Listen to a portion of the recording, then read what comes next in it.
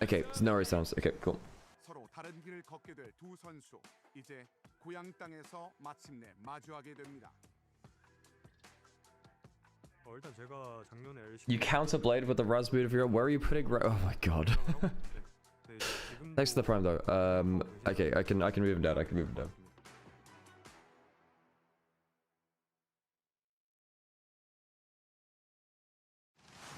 Okay, onto stage.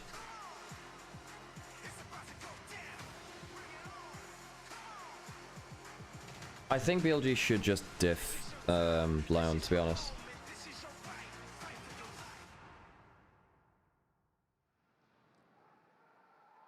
Ladies and gentlemen, welcome back to MSI 2026. It's time for another day of double best of 5 International League of Legends competition.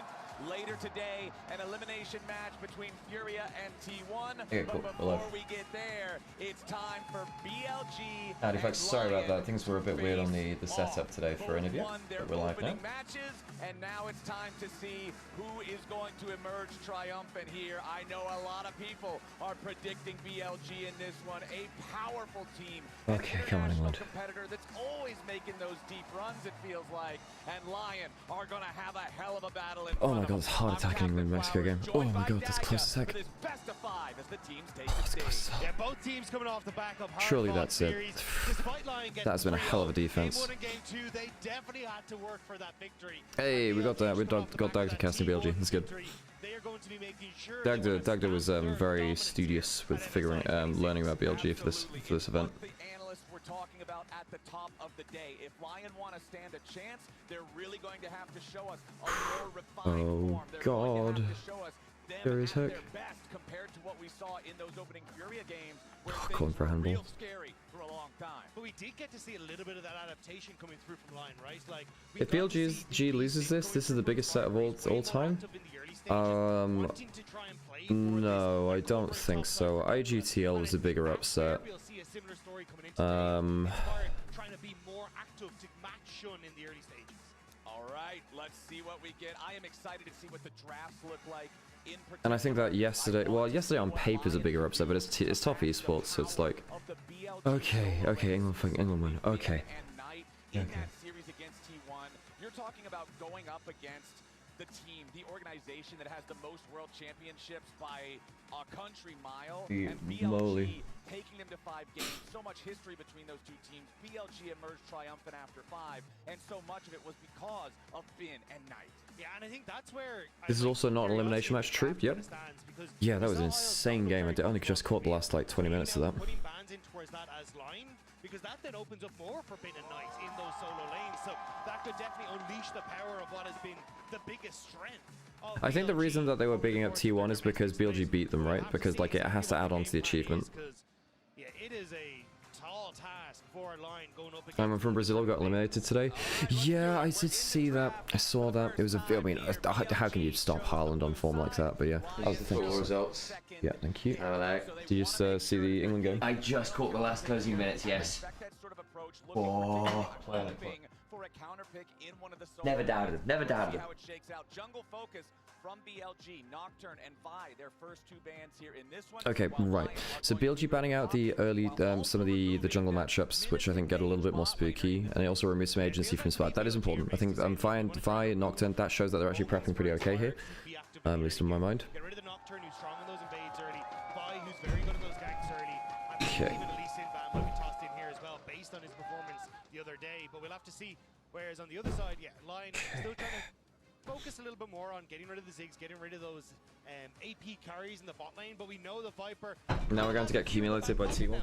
I mean, it's hard to play against T1 when you're in a low bracket like this too, right? Because that's when they've taken an L and they can kind of readjust. If BLG lose, the script is rigged. I mean, if BLG loses on them, right? I think BLG lose to themselves in matchups like this and nothing else. Like if they, yeah. We'll get your headphones after this, I guess. So. Oh, shoot, yes. I'll go do that if the draft is done. Yes. Okay, so Oriana down. What's up? Rumble is up. Rumble is up. Now, does Bin want to counter the obvious Rumble from Douglas? I think you just take Rumble, but then you... Because you can't give Rumble Jarvan. I don't think you can give Rumble Jarvan. So, that's got to be a takeaway. Rise incredibly strong at the moment. But looks like Bin just gonna go towards the I and traditionally we've seen don't Jace like more that focused when we at have, all. like, the Ziggs in the bot lane. You Because you're gonna get Rumble Draven, no? But with Ezreal still up and This is available, Rumble Draven? maybe BLG want to try and go back towards that style. BLG in game 1 are nearly always picking Jace, aren't they? They pick it early when they can. And of course, Bin does normally come out about 14 to 15 minutes with 1,000 or so gold lead. And he did end up beating like the Yorick, right, as well in Yeah, Cat's matchup. he Oh, did. don't go for that, But right? then he goes to that 1v1 that went wrong. Oh, wow, this is a very They different don't look. go for like the Rumble Draven. I thought they would, because Rumble Draven's really good into Jace. Yeah. How's your nervous system after the game? I'm not gonna lie, I actually forgot it was happening because I've been so tired and waking up at 4 AM recently. Yeah, So exactly. I only woke.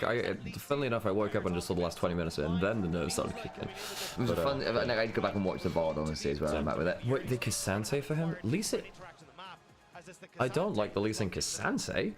Because now you can actually trundle now for BLG, and that's fine. Yeah. You can like trundle Rise even. Yeah. Yeah, At the very least, with a fair amount of mobility from things like Lee Sin, you've got some ways to deal with the pillar, but yeah, I think you can like trundle Rise. Yeah, I fully agree. Looks like with Although I the suppose Rise at that point, maybe you're in a bit of an awkward spot with like an Onivia lock on 3. like that Onivia, Camille. Oh, yeah, Camille's nice for the roam.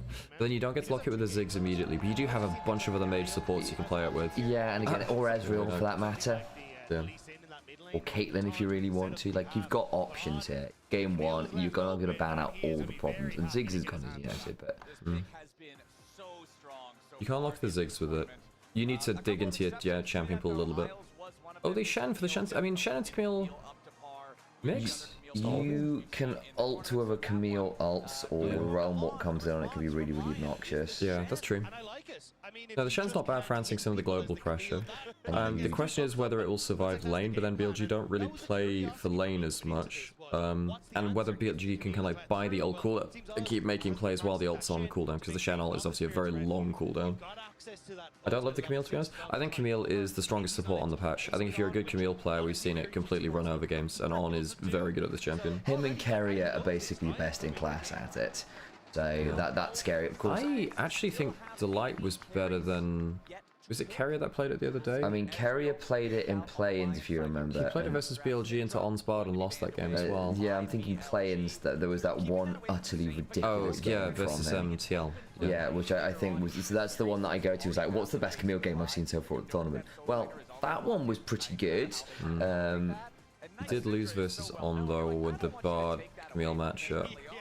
Yeah, agreed. Then that was a bit different. I agree. But yes, I also think obviously the big thing with the Shen is if you're quick enough with your Spirit's Refuge, you can invalidate things like the Q2 from the Camille, which can be quite a big deal. So a lot of her trading patterns can kind of go, well, that sucked. That's true. Okay, I mean, Syndrome from Saint. Theoretically, the Camille can still go top, the Jace can still go jungle, the Rice can stall. Maybe about a Kali here from BLG, maybe? Oh, Annie, yeah, okay, for extra CC. Annie Lisa is an Would have been a rough combo, yeah. Knight was really good on Rise the other day. Like, destroyed Faker in lane. How's Saint on Onivia? Expecting LYON to How's Saint on Onivia? what they're going to do here, 'cause the lane matchups are A little risky into Camille. in the draft on the LYON side. We Teleering here? I mean, it's another global. Talia's fine into Rise as well. Then you'd have double global and it's a decent matchup into Rise. Well, your CC's a bit weird from Leon. It's there, right? Everybody's bringing CC, but it's like I'm not seeing like a completely straightforward Nautilus angle, right? You know what I mean? Mel is fine for Viper. Yes. Although it's not as long range as you'd like it to be, but it's not because the Camille is engaging from very long range, and that's why the Ziggs is very good with them. In this tournament, we'll see here as soon as it's. I'm expecting it to be Is this Viper's first Mel? He's played a lot of mages, so I don't think it changes much really. Like he'll be proficient on it. I've not seen a mage that Viper hasn't popped off on, you know? True. Yeah. Garvin's pretty good here. Yeah, it's not awful. Yeah, it's not awful. I don't think. You can maybe trundle as you were saying as well, but the Jarvan's better for the snap engages that BLG are likely looking for. If he is locking in, it is. Okay. Okay. There you go. Like, decent Viper could have taken Victor instead. Yeah, maybe. Yeah, maybe. Viper's Victor value, much like his Viper's Vel'Koz's value. Going to be wanting to get very aggressive in the early stages and once again play around their solo lanes like we expect. Yeah, that range power, man, you already said it, but with Mel and Jace together, that can create... Tristana, okay. Fun one for Berserker. You can buff through a fair amount of the CC or attempted CC with a good rocket jump. And then very long range, and you have the Shen to jump as well. Also, if you get extended time 1v1, your side lane pushing is really good. Also, Mel, not much counterplay to Tristana, who's ahead. Because she jumped... Yeah, you can win wall the bomb. That's what you have to do. Like, you have to, like, weirdly replay the bomb. Okay, we're gonna go into a quick ad break so you don't get ads in game. Thanks for supporting us and the channel. Is the... Actually, what does the bomb, like, the initial... Does it count as a projectile? Yeah. I wasn't sure whether it counted as one or whether it's like a bit like a help pick where it just gets put on you. No, there's a travel time. There's a particle which flies towards you. You see it flying through the air. Yes, you do. So yeah. I think Douglas and Saint are getting put through the blender this game. Yeah, I think the laning matchups are... They're going to be a bit rough in solo lanes. I think that actually Tristana's in a great spot and Berserker is a great player. Berserker's a great player. I won't talk ill of him. Yeah. Be the team to beat here at this competition, and considering BLG already took down T1 in that best of 5, they have proved that they are certainly not to be underestimated. Yeah, and I'm curious now to see how this... More than not to be underestimated, I think that BLG are a BLG are like, I think they're amongst the tournament favorites, right? They're amongst the tournament. The way that they should have been viewed pre-event. I think some people didn't. Oh, come on, what's happening? What's happening? Clean food. Come on. Come on, clean food.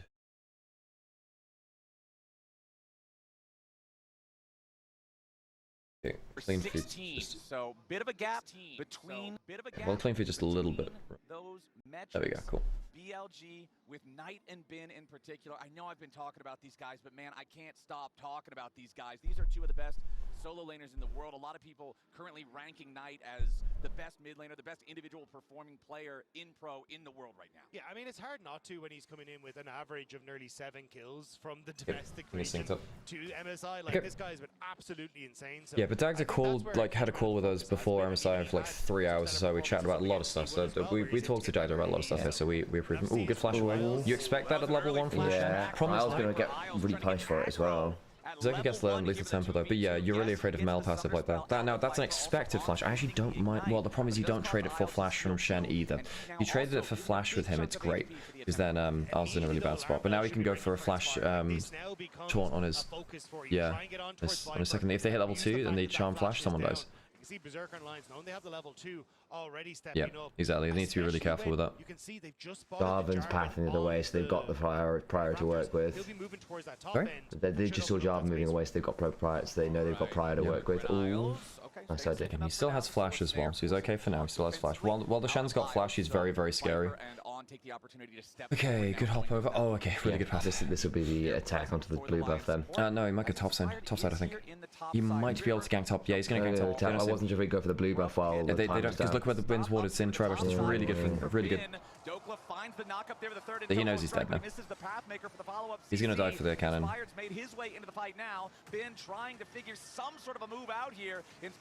Yeah, no, he's very dead here. Yeah, very good path from Inspired. That was a lazy ward from Bin. Lazy ward. Yeah, really good angle. Shen might die. Isles is in double. Did your flash away last auto does it? W heal. Oh, I think that now Viper dies, has no flash. Maybe we'll see. I don't think it's enough with no AD. Yeah. Passive. Yes. Oh, Viper. Really close. Really close. Holy moly. Yeah, because again, Inspired also basically completely drops his clear to make this happen, right? Because I thought he might go for the blue buff invade because he knew that Jarvan was going to be on wolves and there was an angle to go fight that. But decides instead of up that top side out, what happens here? I mean, it's just that Isles gets caught up in the AoE Q from Viper is nasty. Yeah, Shen's not good into mages. Good into Camille, not good into mages, and that's one of the issues with this kind of lane, where if there's nothing to block in terms of auto attacks, which from Mel, it does become a problem, right? On nearly survived with the W heal as well. Yeah, no, the tactical sweep is kind of silly. Okay, gonna see that Inspired's over here. Yeah, this is because obviously he might be in danger here. Yeah, here we go. They should see that ward though, right? The BLG chessboard that so Nice. often are Nice rolling idea. together, making plays, facilitating the carries. I wonder how much Camille On's practice with Bin. Because Bin's obviously like one of the greatest Camille players of all time. They won't be able to steal the blue buff away this time, so Lion can Zerk has flash, Viper 2 kills. They're sending Talia topside to ensure they get at least one Scuttle Crab. I think they also want to threaten Bin as much as possible. With those 2 kills, it becomes significantly more difficult to not just have Viper push you off of waves. If Viper, yeah, Viper getting kills, Dagger's calling as well here. Basically, one of the problems with mage bots, if they ever get gold, they get good wave clear. You get to good wave clear, then you'll get pushed off waves, you never interact with them again. Because one of the big problems with AD or champions, right, is that like your wave clear is often just inevitably tied to your auto attacks because they AD carries, right, and most of it is attached to that. Oh, good from Isles to interrupt the hook shot onto really good stop on the hook shot. That's just dead. And that's probably both actually. Oh, 100%, yeah. Isles had a superb. Oh my god, that was close. Well, On goes in when he gets body blocked. You know there's a flash on the Tristana. On makes a big mistake. That's on me. That's on making the mistake by going into without flash, going into someone that can get body blocked. You know, as soon as your hook shots down, Tristana just out DPSs at this point. And you can see how it started But like, because they see the snare and it's just, oh man, they don't respect the body block. Yeah. And even then, Tristana can still flash out of the play. Big mistake by him. Realm up top. But Dokla has flash, so he should be fine. Miles is there. Oh, good stun. Oh, he's close. Got him. Good spell. Blinding drag. Shin will have to flash out. Oh, it's a bad flash. I think he would have died with or without that flash, sadly. I think that flash wouldn't save him even if it was in the right direction. So yeah, I think it's bad flash. Yeah. I think it's also just slightly short. I don't think it's short. I think it's full direction. I think it just looks weird. Yeah. Okay, not bad early game from LYON, actually. Yeah, and better, you know, like. But Knight gets a kill. Yeah, okay, Berserk with 3 kills now. So bot lane, Viper and On, they're just not at peak, you know? They do make these odd mistakes. Again, I mean, it is a very flippy lane. I think the other thing is, like, Tristana, Shen is very all in as well. So I think you're just going to see a lot of kills down here. I think that's just inevitably how that lane goes. Yeah, this is the thing, Kevin. I said that because that's meant to be the case, right? When you have a mage with gold, you're not meant to be able to interact with them. BLG chose that play, BLG lost. Yeah. And that's why I'm like, you know, is it a flippy lane? If it is a flippy lane if you choose to fight like that, but they didn't have to. You know, they didn't have to. Just land the free snare, you know? Yeah, and we'll see what the like again. That's the last picture, Tristana. Also, I hate Heggy, by the way. I don't know if I responded to your hello in chat, but hey. Yeah. But yeah, the Tristana theoretically can be quite obnoxious to deal with. Got a lot of relatively short range carries that the Tristana can start bouncing around with, and again, the mobility from LYON is good. And also, like, Tristana's one of the very few carries that is able to buffer through the big CC pick chains. Not through Camille. Not through Camille ult, because you can't get out of Yeah, that's true, but you can do it through the ult. Potential kill topside, actually. Got Lee Sin with kick. Ben's got flash back now, though. Yeah, that level 1 ward didn't work very well for Ben. Not respecting the safeguard value. Is late game favoring BLG? I think it's mixed in late game. You've got poke from Jace, right, which helps. Yeah, and I think you've got good damage. Obviously, Rise outscales Talia for my mind fairly heavily. But on the other side, and I tend to prefer Jarvan over Lee Sin late, but again, it's inspired, and Lee Sin and skilled players is always a monster. Talia. Yeah. But there is going to potentially be an issue of just like Tristana being real good this game. Shot down. Nice combo. Don't think the kick's fine. It's fine, might be disengage. It's okay, kick. Berserk's here. Talia's coming up. Talia's coming up. Do they have Realm Warp? No, they don't. It's in 10.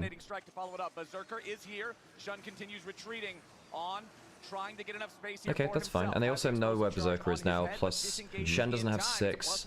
Talia wasn't in position for kill. They do get grubs off that, but BLG even the gold. BLG Bin not getting the lead himself though, because again, misread though. Yeah, I mean, really good from Inspired to get on to Bin. I think, but you know, actually, BLG have done a fairly good job of them going back from this one. Happy to deny the Void Grubs to BLG since they're playing with a Rise and a Jace, two champions that love to kind of just move Agreed, this 1-3-1 Flowers. type of style. Berserk is in a good spot though. Hex Optics already, very cheap item, right? But you get it really early. It's very happy with that. So keeping the grubs away should hopefully slow down Nice some 10 of that CS up, 1 kill. I mean, that's So, going to be a problem. yeah, and he's also in a champion that can just roam around the map and make some big stuff happen. And there is just a potential DPS check problem with Rise, just going, yeah, good luck. I will say that this is potentially a really good force of nature game into Rise Mal, Dokla. Or a Spirit Visage kind of angle. Yeah, I think my worry is if he's isolated on a side lane, he just won't survive long enough anyway. Oh, hang on, they want to force his flash if they can. Get the Scootle. Scoot Swarm. Oh yeah, Sam and I played an MTG draft yesterday, and I got myself my first ever Ristic study. So yeah, pulled a Ristic study. I have a Ristic study. So yeah, nasty. Do you pay the one? You've now experienced the ultimate in Magic phrasing. That gives you that moment to push in on this bottom side. Yeah, Maybe look but for Dragon as well. Now, oh, need to be careful with that, Ben. You good? Yeah, it's alright. Dodge the next Q, which is fine. If you go ahead about that one as well, for the extra slow potential Q3 into it all out. But well, I'm not bad HP, but yeah. That's how Cassante can beat Jace, where you just EW. If you hit the EW, then Jace feels bad. I think Jace is also doing something. This is something that Ben has been doing a bit more regularly into tank matchups. He's rushing Muramana, I think.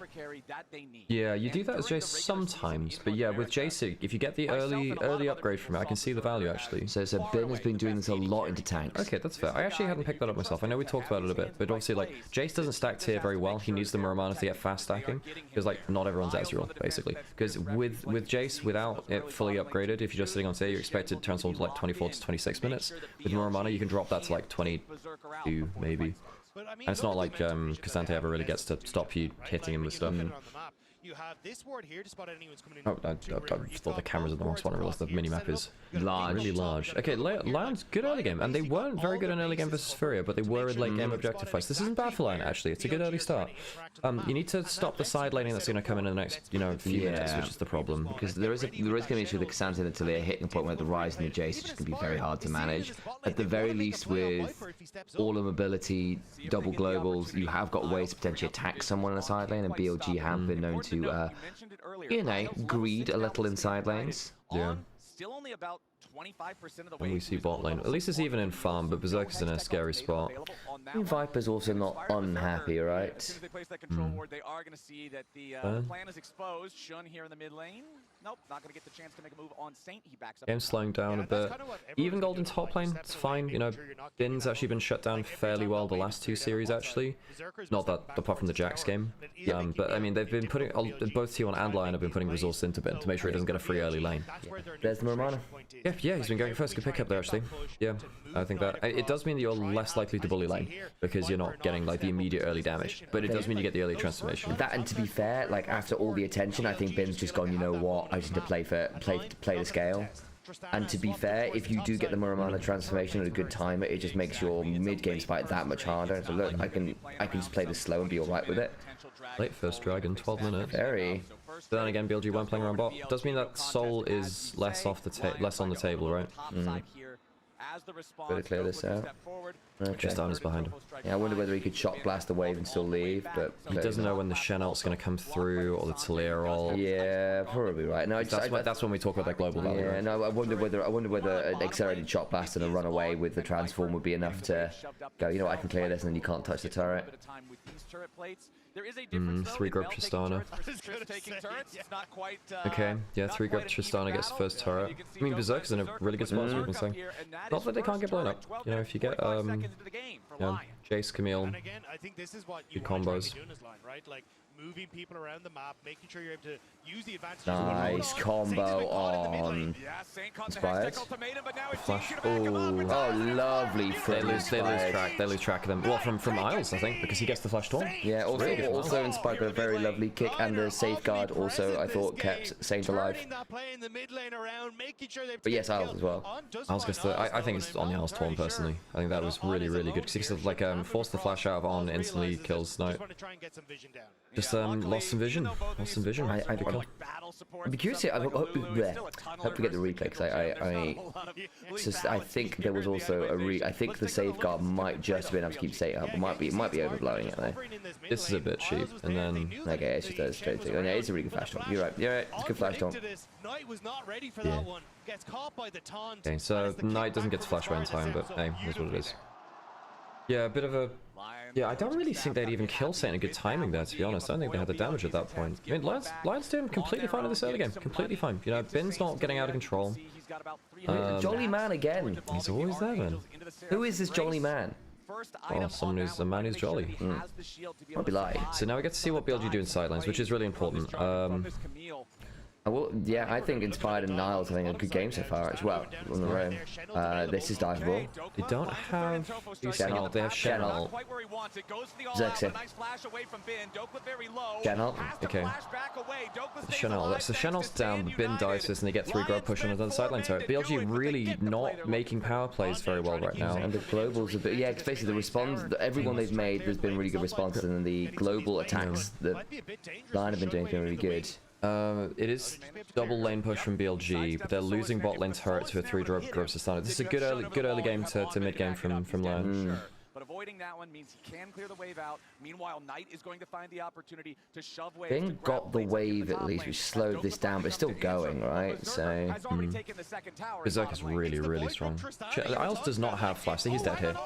Nice. Okay, so he doesn't have ult, but that's it's only regular bit. Yeah, your regular ability is really good at killing the Shen, but they should have been fishing for stuff like that instead of looking for 2v1s in mid lane. I think you really want to attack the Shen or the Lee Sin. I think they tried a couple times, and Isles was actually really good at getting off that one. Okay, Inspired is back. Good lord, yeah. He's been very active actually, both him and Isles. Yeah, BLG haven't really been getting vision for Bin. Bin's had to play on an island a bit. Like I don't think Bin has played this particularly disrespectfully, actually. I think he's been relatively... In LYON really doing well. On fine. Oh no, really? He's not fine. I thought he's not fine, oh god. I thought he'd reset Tower aggro with the ult. Oh, on, that's not good actually.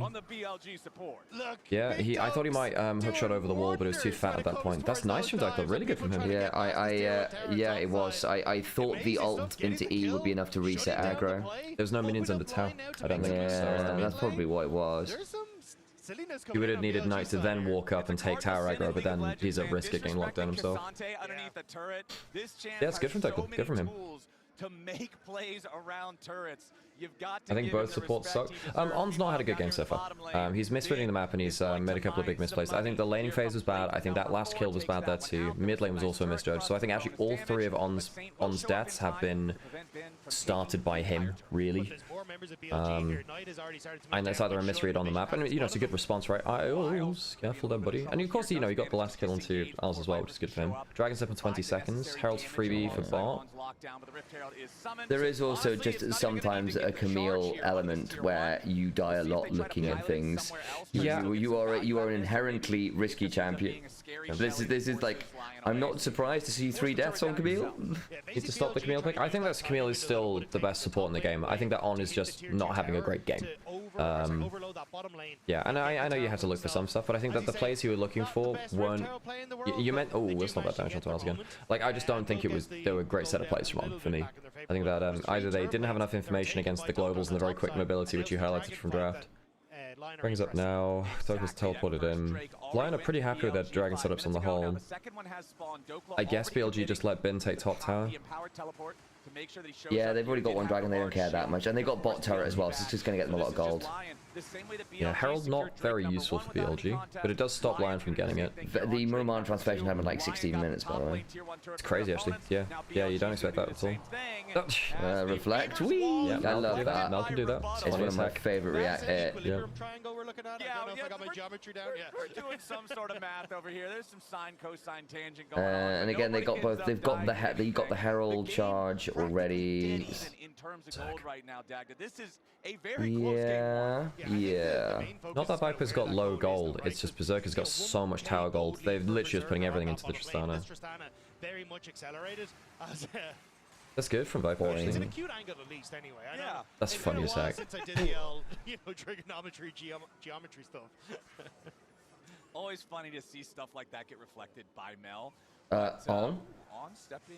Okay, he steps up, but Rise on his side of the map, would have been a 2v2, and I think On would have been fine with Flash, Thunder Sky and all. Yeah, and again, with LYON moving around the map quite a lot, they've actually ended up dropping quite a lot of farm to make plays. Like, every lane has gotten more farm from BLG. It's partly why LYON's gold lead actually isn't particularly special.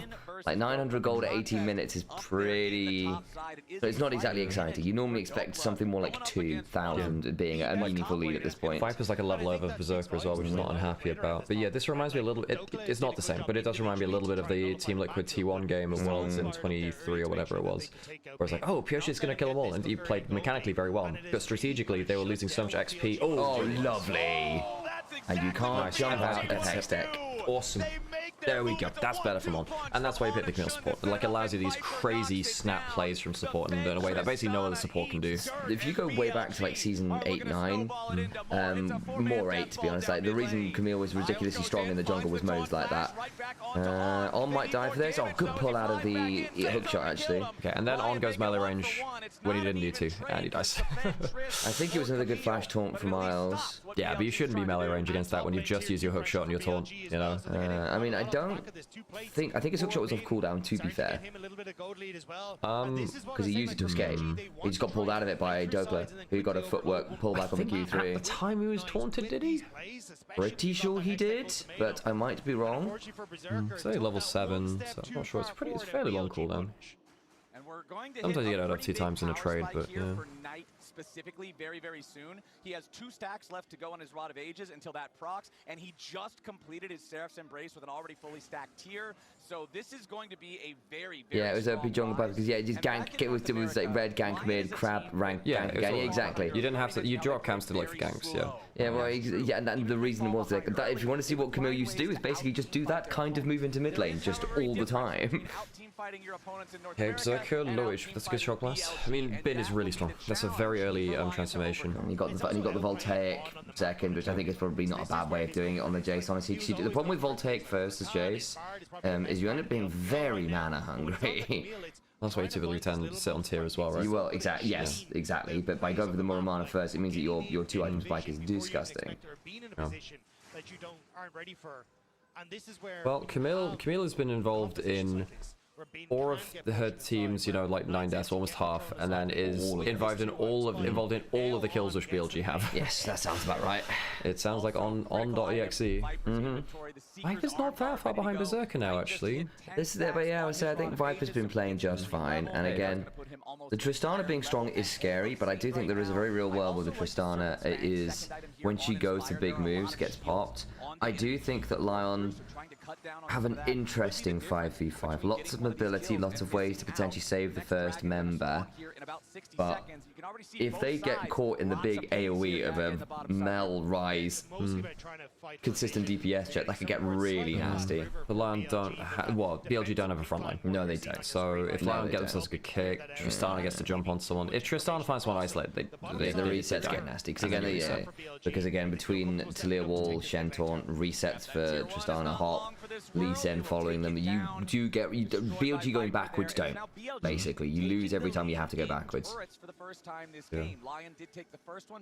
Jace helps with the poke, but Doppler's not falling apart in the side lane. But Doppler's got a lot of tower gold, is one thing. You know, he is still, you know, 30 CS down. Yeah, I was surprised he Doppler so close, actually. But he's been involved in a couple more kills as well, which helps, obviously. Was Sion banned? No, it was just a Cassante pick into the Jace. It was Jace into Lee Sin Cassante first round.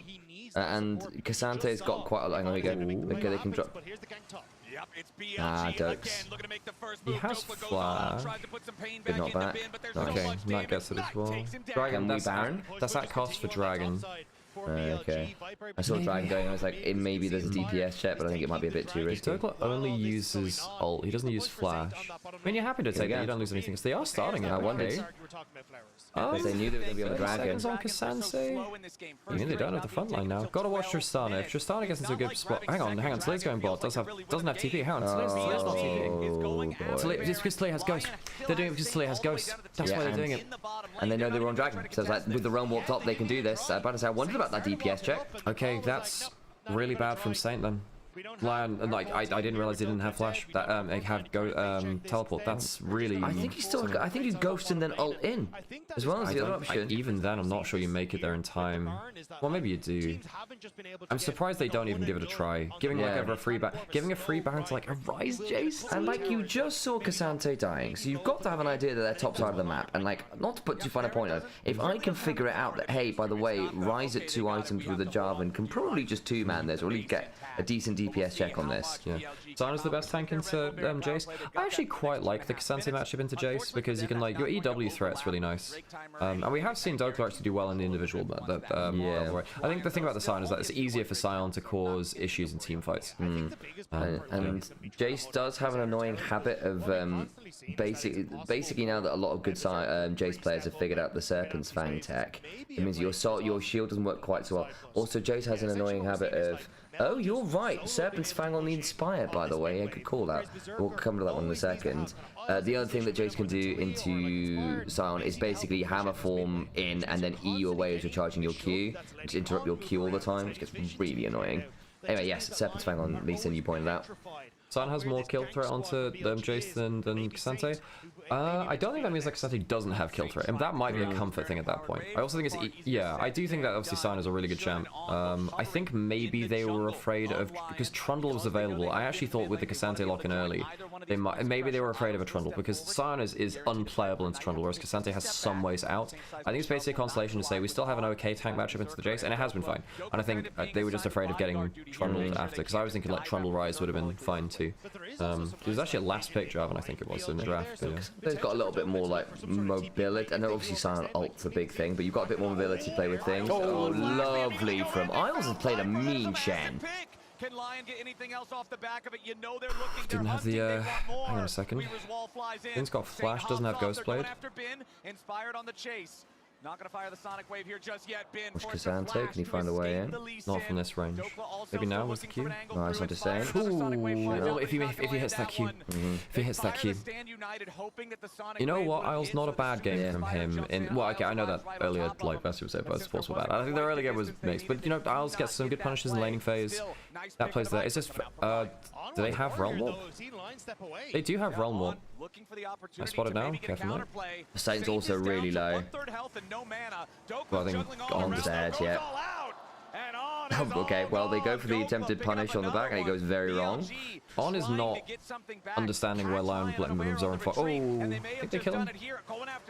Flash away. Go for the, okay, flash for flash, or flash for flash goes. And they can now look mid. Okay, but LYON aren't getting gold anywhere, really. Although that being said, the early Baron from BLG doesn't do a crazy amount for them. No, because they don't actually get to any of these tier 2s, right? Gets them a lot of XP. Viper dying under that bot lane turret to Isles it took a lot of the momentum out of BLG. I don't think they've been very good at seeing where LYON are across the map. I think also they've just not been very respectful of flash taunts, bluntly. Like, they've been caught by flash taunts a lot. Yeah. Also, on a more positive note, I think LYON have actually also just been really good at having particularly inspired Isles turn up to BLG's plays and counter gank it really, really well. Like, the counter ganks have been very strong. It have been, but also I feel like you should be able to use like Jarvan standard to get good vision and just encroach that vision lineup, because they've been doing it out of vision, which is the annoying thing for BLG.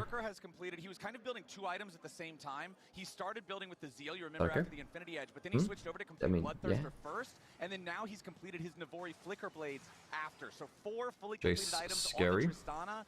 Really scary stuff. Bryce has, yeah, he is actualizing, and he has pen boots as well. So he's not even on defensive boots. He's going to one-shot people.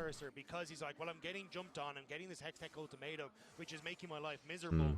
Yeah, not the best game from On ever. As much damage as he would want to in this sort of situation. So we'll have to see. On the other hand, good game from Inspired and Isles in the mid game. Again, Isles had a dodgy laning phase, but so be it. Even though the turnaround was good, they have been counter ganking well. They have been using the globals well. And again, LYON, you've drafted for good globals, good mobility, good counter ganking. You've played really well with that.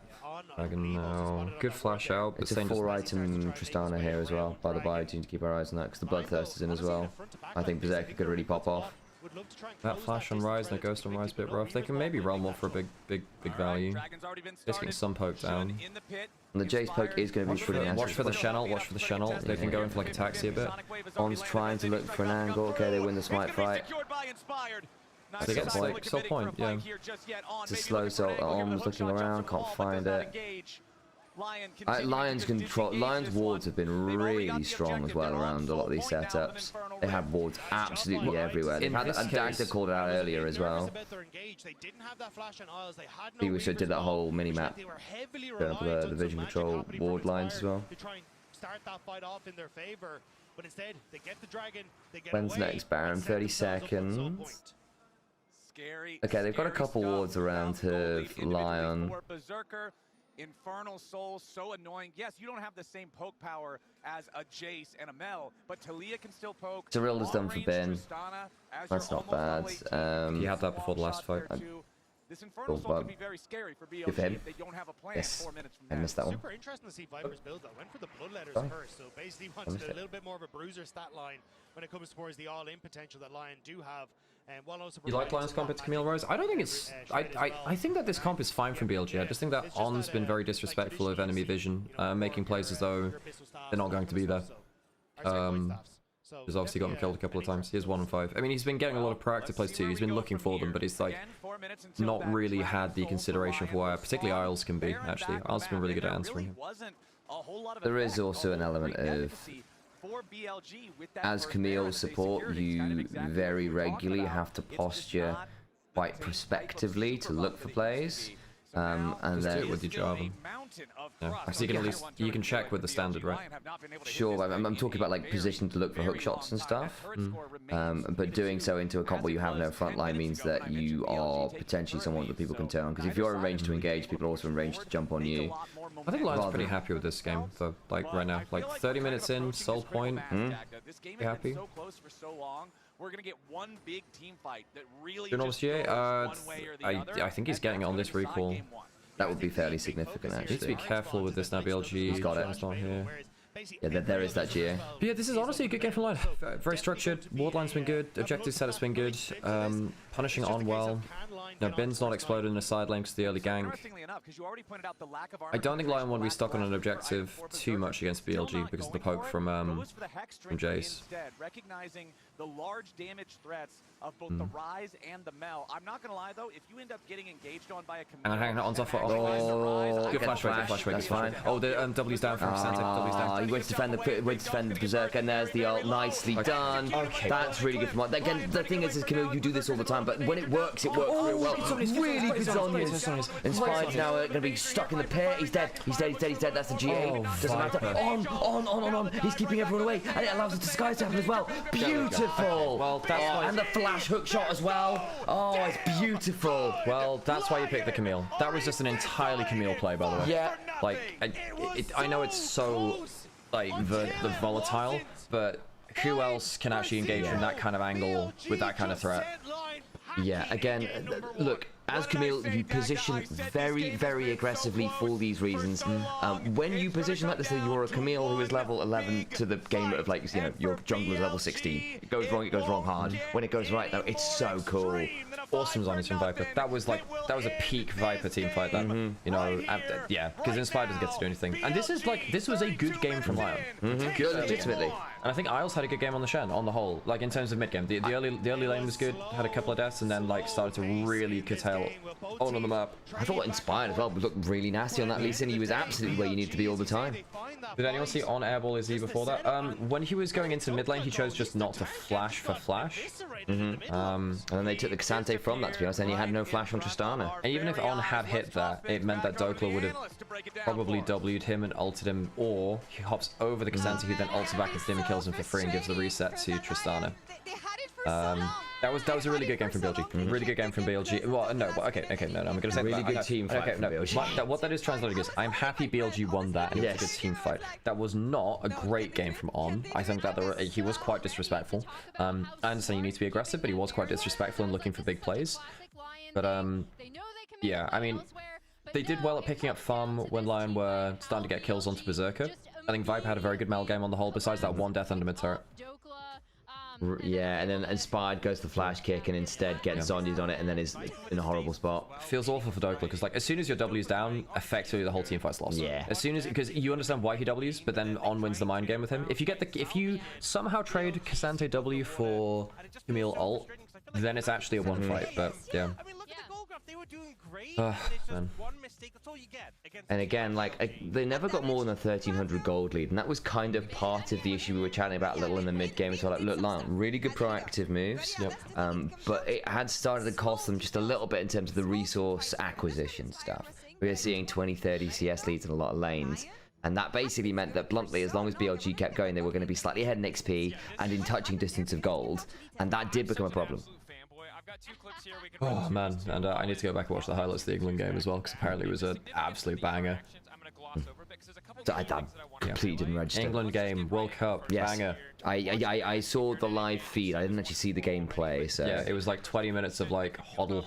It was like because they had red card, so it's defending from 10 men from like a there was like a penalty to either team as well. yeah. What happened for the red card? Was it a deserved one? That was Steam, but apparently it was, yeah. Okay, we're gonna go into an ad break, folks, and then we'll I'm gonna go to the toilet as well, actually. Just feel bad for these teams because whoever loses is just guaranteed eliminated. Wait, are they against they're against Secret Wales, exactly. Yeah, you know, I don't know how they're in lower bracket. Crazy, right? Okay, we're gonna go to oh, is it cleats up slide tackle? That'll be it then. Yeah, you can't go with studs up. Okay, right, I'm going to a quick ad break. I'm gonna put a tweet. Al, have we put in the server. yeah. I saw a message from Mecca. Crucially, bam, pickaxe, up against Hextech instead of useless boots that do no damage that let you dodge one skill shot just to lose the lane anyway.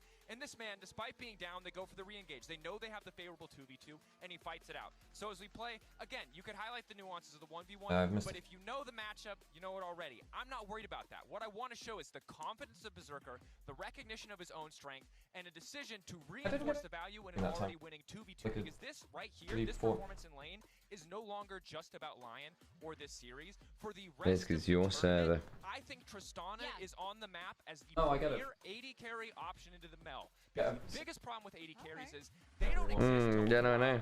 I don't give a damn till maybe 3. Mel is at 1.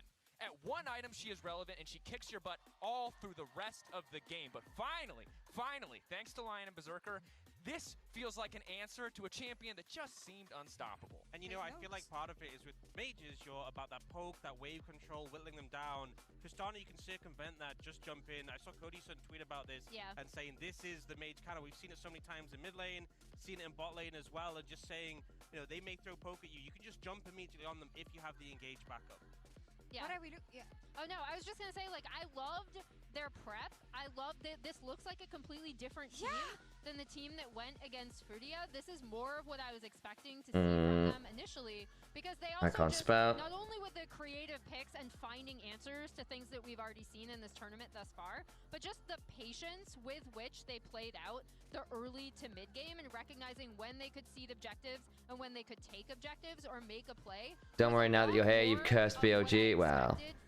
That's the way, is it? Frutia series where they looked completely uncoordinated. And I feel like it doesn't just come down to patience, it's picking the right fights, keeping up with the tempo, and that's something that Inspired was saying, and especially what makes it hard when playing against a team like BLG is being smart about everything you're gonna do and being proactive while doing it. I'm social media in the background. I think as well, you cannot get demotivated by this. It's a best of 5. You lose Correct. It's gonna feel frustrating, but you have to go, look, we did a lot good in this game. Our approach was right. We made a mistake. That is fine. Think of the positive and take that in a game too, because we've seen teams really crumble after they lose a game where they really should have won. They felt like they were in a winning position. I think LYON has to take the good away from this. And Yeah, exactly. I think that's completely fair. They were in some really good spots there. They managed to stat drag it. They got so point. They were playing out those fights well. Help them combat BLG, and the decision making has been better. This was supposed to be a blowout. It's not a blowout. It might still be a 3-0, but it's a very different kind of series now that we've seen this level of performance from LYON. BLG takes game 1, but I wouldn't feel defeated if I was LYON here. We see hopes on the side of North America, so let's see if they can bounce back and bring the same kind of fire. Bring that LYON again on the Rift. We'll see if we can too.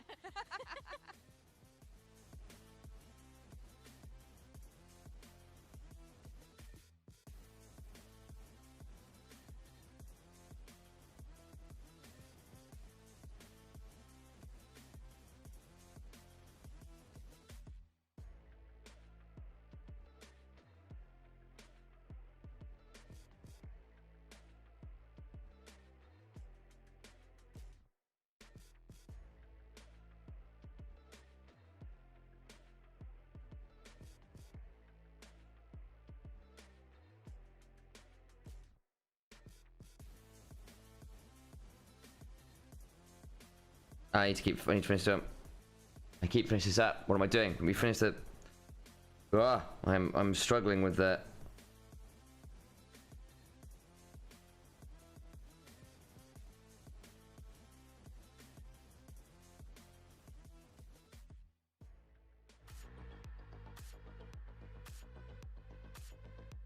Can't spell. There we go, better. Do we need to run some ads? I think we probably do. No, Al's already done it. Well done, Alex.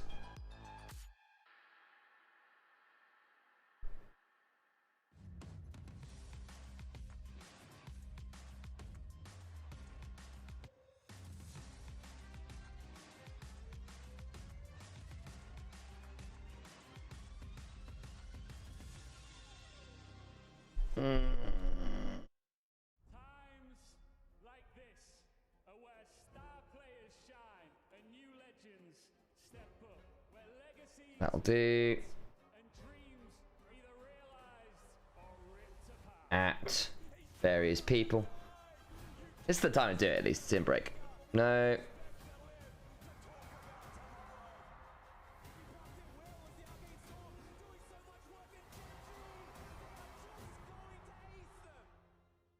When I was a player, if I was to like make a misplay, maybe it's my mouse, maybe it's my armrest, something feels wrong. If you were at home, you wouldn't do that. The Infinite Precision Armrest is part of the larger Circulab on Stage standard initiative, aimed to bring your home or training room settings to the tournament stage. 저뿐만 아니라 다른 선수들도 세팅을 더 원활하게 Okay, that'll do. 가장 편안할 때 더 강력한 플레이가 자연스럽게 나옵니다. Yeah, Link. Oh. Oh yeah, let's go, Jin.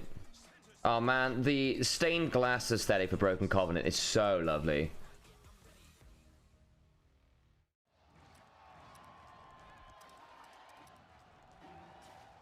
Red Bull gives you wings. And spell that, that's good.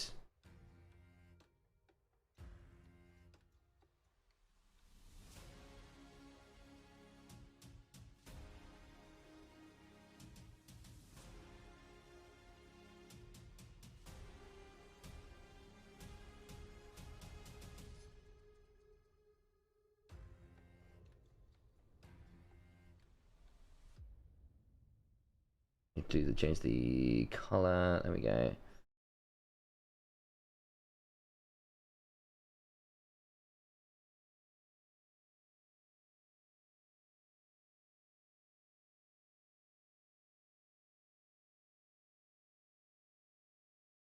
Better upload. Come on.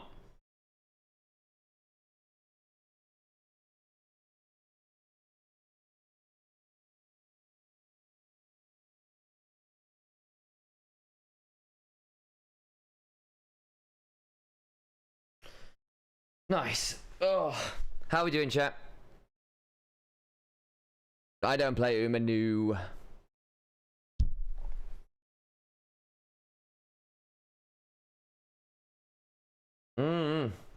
Right, socials have been socials.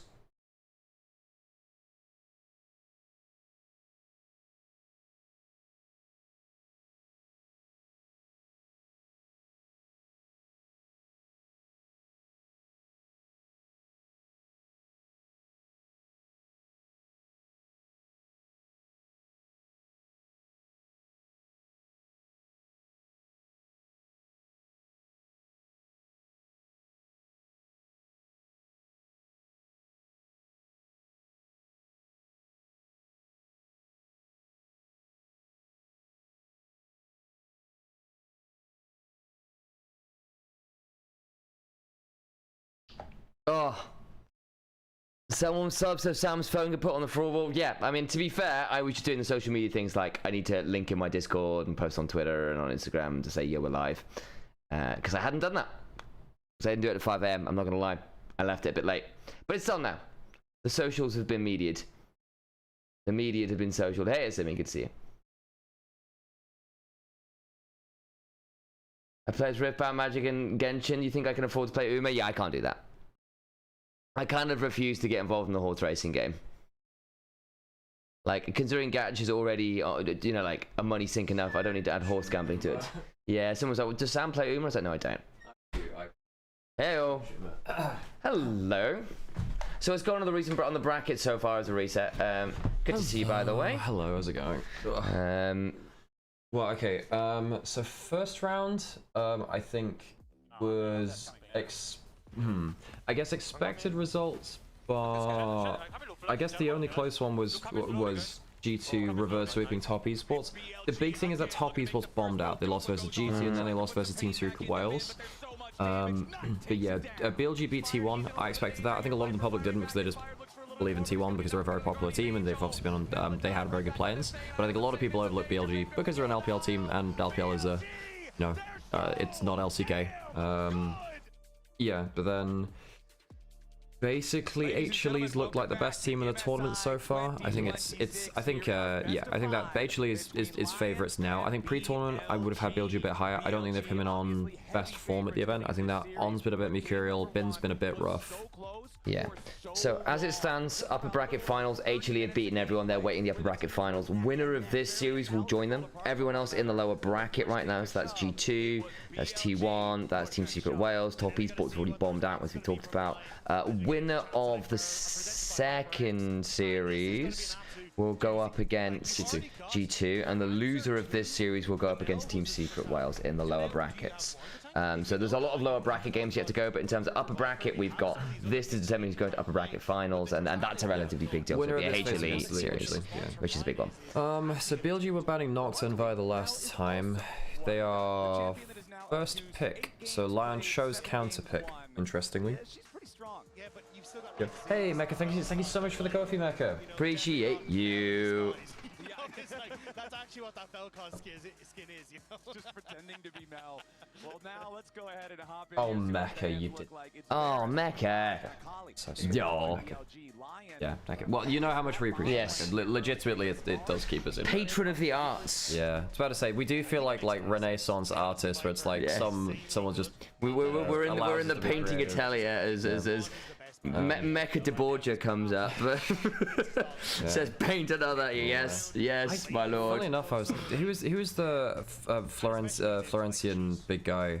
Da Vinci? No, like the political bloke. Dante? No, not Dante. No, sir. Voltaire. That's the guy. Oh, was he? Yeah. Florence? Yes, he was. He did everything for Florence. Yeah. Oh, Machiavelli. Sorry, Machiavelli. No, not Voltaire. Oh, the other guy. Sorry, Machiavelli. He would do everything for Florence. No, whatever. Yeah. But okay. So first pick Orianna by BLG. Nocturne banned by LYON. So they banned out the Akali to make sure the Orianna is safe. Knight is a very good Orianna player. This is like permabanned. Is this the first Ori of the main stage? Main stage? I can't remember. We've had a lot of games already. I'm actually not sure. I think it got. Guys, do you remember what we saw in terms of the pick ban stats when it hovered up? I can go check. And I think it relied on two things. One, inspired Victor used to be a decent matchup into Ori. I don't. Yeah, I did Q trade earlier. It's fine, but it's not great outside of that. Yeah. Hello, is that Mrs. Chim Chim? I don't know. And it is. There you go. Cool. I think him being able to play around on this early Don't lie. I don't know how a lot of influencers look. I just know the names. That's fair. Pressure for Inspired and Oz once more. I think that's where LYON can maybe push BLG. I don't see any Orianna on it. Yeah. I think it's the first one on the main stage. Yeah. That's pretty crazy. Are we Ash Seraphining this? Ash Seraphine with Mel down and no ability to pick the Lucian Milio into it because you can only pick one half of the duo. I think that's good. Yeah, I like the Ash Seraphine. It's good into the Victor. You get allows it a death ball. Now LYON will probably ban Shinzao after that. Do you just stop Milio here on 3 and say screw it? You can't. Is there no other lane for Milio that's viable? Well, you don't have Tristana, which is one of your best. You'd lose the Lucian, and then after that, you have no good laning duos. No, I know Xayah Milio used to be a thing to extend the feather range. Xayah's bad into Ash, like really bad into Ash. Push. Yeah, Xayah's bad into Ash individually. Besser, okay. And now what LYON but now LYON have to ban Shinzao Renekton. Yeah, they have to. Renekton has to go. Renekton's too good into this comp. Can you ban Vayne as well? Because I think Vayne can be quite annoying for Skarner and Vayne's Investor. actually good into both of these. So actually, you might have to ban Vayne Renekton, and then let the Shinzao through. So they have to ban the Renekton. It's one of the worst matchups in the game for Mbessa. Yeah. I mean, I suppose you could throw the Skarner support on Starland at the Mbessa jungle if you really wanted out the matchup. Yeah, but and actually, Skarner support isn't bad versus Seraphine. In fact, BLG have played that, so they should be aware of that's what I'm saying is a possibility. And the Nautilus. But yeah, Nautilus would have been scary because you can lock stuff like MF Nautilus at that point, which is a bit spooky. I think as Dagda calls out as well, there is a world where Gnar is a possibility as well, because I think Gnar's just fine for BLG too. Plays weak side better than Vayne as well. I think you're bad like Lucian last. Berserker is a pretty good Lucian player. Excuse me, I think it'd be very disrespectful to give up the Lucian. And they're going to ban the Vayne again. Not unexpected. Yeah. Yeah. It's too bad into the Mbessa. It's too bad of a matchup. So they have to do it. So you have to let Shinzao through to Shin, which I presume he wants to play. It's not bad versus this kind of comp. It's not bad versus Skarner either, really. Where, you know, if you get ulted and you're in your Caressing Guard, it's still playable. I think you ban Lucian here as BLG. You don't want to give him Lucian Milio. If you can help it, anyway. But I imagine we're going to see like a Rel ban or something along those lines here. Maybe even the Alistar in that bottom lane. Lucian. Try and remove We called it. Lucian Milio is very good into our Seraphine. What it would deny is a lot of the engage possibility. Now you're probably getting the Ziggs Rel on the other side now, and that's not bad actually. Skarner Ziggs is also pretty good too. Skarner Ziggs in bot lane maybe could work actually. Yeah, you could flex there. I think you Shinzao for BLG, and I think even if LYON lock in a different jungler, I think Shinzao's more than fine. It helps for your you can Gnar Shinzao is fine. Shinzao's good. Yeah. Because the Vayne's gone, so you take whatever else is decent into the Mbessa, Gnar will do just fine. Yeah. We started to see Mbessa have better lanes into Gnar with the Electrocute tech, but you have to be able to basically play quite aggressively for trades. I think the Fury's not bad with Seraphine to encore behind you. Yeah, it's less good for your... It's much better picking people off in split fights. It's much worse at providing frontline for the team. Ziggs can have a really tough time into it unless you get a very mean satchel angle where you can sort of satchel Neferi as she lands with you going the other direction. I would have been convinced that... Well, I guess the Shinzao can sometimes be bad against Victor where you don't quite reach him and then he just sits there and Chaos Storms you. I like... Oh, it's Neferi Arana. Neferi Arana. Yeah. That makes sense. Okay, yeah, you can also do that with Shinzao, but... You got Pyke. Okay. I mean, Pyke is good into enchanters, and you lost another hook champion. A lot of the time. Because again, was that, there's that trinity of Camille, Nautilus, Pyke, kind of. My all-in hook style champions that can mess with things like the enchanters really well. We've already lost the Camille, right? He's just generically really strong. Nautilus gets banned. Because again, there is that we've been having that conversation. In fact, we had this conversation when we saw it versus T1, right? It's like, actually, do you ban the Nautilus or the Pyke? And they've tended to the Nautilus as something that's like at least a bit more like consistent compared to the Pyke. But we need to see whether this time BLG don't allow the Pyke to snowball, because last time it was a problem. I do think they play the Ashe Seraphine cleaner than they do most other lanes. I also think Olm Seraphine is very, very good. If this tournament becomes about mage bot lane, BLG are in a really good spot, actually. I mean, game 1 wasn't great. I think that BLG gave up a lot of freebies. I think that they didn't read the map particularly well. I think the vision control is actually very good from LYON, right? Not to overlook LYON, but like when you compare it to G2 HLE, that was just it just felt unplayable for G2. Whereas against LYON actually had some decent something there. Do we give Heiki their compliment, by the way? I don't believe so, no. Well, you know, I like to think that you are the greatest sequel of all time, because we're 97, because it was in 95, a lesser known caster, analyst, bigger of the scene, who grew into something more than lesser known in Initialise. Now we had 96. Oh God, things start getting good there, folks. Sorry. We have me in 96, and then 97, blam, hit him with a Heiki. Best chatter on the internet. Best chatter on the internet. I realized that was actually more of a dunk on you than I realized at first. Oops. Okay. Well, Heiki, I hope you're actually here for that, because that was funny. Okay, right. Yeah, Ashe Seraphine, you need to get bush control versus Pyke in every lane. Pyke just can't afford to be allowed to just sit in fog of war. One of the big things is that once Pyke gets off vision, he gets to regen. If you get bush control, you can do that in more convenient places rather than backing off the tower. be a full clear, it looks like, for both junglers. No crazy wards actually at the level 1 worth noting. Also, as shouted out, it is lethal tempo on the Nara game. Yeah, it's become just more common. It means that basically you can just run down people down for forever. And I don't think you need fleet foot working into Ambassador as much. No. It is the electrocute tech. Did into Vayne as well. Yeah, so the idea basically is if you can get your quick trades, you get the electrocute proc and you feel a lot better into Mininar with it. The only thing is you do have to sometimes overextend to get them, which can punish you if there's a jungler around, but for the lane, it's just a necessity to deal with the early problems otherwise. Saint's been laning quite well. Ooh, missing an E there though. But basically if you get your Qs on target, it's quite hard to lose too much as the victor. But then once you get towards slightly, yeah, sometimes the Aria will just land like a random QW or two, and then you just feel bad. Yeah. Although I mean, Saint's trading well here, much better than he was in the last game because he went 10 CS down kind of just organically. And Ori has had some nerfs. So we did initially play and see a little bit more Orianna let 3 because people thought, finally we can deal with this champion. And you somewhat, and the answer is like in lane it's much less oppressive, but she's still Orianna, and that means your team fighting is nutty. Yep. Like Bollywood Bin being able to kill Bin as he went underneath the tower on Rek'Sai, where it's FlyQuest. Knight wants to get like, and so Knight will always psycho trade. This is one of the things which Knight does the most. He'll always trade HP for HP if he can. Moments where NA has stood up and been accounted for and nearly, taken down Goliaths in the LoL esports space. Well, NA's got a decent record versus LPL on the whole. BLG is starting to move towards this mid lane already. Knight low. But I don't think there's much more. Oh, they can kill her. They can kill with the flash. Okay, he's going to get the recall. If he's aware that bot lane's probably... And the wave's not getting pushed in fast enough, so he can teleport back in and he'll lose like 1 minion here, I think.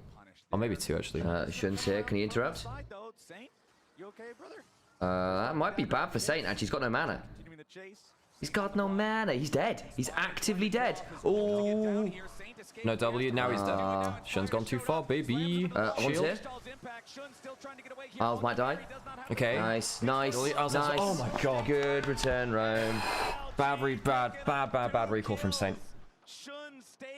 Do you think Prime Knight's laning is better than Prime Rookie's laning? Knight's not really been a laning specialist, although I think the laning of this era is really strong when you've got players like Chovy, whatever. But Knight's not really a laning specialist. I think that Rookie was more of a laning specialist. Prime Rookie 2014 and then like 2018, I think he was more of a laning specialist. But funnily enough, Rookie he never lanes well versus Knight. Knight is just individually good versus Rookie. He's just got like a bogey matchup into him, weirdly. I would also say, obviously, Knight, in terms of like his raw numbers from CS and stuff, are very, very good. And obviously, he is still a strong laner. Daney popping off. Oh, Knight had to flash mid lane though. But I just realized there as well, like, you had basically... Oh, Douglas. Oh, lovely. Lethal tempo value. Oh, extended trades too much, man. Well, yeah. Sometimes it's just a bit of a mechanic. Sometimes it's just a little bit of an early game diff. Because what happened there was, Knight not on both flash for shields and heals. And then suddenly, like, Shun just has like a million HP. Goodbye, dog. Yeah, exactly. Yeah, they just flash like both enchant to shields. Nice from Dag, by the way. Not Douglas tempo, and not quite Douglas tempo in top lane, yeah. Quite my tempo. Oh, yeah, the Q2 misses and he doesn't get within continued melee range. And now Ben's got Tabby already. Yeah, he's really happy with that. Even against, like, double mages, Tabby is really good against the other 3. Skarner's got quite a decent amount of physical damage. And just getting the early move speed early is nice. Level 6 though, Ben does jump forward once again. So Ben still needs to finish out these creeps. Going for stuff like lethal tempo means that if you ever get to keep your stacks up, you're just unstoppable. He had flashes top side. He's got steel cap, so I think it's actually quite hard to bring low, especially with Mega coming. If they get Mega, he has to back off the wave, yeah, because Shun would freebie kill if Dokla goes for a heavy trade. Out of this, especially with the early tabbies, you're so strong into this. Yeah, again, he had the cloth arm in the last one, so I think Dokla went for some electrocute trades and realized, actually, wait, I'm not doing that much damage, and then lethal tempo value is just ridiculous from base. With because you get through so many hyper procs with it as well. It's really annoying. Yep. He is effectively an AD carry, just occasionally, moonlighting as a wombo combo engaged champ. Auto in the moonlight. But yeah, like the way to think about Nara is that he is effectively an AD carry if he wants to be. Midi Nar's an AD carry, Mega Nar's a, you know, bruiser. He's bursty. But Mini Nar is actually so broken in so many matches because it's mixed damage percent HP damage. Well, it's mixed damage and blade magic damage percent HP. So you can't just itemize against auto attacks and stuff because W will just shred you. Knight's down 10 CS odd with the flash being blown and then some of the early shenanigans. No, Saint's been laning pretty well, but Knight gets the early play to help out Shun. He's 1-0-1, so I don't think Knight's too bothered. In fact, you're still up 200 gold in every lane. You're 1200 gold up at 6 minutes. Yeah, you're fine. I think with the Orianna nerfs, now Victor is like slight winning lane. I think Vestian was saying even before the nerfs that in LCP it was working well there, but our experience in LPL is that Orianna was even / slightly ahead of Victor with pre-nerfs. I think after nerfs, maybe Victor just stat checks you a bit more now. Yeah. Viper also made the roam, so he's down a little bit of gold. He's here getting as a little tempo here too. Actually, Dopla's next round of cooldowns is a bit scary. I don't know with the hyper procs. That's a lot. And the boomerang missing is if he hits ult now, he can actually win the trade versus spins his mini now. Here. Yeah, that's why he isn't continuing the. Funnily enough, I actually. Because this vibe say, I actually wonder whether Bin might not dodge that and allow Shun to. Yeah. Never mind. I'll go look mid instead. Oh, downtown arrow, and there is no flash. Yep. They don't even need to use shockwave. Yes, nice, really good arrow, really good. Viper's been really good on even if the arrows don't always hit, he's throwing them in the right places. You know, he's very good at map awareness. That he's such a versatile player, Viper. Now I hope he does manage to maintain a good level of form because again, like it's been mixed this year, really. Now, last year I thought he was clearly the best AD carry across the average of 2025. I thought this guy was so good. Ridiculous. But this year I don't think you can say that at all. I think that he's been one of the weaker parts to be like, oh hang on didn't double up on that. Did he get ult today? It's flash for flash, I guess. Not flash roll. Yeah, and he burns his heal as well. So I get he was trying to like contest a little for Shun, and it gives Bin space, but still a little bit much from on probably. Doka's got to be really careful here. Okay, there's no Nara. I misread the Nara. It's still 2 seconds off. My bad. Yeah. I thought if you had Mega, there's like that's just a dead Dokes, no? Ash Azrael's been Viper first. Yeah, Azrael's been his best champion across the year, and then I think his mages have been special. But then again, he's the best mage player of all time in terms of bot laners. And I would put him above someone like Perks even. And although Perks was really good on that, he was really good. Viper was just so versatile, man. I mean, we're getting beautiful cinematics here as the arrow towards Saint. Like I ain't seen a bot lane. He's better than like most solo lane Vladimir's, you know. Saint had no chance. He has no flash. Certainly better than Faker's Vladimir. Yeah, that's historically one of Faker's bogey picks. Yeah. Which is weird because often he'd have like great moves on it, but then it would just like not work, if you know what I mean. Oh, Viper, the ghosts or flashes here presumably. Oh, good sidestep with the ghost. Needed to flash there actually. If he gets hit by the satchel, probably does die. Double summon is a bit bad. If he'd been able to skip with just the ghost, he would have been fine. Isles doesn't have 6, which helps. Okay. Good trade. This is where Orianna starts taking over mage matches. Look, you can just walk into the Chaos Storm, man. If he gets another QW, maybe. Oh my god. On. He doesn't have flash. Doesn't have flash, so he's dead. Okay, good play. Good play there. Good hook. Oh, Mega Inferno Bomb. Gets minion blocks a little bit there. Dragon's up, so that's going to give him Dragon. Nice from Knight, though. Yeah, okay. Now he's 10 CS Arrow. Neferi can ult, Neferi can ult. Yeah. Doesn't do it. Don't want to go into He's afraid of the Skarner. Yeah. I think he thought that maybe Inspired would be on Dragon. And he was, sort of, but he had his and they saw him pull off, so it's like, okay, it would have been too much. Yeah. The top lane's down 10 CS, mid lane's now down like 5 CS now. Despite being 10 CS ahead, is now that swung back to even. It can play this, slow the dragon down. The Ash arrow mid was really important. The early skirmish lost some CS, but smiteable. Now he suppressed this, we can't. Shield. Oh, that's it. Here we go. Lovely. Tight on the timing there from Miles. Because if you suppress, then obviously you can't smite. Didn't get the damage on the dragon, so they couldn't smite it in the duration of the Skarner ult. Yeah, also on over the wall gave enough shields with Knight to make sure that they couldn't get the damage down onto the health bar for the execute from Isles. Isles is only level 5 still as well, actually, to the back, yeah. Same with Onda, they're actually similar as me. But they've both been roaming a lot. So I was kind of expecting a death from below angle. Wait, actually, no, they can't do that. Yep. On speeds away, does down the hook again. Encore, still dead, I think. Oh, shockwave back. Hang on, big shield. Oh, lovely turnaround. No way they turn that. That's just disrespectful. Flash. Oh my god. That is so disrespectful. Oh. Guys, Knight's 4-0. Knight's do not, man. Why are we giving Knight Orianna, guys? Now, the thing is though, like, a lot of this has come from like plays happening around Knight, which then go his way. But like, now he is 4-0. What do you do against him? Because now you have Neferi Orianna who's going to one-shot everyone but Skarner. Oh man, no way he lives there. Seraphine is not meant to live through this situation, so. Yeah, I mean, she gets a really good on-court and a really good set of shields, which buys the time she needs. I thought that if they had anyone else DPSing Dragon, they probably get it down to the point where they can smite it. Because 1300 HP, that. Oh, it's just the double up high note, yeah.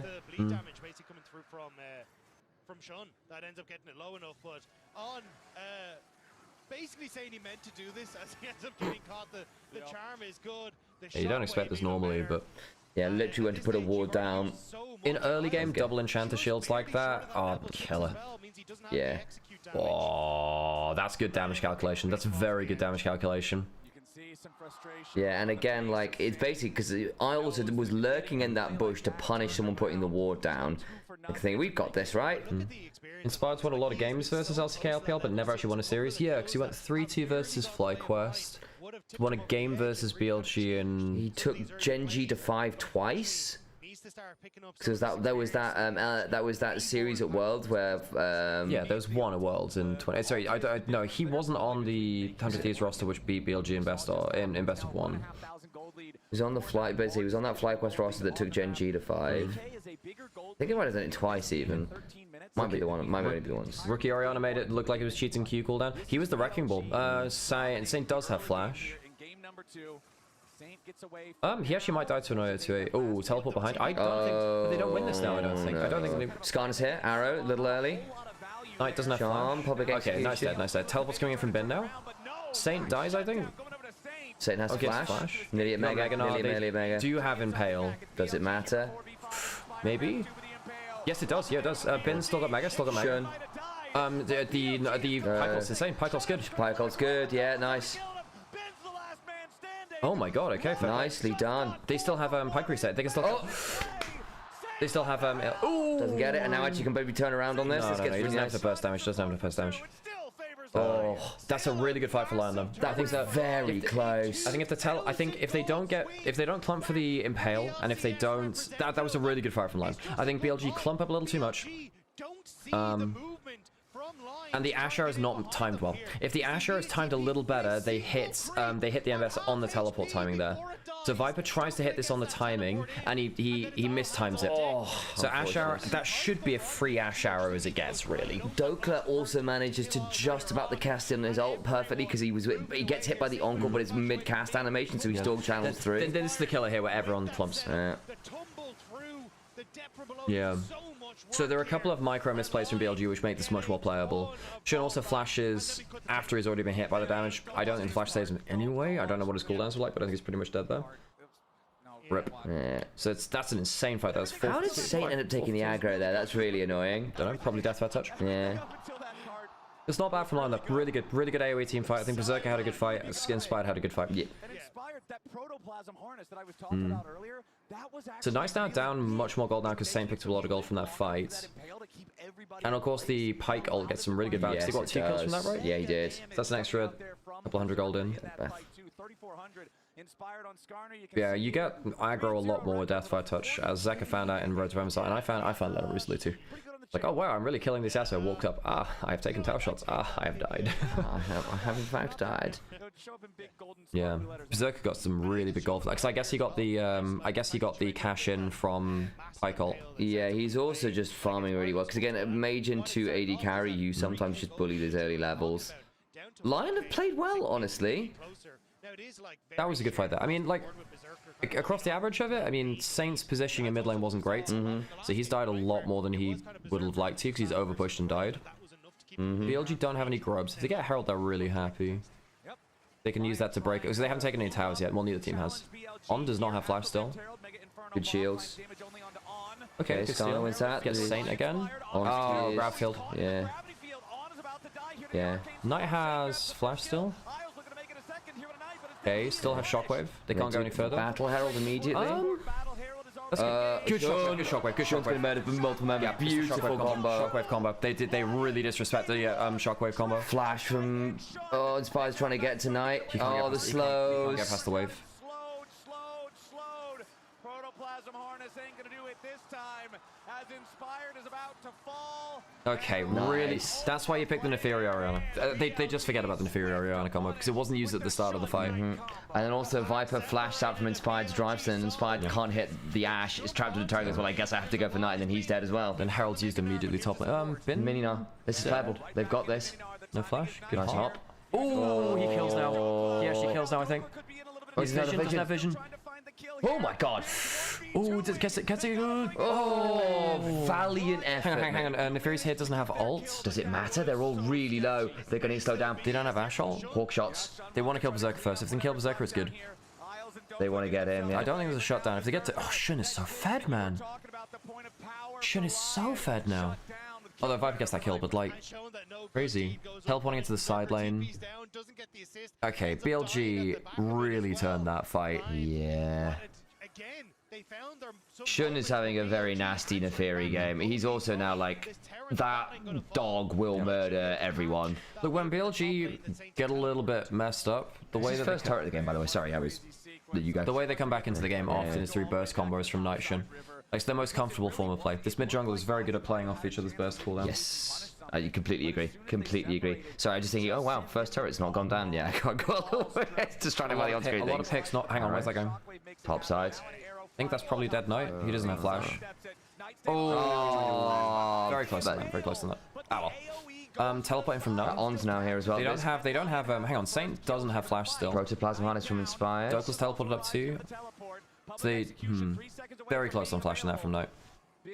Yeah, I wonder whether he's now down the flash. But I mean, again, LYON, when the Inspired's in the game in a decent spot, will always be making aggressive moves. So I appreciate the fact they're not giving this up for free. No, for sure. Yeah, no, BLG definitely, like you shouldn't just use D. Doesn't matter, there's no impale or anything. It's hit by the... where's his W cooldown? There's the charm, by time the A goes back in. Oh, Jordan can't get the reset. This isn't in. Now that's just fucking... They thought they had that. What happened? Of course they think that, but like... No. no, but I'm just saying it's a bad thought. Yeah, I don't... What? Can they Baron off? No, this is going to be too slow. Baron isn't live for another minute. No, that's why it's too slow.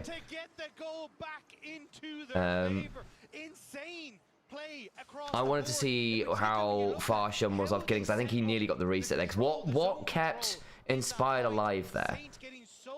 Value from that gravity well. We'll see it here as we start to come in, because they think they can, because obviously they think they can turn this around, and it was close. It was a big encore. I don't think it was close at all. I don't think it's close at all. So they thought, because I thought Inspired was just dead to rights. Where'd you get the shield from? I think it's just Locket and Bastion, isn't it? Yeah, it's flashing as Locket. It was also Shun still dies anyway. Bastion. On would still die anyway. I think. Maybe I think you get the healing and then the ult reset from Neferi. Not healing, but you get the healing from it's only from Q2. No, I know from what's the rune? Triumph is a little too slow. Because I think Triumph plus R2 and you can probably just keep diving there, and then you get. I think you're 100% dead. I think it's just a bad fight. You don't have your Oriana, and Ben's gone into mini at that point. I think it's just a bad fight. I still think if Neferi might get an R2 off there. I've seen enough Neferi gameplay to know that she's got that in her. Yeah, if you can sell me that fight, you can sell me the Elful Tower, you know. I think it's really not close. And it ends up throwing them a lot of gold. Yeah, a lot of gold. And I don't think it was a close fight. I don't think it was. Saint's now actually up in gold, which is wild. I think Shun just like randomly misusing his E, having W on cooldown because he was using it for the farm, using it for farm timer. Because it's back to even gold now, you know. Yeah. BLG just lose to themselves sometimes, and I don't think, like, obviously Knight does. Oh, hang on, dead to the wall there. You don't stand against the wall, buddy. Ooh. Hang on. Oh, the encore's really good. He has flash, Doesn't matter. M5 is going to run down. Oh. Yeah. Okay, BLG do lose to themselves a bit, don't they? Good play to get back into it, but they shouldn't have had to be in this spot. Well, jungle's dead, and they don't have Ziggs ult either, and they don't have Pyke ult. Yeah. And now you're also getting to the point where just Pyke is a bit of a useless champion. It's on Saint, really. Saint Dokkan need to do something mad. Don't stand up. Don't. This is a really high damage Baron. This is the hunting Baron. Does tons of damage, man. Dogs tank it a little bit. You've got heal and shield from enchanters. Arrow. Gravity field. Bit. We got Mega Knight coming. Public execution wide. Flash away from. Oh, nice. So I was gonna die. Dokkan gets Ashe though. Doesn't matter. They get Shin might die. Chaos Storm's going mad. Shockwave's still up. Can't Baron anymore. Yeah, Dragon's up in a minute, but it's not that bad from Lion. They go like 2 for 2 in that. Genuinely not too bad.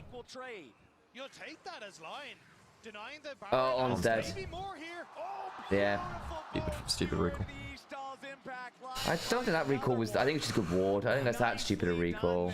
I think you're going towards the out of vision. Okay. Well, I thought he was out of vision, to be fair, and he was round the corner. Okay, sure. No, I think okay. In fairness, from his spectator, it's probably okay. That's just me being frustrated. It's probably an okay recall. All things said and done. But like BLG just getting lost in the source a little bit. Asher is not bad though. It's not a bad attempt. But maybe you should go onto the flash this Victor instead rather than the Pyke. They actually don't get the shockwave down. Yeah. Also, basically, as Dag's pointing out, like there is something to be said where you have shoved Ambessa onto your AD carry. I think BLG have they are losing themselves a little bit in some of these weird skirmishes. That one fight around Wolves has made this game very much harder than it should have been. We've seen this regionally too, right? Where they just occasionally just don't. I don't think BLG are great in game of realizing when a losing fight is. Sometimes they just think, oh, we'll just take a fight, and I don't think they're very good at realizing when the fight's actually losing. Now, luckily they're against a Pyke late game, which is not great. Soul point on fine. On's having a mixed series again. Like the Camille and the Seraphine both like kind of disrespectful positioning. Bin might die before he gets into Mega. Fine, big shield. And Smite might fight one though. Good shit, very good encore, very good encore, very good taking Dokkan entirely low. Where's the shockwave? Where's the shockwave? Doesn't matter, not there yet. Inspired, impale. Viper's dead. Shockwave's good though. Okay, nice. Shun, what's Shun? Shields, dead. Okay. Yeah. We're saying dead. And then the Mega Knight onto the wall. Very nice from Bin. Okay. Chaos Storm does take down On again at the back end of it. So be it. But yeah. Dark and Dagger 1. Force them away. But why is this so close after the early game, you know? Why is this Partly so close? because Lion are actually team fighting really well. Yeah, but BLG they're losing fights which they're starting. Now, Nightdang in that one side lane top lane. This one, to be fair. I mean, the big fight they lost was the really cost actually was that bot lane one where they tried to turn on the TP where everyone, oh, on with that flash encore, by the way. You're right, it was huge. I didn't realize it was from the flash, though. The other thing is, Bin on the side there completely breaks Dokka's ankles. Completely took his ankles off and then gets satcheled into Berserker. What are you doing? Oh, so Berserker tries to save his team with a satchel onto the Mega Gnar and just satchels Mega Gnar into himself. At the very start of the fight, too, eliminating Dokkan, making sure it's a 5v4, guaranteed victory there for BLG. Now they've got Soul Point, now they've got the Baron, now they've got to get out of town. When's the next wall charge from him? Inspired's not played a bad game. The Skarner's been threatening, actually. He's probably dead now, actually. He's managed the Protoplasm Harness healing pretty well. He is just dead now, yeah. Reset. Shun gets out of the gravity. Oh, they get Berserker with the arrow. Oh, Shun might. Oh no, shockwave. They do kill Shun, but I don't think it matters. Dokka's trying. Yeah, Shun, I bet. Yeah, Storm, they got healing. It's fine. Didn't vision. Oh, vision, yeah. Didn't need vision for that one. Yeah. Smack some of the Q out of it. 5,000 gold lead. That's BLG. The Scorpion couldn't find a rock. I mean, Lion forcing pretty well around side lanes. I think that they caught Knight once in bot lane, once in top lane, and BLG weren't quite ready to respond. Really good picks onto Knight in the side lane. But basically, whenever Knight's had a good fight, Lion have just immediately died. And I think that Shun has had some really good fights too. Yeah, but like the two deaths of Knight have been where, because I think it's no surprise that when Knight's been the one that's been picked off first, and then BLG try and play without him, things fall apart a little bit. This has happened regionally too, where if Knight dies in a side lane, and he does that occasionally because he's the limit tester, he'll do that. I'm not saying it's a good thing, but at least it's entertaining. But yeah, it means that the team kind of falls apart without him being DPS source, and I think also just someone who just calls the fights better than most people. Yeah. I think Dokla's also trying on this Ambessa, considering how tough some bits have been. He was genuinely pretty scary for a lot of it. I think the problem is now that he's had a couple fights in a row where Ben has just autoed him to death. Oh man, he's now got a 24-stack Medjai's as well. Yeah, that do be night. Well, yeah, he's got himself over his average of the 7 kills a game, and he has over his 10 KDA. Yeah. The pen still got plenty of ink in it, and it looks like we've still got another 45 seconds of this Red Bull Baron power play that's already plus 5,000 gold. Shun might just keep murdering here. Whoa, he's going for that. Yo! Reset gets the bleed. Okay. Oh my god. Okay, that's actually not worth it. That isn't actually worth it. Like, that's actually not great. I mean, if he gets that cleaner, he can get Zigzol. Yeah, and they get like a lot of summoners. Victor's pushing top lane. Victor's pushing top lane, so they don't actually have their wave play now. They don't have Zigzol. Saint is, you know, trading potentially double an inhibitor for inner tower. Man, if Shun gets the reset there, I genuinely think he can run a berserker. Yeah. He did get the reset because he got the kill. Yeah, but it was too late. I think 'cause he died as the reset as the kill happened. He had like a second or two after. He could have channeled up for the shield because you get it immediately when you press R the second time. It doesn't save him because you'd have to get out of the Zigzol at that point. Okay. Chance of... No, there's no flash wall stun. Oh, he might actually... Hang on, Dokla doesn't have ult. Might rock about. Oh, Encore extended, but not going to lead to that much. That's not a bad cast. Do flash out, not bad.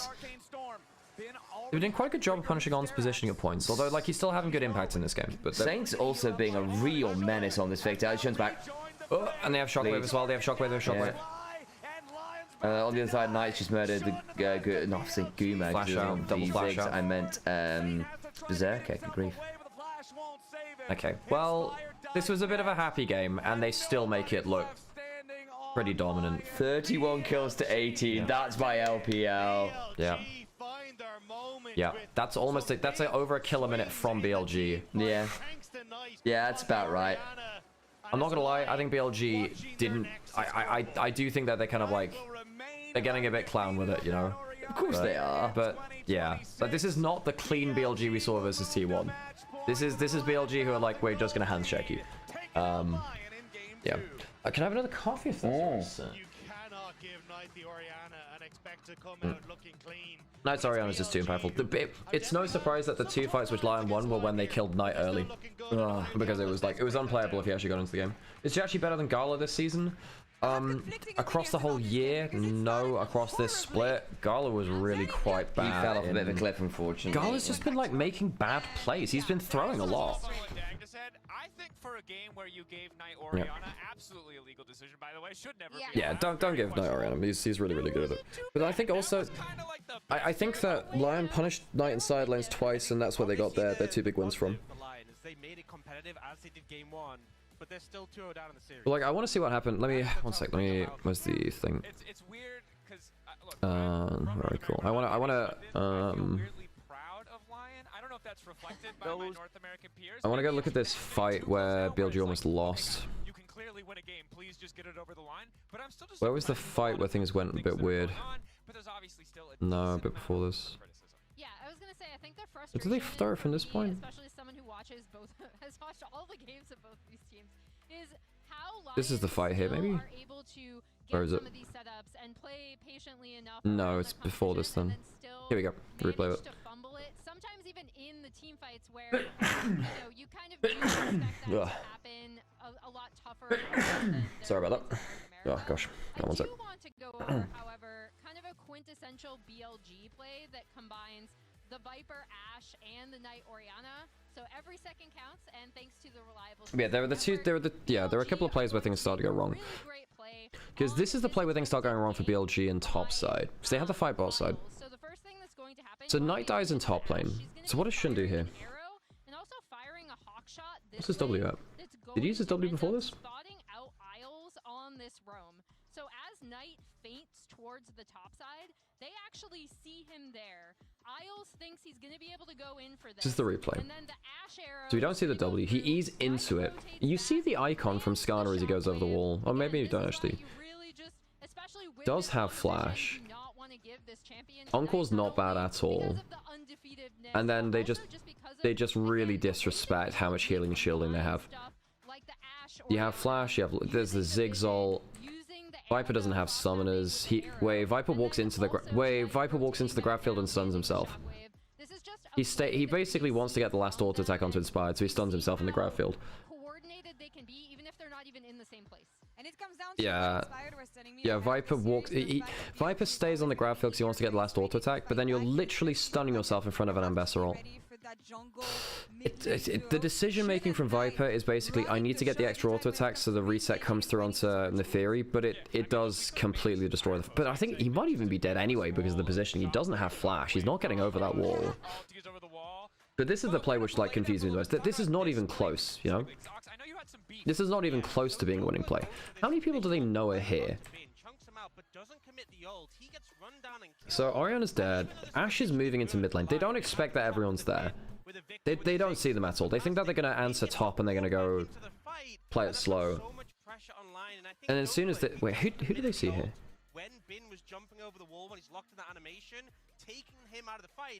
See the Skarner. As soon as you see the Skarner there, you know he's got backup. It's just how much. You see E, you see Q. Well, you see everyone now. You see 4 people now. And then Shun can just E... You're safe. You're out. You're safe. Just leave. You're safe. It's fine. I mean, yeah, that's not close. You can just leave. At this point, you can leave. You can just get away with it. You're fine. The charm is good. Viper can walk backwards. Viper's safe. And did they just not realize that Locket was there? I guess they just didn't realize Locket was there. Yeah, I guess they just didn't realize that Inspired had Locket. How many times do you see Skarner building this? I don't think we've seen it in LPL, right? But that's not that close, you know? Did they miss any skill shots onto him? Encore lands? They don't miss anything. Flash is the Q. Q2 would have killed maybe. Bin was coming down. The Bin's mini-nar, he can't change anything now. On flashes and dies, you could just flash early. That is just this is the worrying play for me. That is the worrying play because that will lose you games. You know, you do that against HLE and it's like it's just game over, you know? Where was the fight bot side? This is the fight bot side. I want to go back a little bit and I want to see the fight bot side. Because the fight bot side is also something I'm interested in. This feels a little rude to Isles to run this one particularly. He did not have the best Isles got a bit screwed. So what happens is, so Viper mistimes his arrow onto the TP.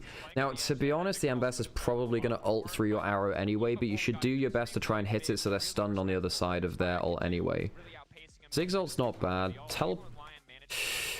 Teleport's a tad late. They don't realize how much they see. As soon as they see the teleport, you can respond. As soon as you see this, you should probably insta teleport. But because they've taken Saint so low, I think they don't really think they need it. The Asher is mistimed. Shouldn't use his W very easily. Knight doesn't have flash because he used it for flash shockwave onto Isles, I think it was. It's a good combo onto him. Then you've got teleport for the bit from Gnar in the middle of it. In fairness, Bin comes in with extra rage because he doesn't teleport as quickly rather. Same flash as that, that's whatever. Chaos Storm is down. You don't want to be fighting in the Chaos Storm. Good flash. Satchel actually stops Shun getting caught with that. Where's that extra stun come from?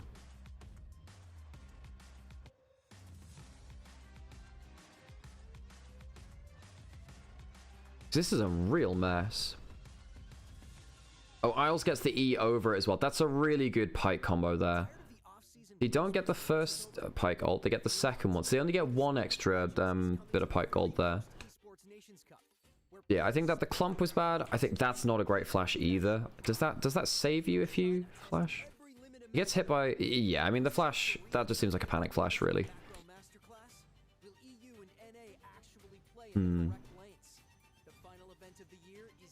And then Saint takes aggro from Death by Touch. He doesn't realize he's taking it from Death by Touch, so he dies for it. Okay, that's annoying for them. Okay, did I put on an ad break? I didn't, so I gotta put an ad break now, folks.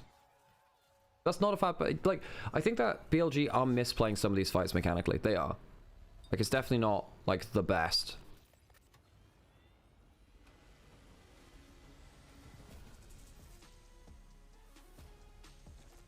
Just double time. Is there anything else interesting to pick up here? Viper went for the double move speed items. I think that... Yeah, I think BLG just slapwalked a little bit on when they... I don't think they thought LYON was as strong as they were at some key points in the game. And despite the fact that BLG on... They are meant to... Hang on, let's look at this again, actually. This one's an interesting play. This one's an interesting play. So 5v4 against double poke of the Victor Ziggs. Bin's coming up into Mega, has flash. Arrow's probably on the wrong target. I think you want to aim it onto the Victor. If you hit the Victor, it's an instant fight win. But the reason he goes for the Pike is because they have no way out most of the time. I mean, I guess they could E to the side. No, I mean, because they have E, I don't think this is a good play. And he has flash as well. This is a flash E Pike, also the least valuable person to hit because they don't have ult. So I think that that's the wrong target. Go towards Saint. Saint does... Oh, he has Zhonya's and Protobelt. But if he goes into Zhonya's, he gets hit by Meganar. Flash away is needed. Bin gets the triple. Doesn't get the wall stun, but whatever. Saint immediately turns and burns onto Viper. Ah, he hits a long range E onto Viper. So E actually gets hit, but he gets hit by everything. It just gets exploded. Shun's W is good here. If he doesn't hit that W, he gets hit by the auto attack from Victor after, because I think that's a Q auto charged up. Oh no, he doesn't have the shield there, so what happens with his Q? No, he's already used his Q. He's already used his Q, so that's actually not as big as it. So the Shun W is less impactful. Could Shun just walk down because the bleed's already on? Yeah, Shun makes a mistake walking up here. Because the bleed is on... Well, does he not realize... Oh, it's because the Orianna Q is basically what ends up killing him. Because he takes the shield off, it's the E travels, the Q travels in that direction. If he'd walked down, he doesn't take Baron aggro. And he might be able to threaten Isles and Berserker. So a bit of a micro mistake there from Shun. Ends up walking into the Chaos Storm, gets hit by a Ziggs bomb, and that's effectively his fight over, which is a shame. So I think he played the rest of that. He played the initial kill pretty well. But I think if he walks down instead of up, better. Maybe he's afraid... Oh, he's afraid of the Baron maybe getting a little bit spooky in terms of the HP. Potential steal opportunity from LYON. If LYON lose, are they playing Team Secret Worlds or GT? Playing Team Secret Worlds, yeah. Loser of the... winner of the next series plays GT. So you can see some of these micro errors, right, where I don't think that BLG are completely locked in on the big fights right now. Not completely. Anyway, I thought that was quite interesting. There's quite a lot to talk about, though. Is every game just a fiesta now? I think the T1 BLG series wasn't a fiesta. I think that was actually a very good play for him, a lot of it. I feel like On was dodging poorly. I think his positioning without flash was a bit aggressive, but that's just On for you. On's had a very mercurial series. Been very up and down. And need another anti-history. My hay fever has been really bad the last day or two.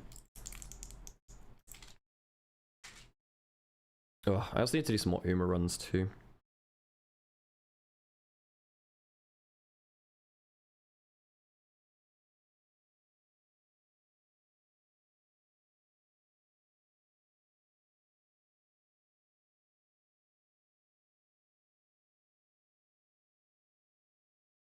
Coming in from Knight to turn things right back around. Saint is down and Knight is on a killing spree. Yeah. I will have to fight. Hook into. Look. No. Look. There's no flash. Okay, that's good. Look for Napiri. I'm looking Napiri. Napiri, no W, I think. The darkened daggers fly and Lion's about to die. Shun and the rest of BLG continually charge forward. Saint has to try to get himself away, but the flash won't save him. Inspired dies next. Hey, got shocks in here. Fear not, we've got one of the best LCS fans in the world with Miss Chim Chim. What do you think so far? So far, I think they've put up a really good fight. We just got to be able to finish it. That's all we got to do. We're fighting. you have a war cry? Do you have some words for the LCS fans who are, I don't know if they're staying up or if they're still up to watch, but we need all the energy we can get, guys. Please, cheers, send your little spirit fingers, but America's got this. Just a little more, Lion. Let's go. We got this. America, but isn't LYON a LATAM team? Isn't it? Well, I guess America's not just the United States. Funny enough, isn't it Brazil, which refers to Americans like United Statesians, effectively, to try and differentiate more?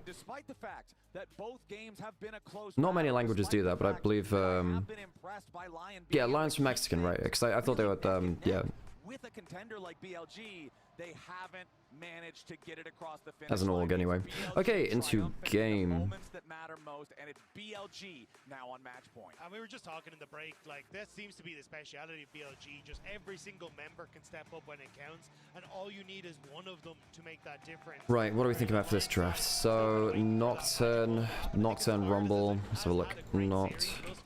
Oops, Rumble's gone. Nocturne. What else is strong? Ash Seraphine's gone. We have Lucian Milio, I guess, but it's not that big. Camille's gone, Pike's gone. We have Annie, Akali. Poppy's gone. What about top lane? Do we have anything big in top lane? Renekton's not bad here. Renekton's not awful here. I'm just trying to think like your typical blind... Well, Akali's not blind pick, but you have... Getting towards like Aurora angles. Poppy's gone. Might look at Pantheon with Poppy gone now, actually. Sion's open, it is, but Trundle's open as well. And I know that teams aren't countering it as well with that right now. Yeah, the Akali's gone. So don't give Saint Akali, that makes sense, but it also means that Knight's more comfortable in some mage matchups. Do you Nocturne?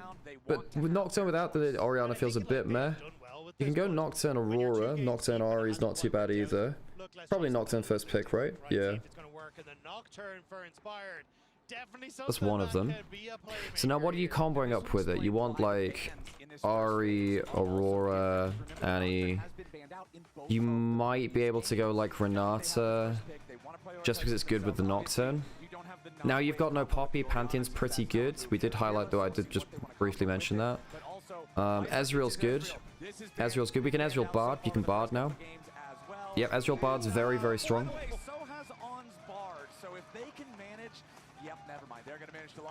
Okay. So now you see the Ezreal Bard. You can maybe Caitlyn Elise, but you can maybe Caitlyn Elise. You want a big playmaker that can reach this backline. Rumble's gone. You need backline access. You need backline access. You need something to get onto these carries.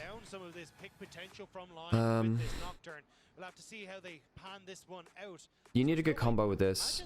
Nautilus isn't bad, actually. No, I like that. I like that. Okay, so it's not going to be the Renata, but basically what you want with Nocturne is something which benefits from the lights going out. And a bit late, I was watching some of the football highlights because I missed them.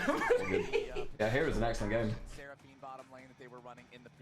But yeah, so what you want with Nocturne on the whole is just someone that benefits from the lights going off so you can find unforeseen engages. Now I really like stuff like Annie and Renata for that. They actually still been really good for that. They actually still could go Annie. Annie's okay as a blind pick.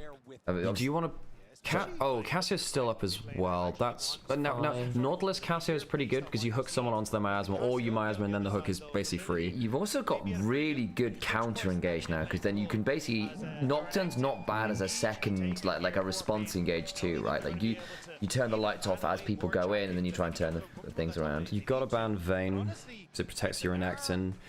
Yorick is what I think Vayne's the only must ban here. Varus against Oakler. You just play it. Top lane Varus is gone already. Banned, so that's fine. In fact, that's. Oh, sorry, Vayne's already gone. Vayne's already gone. Vayne's already gone. Sorry, because Vayne's already banned on the other side. My bad. Oops. Yep, I just saw that. So that means you don't have any must bans. You can ban whatever. MF for the Nautilus. Yeah, that makes sense. Any other big combos for the Nautilus?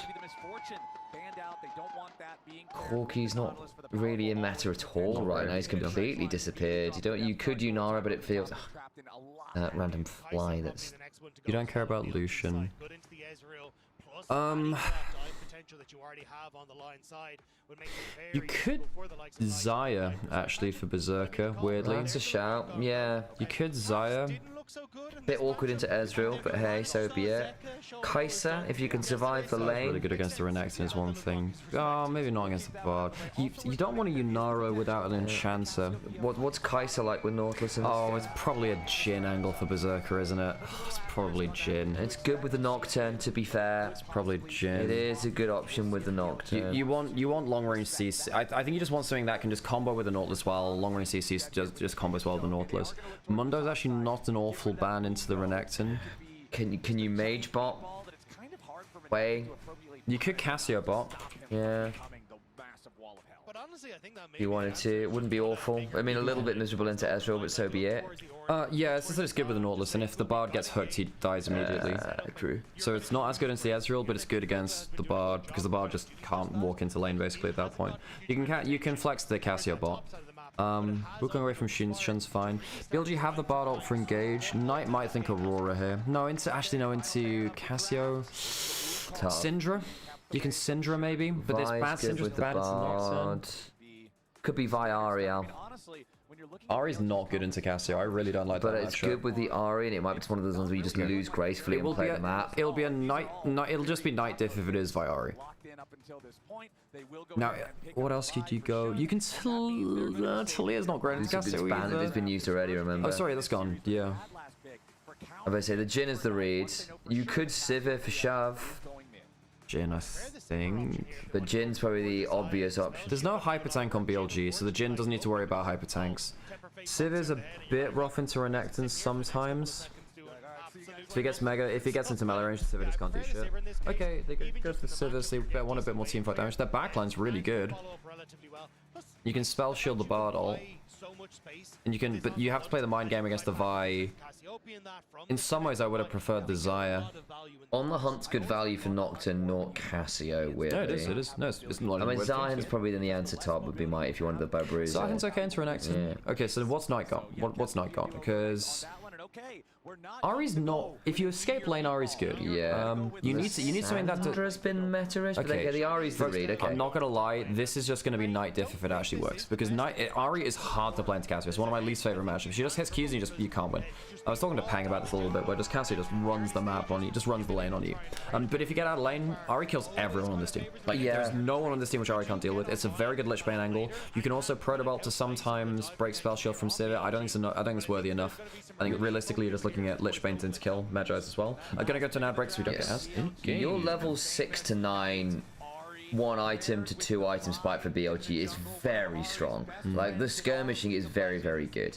I mean, don't get me wrong, LYON's obviously got their own very good level 6 spikes. Nautilus, Nocturne, Cassiopeia, all great ults. But I am looking at a Sivir, I'm looking at a Cassiopeia, even the Nocturne to an extent, which is just going to need some time to really come online.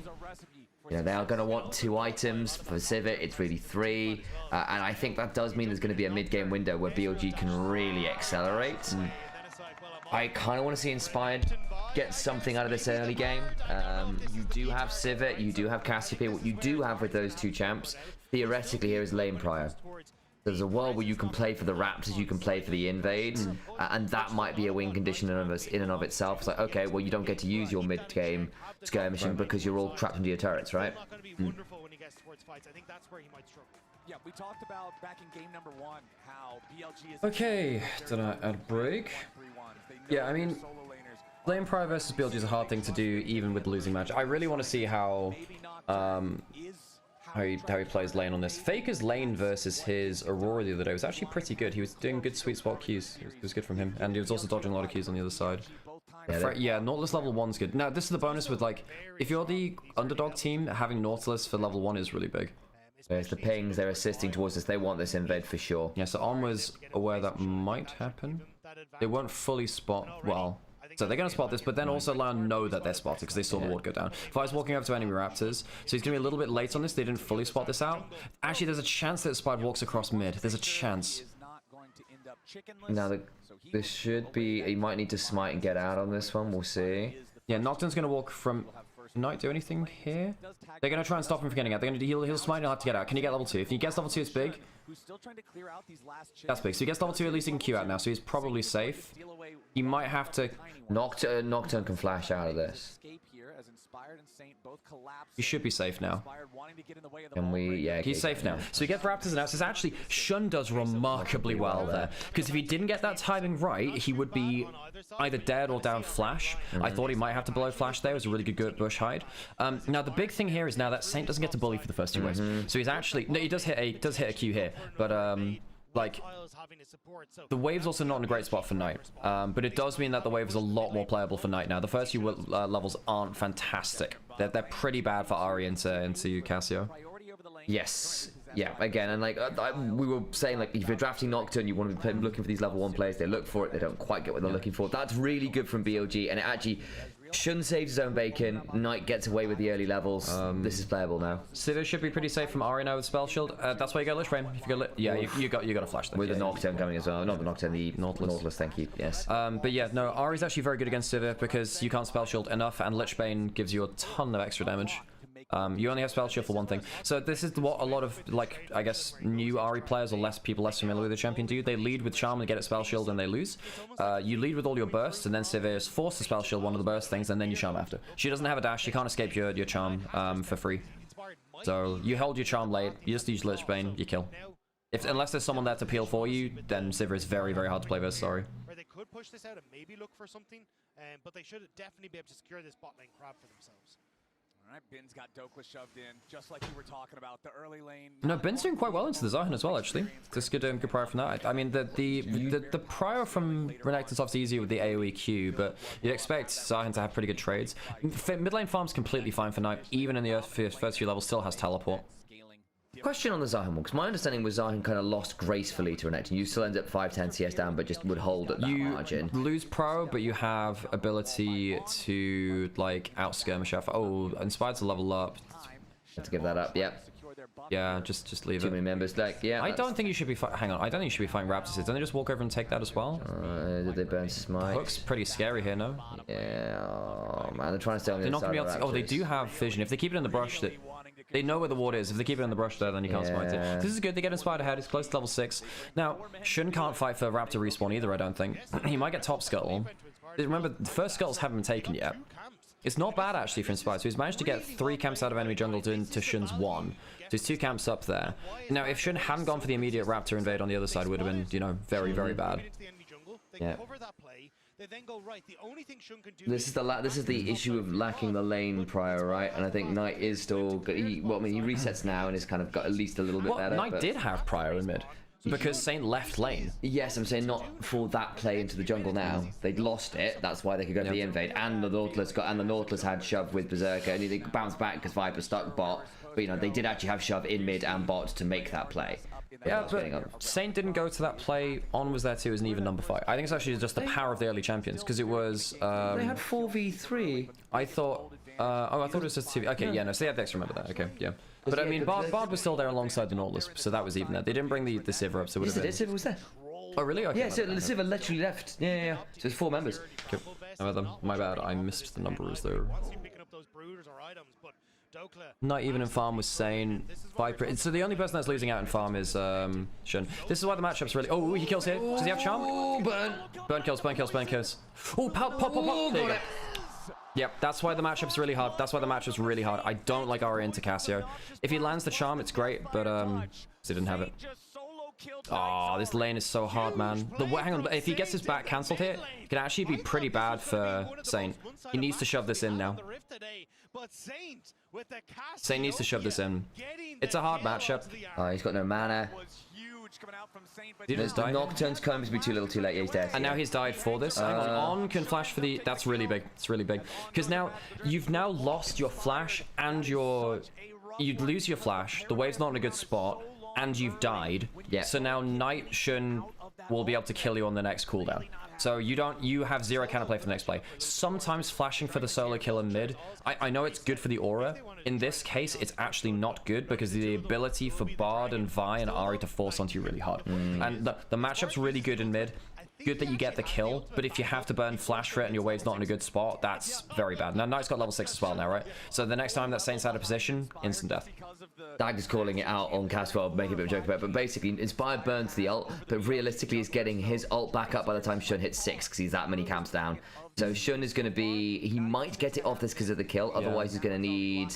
Shun still has flash for a Q flash play. He does, yeah, they're not having the ult for now is kind of big, but Doppler still has ult, but needs to save his E. You can't afford to get hit by Zion ult. If that hits, then you lose the trade.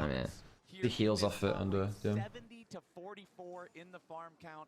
You already mentioned it, but hilarious that the highest farm in the game is the Renekton top. He's got an isolated matchup. Yeah. Look at this one so again. Q hits.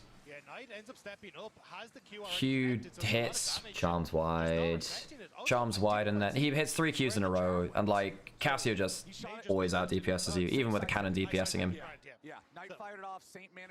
Yeah, it's a hard matchup, but yeah, Knight played that pretty badly. You know, he gets hit by 3 Qs, misses the charm. You need to be aware that like Cassio's gonna do some mad shit. I would actually argue just hold charm until after flash has been used. I don't know. I need to slow that down and think about how I'd play that in the micro. But I mean, credit to Saint as well. He played that really well. I mean, the individual 1v1. The problem is the actual the envelope after of actually I don't have the ability to shove this in while the map is opened. That's where like you lose yourself in the 1v1. And kind of like tunnel vision onto it, and it means that you're in a bad spot after, really, because losing the death and the flash is potentially, we'll see if whether BLG can exploit it. I imagine they can, because you're either giving up prio or you're dying basically now, because you can't get prio without flasher. Shun's just hit 6. Well, he said it a little bit ago, but so you can't push up for anything for the next objective or 2 basically. Your flash is still half off cooldown, so you're gonna get like an extra 2 minutes, but means you lose grubs for this, basically. Yeah. On doesn't have 6. Okay. Oh, he gets the fist. Yeah. Still gets the fist. Oh, close. Viper's alive. Nice hit. Saint's hit too. A Q kills him. On might die. And I think... What, On's alive? Bloody hell, Knight's gonna murder loads of people. They get the 2. They get 2. So it's 2 for 1. 2 for 1 is more than fine. Knight gets 1-1 there. So that's good. Yeah, really good survive from Knight, from Viper. Yeah. So Knight also gets himself 3 Dark Seal stacks after that now. So now Knight has himself the 3 Dark Seal stacks. I would argue he pulls ahead of the matchup versus Saint. Saint still doesn't have flash for the next minute, but Knight's ult is down. You also get 2 ult hunter stacks there for Knight. Yeah. Oh, Shun was trying to go and take a Rapt camp, but it's going to take just too long to spawn, so he has to leave it. It's very sad. Watch the Arcane Shift here. Arcane Shift is good. It avoids the Q from the Nocturne. Fear comes in, gets him out of Fear range. I don't know if there's a missed auto attack there from Berserker. And he flash. Oh, really well done, Viper. Also, really just good mind read, right? Because he says, I'm going to Arcane Shift away from the turret. And it means that Isle's hook is just like completely nullified. Oh, nice there from Viper for the extra kill there. I think Knight would have cleaned it up anyway, but yeah.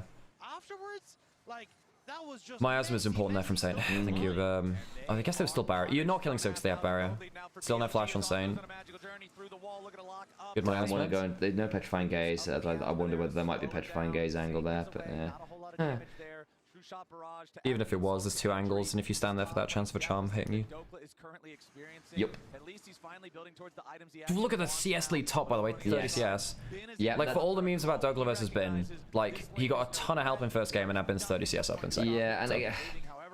Again, you have to be a good Zarhen to deal with Renekton. Like, it's still not, as far as I understand it, it's not a fun matchup post a certain. Like, you do still lose most trades until you hit a couple items, but you should still be able to farm if you're good. You know, you drop 10 CS. I've seen 20, but this is bad. This is bad. I mean, Bin is very good. And there's a Cull cashing in. Yeah, like that's yeah. Now Knight's ahead in CS, has the extra kill. The solo kill, again, I think the actual solo kill in there actually ends up hurting Saint because he hasn't had to have... He's only allowed to get prio now. This is the only time. And even now, it might get him killed because if you push up versus level 6 Bard, which is coming up soon, plus Vi, you're probably dying. The engage range is so insane from BLG. You do have Rod of Ages in, so you've got a bit more HP. Malignant's up for Knight, though, so they can just make plays on cooldown. So Inspired has to, like, babysit this lane now. You need to babysit mid lane. You can see with the next big plays coming. Ezreal safe in bot side. You do have Hexplate for Inspired, so he's got pretty good rate of playmaking, but no flash on him to really confirm the EU. fear. Unless you have flash on Nocturne, Ahri always escapes you with ults. 10 seconds on Dragon as well, which is Isolated top lane matchup is getting worse and worse. Somehow. Looking at a potential move to bot lane, but Viper respecting us. This game is quite strategically hard for LYON to play out. They need to Dragon stack ASAP, which they should be able to do. A couple more minions to hit that level 6 and unlock the Tempered Fate, as BLG are going to step forward here. They might look for the fight. Oh, teleporting. Renekton's going. Renekton's going. Renekton. Has Black Cleaver in. Renekton is coming. So they're losing Dragon for this. Zahan's going to get some farm back. Dragon's going to reset. Not enough HP though, I don't think. Oh, so it just leashes it. So actually, that's a very time inefficient play from LYON. Yeah, Zahan gets some back, but I think Bin is happy enough to trade that out. Yes, that's going to be 10 CS and a plate back over to Dokla for the cost of a Dragon, but that means LYON don't get themselves second Dragon, and I think they do need to stack Dragons. I think it's quite hard for them to play make unless Isles is the one leading the play. Nocturne is here.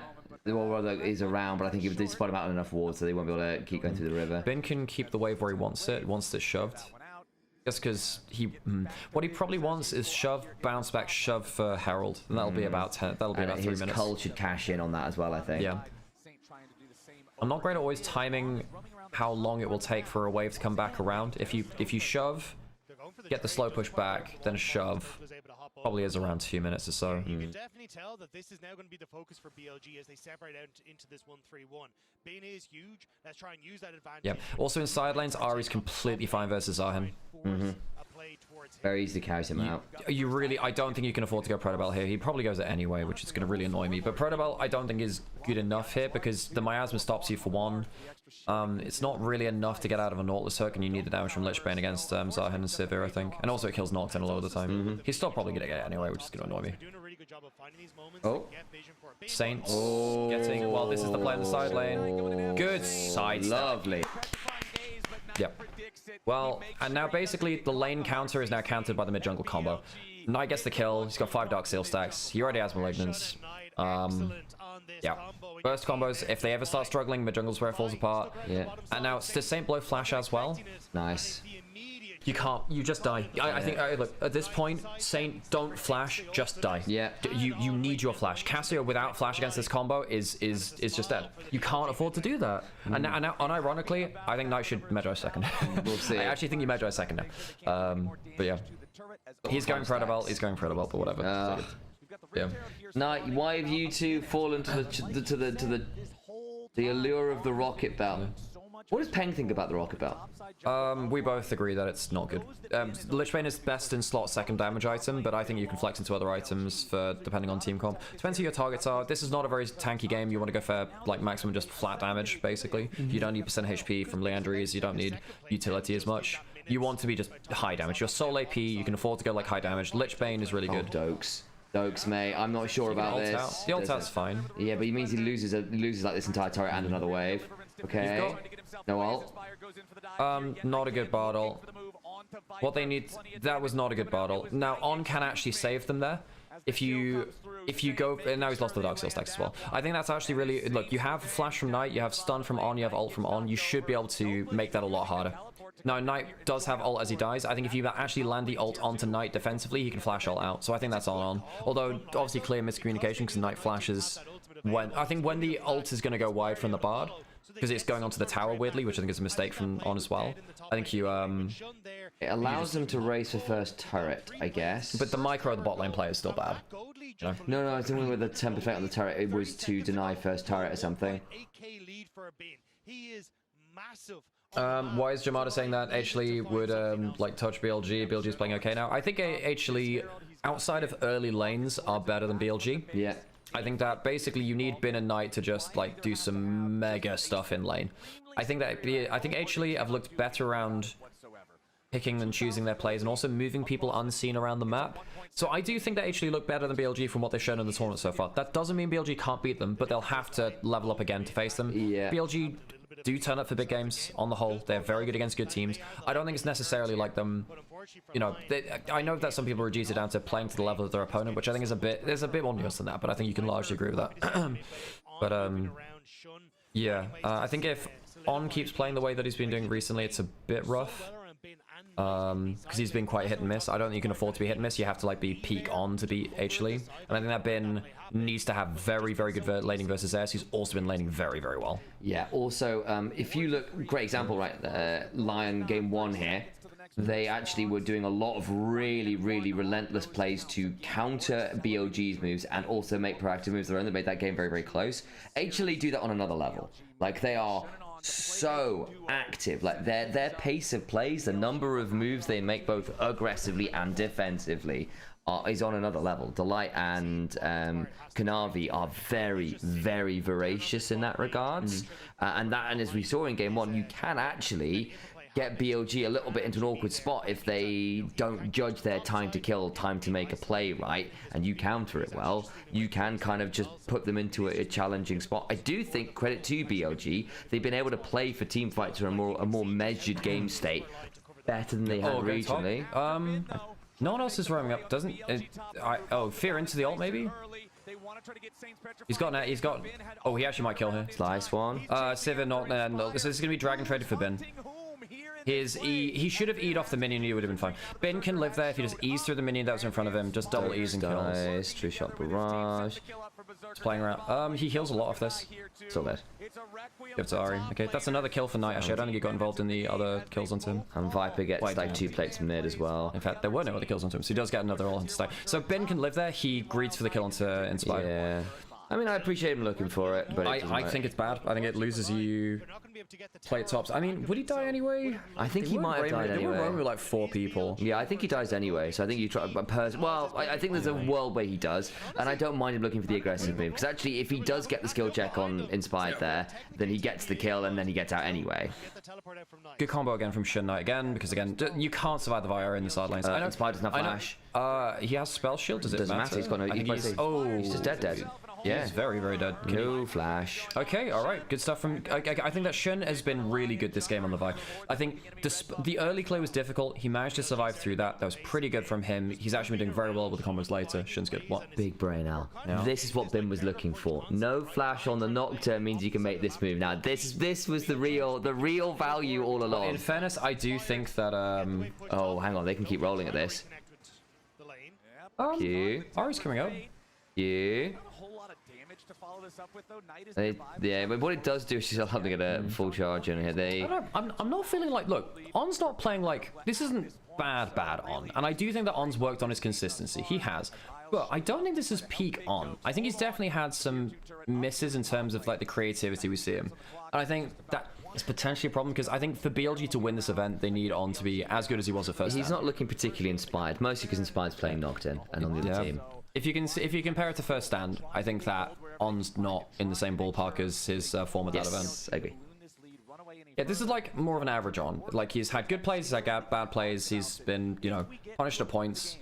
Draft's been fine for him. He's been. I think the drafts have still been good for BLG on that. And there's still been some big moves too. It's just like I agree. There's not been that creative spark where, like, particularly on things like the Bard. Like I've seen some of the most deranged Bard plays of all time from this man.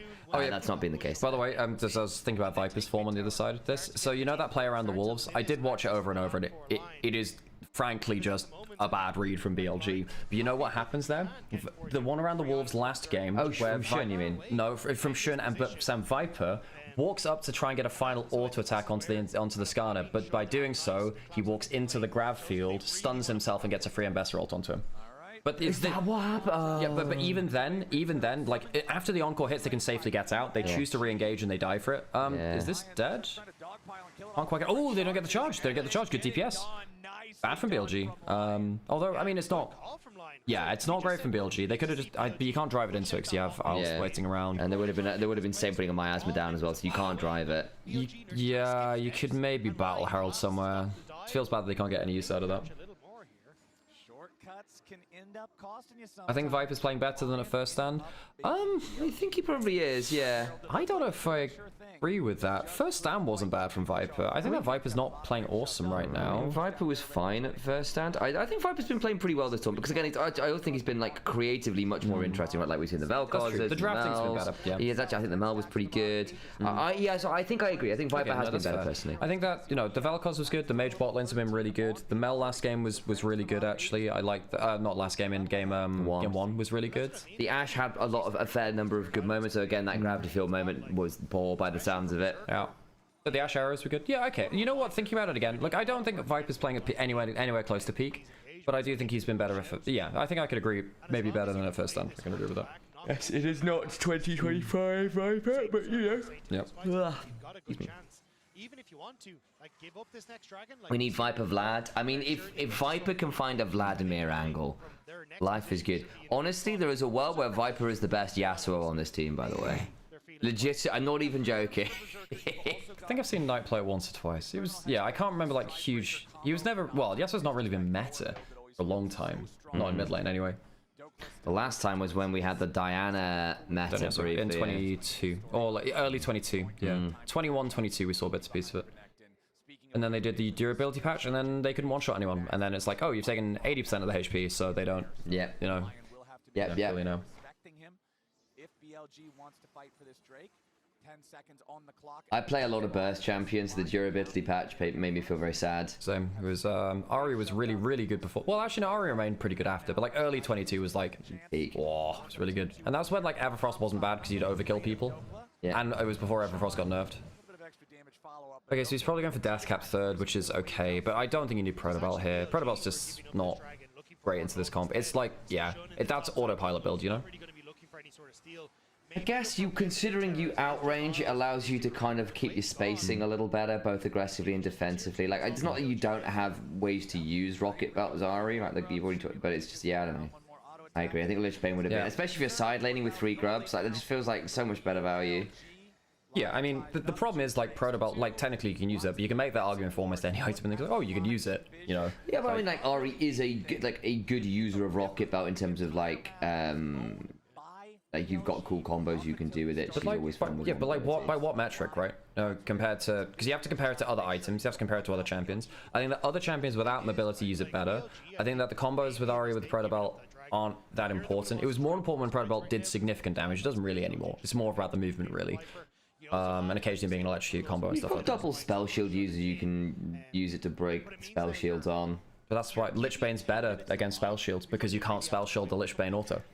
Yeah, but you have a fun active noise when you press Rocket Belt, Alex. Yeah. You see how Sam has had to move away from the analysis into the joke about the items. It's also because I like add comedian. Well, also just like I enjoy rage belting you in general. Add Commodus. Commodus is different.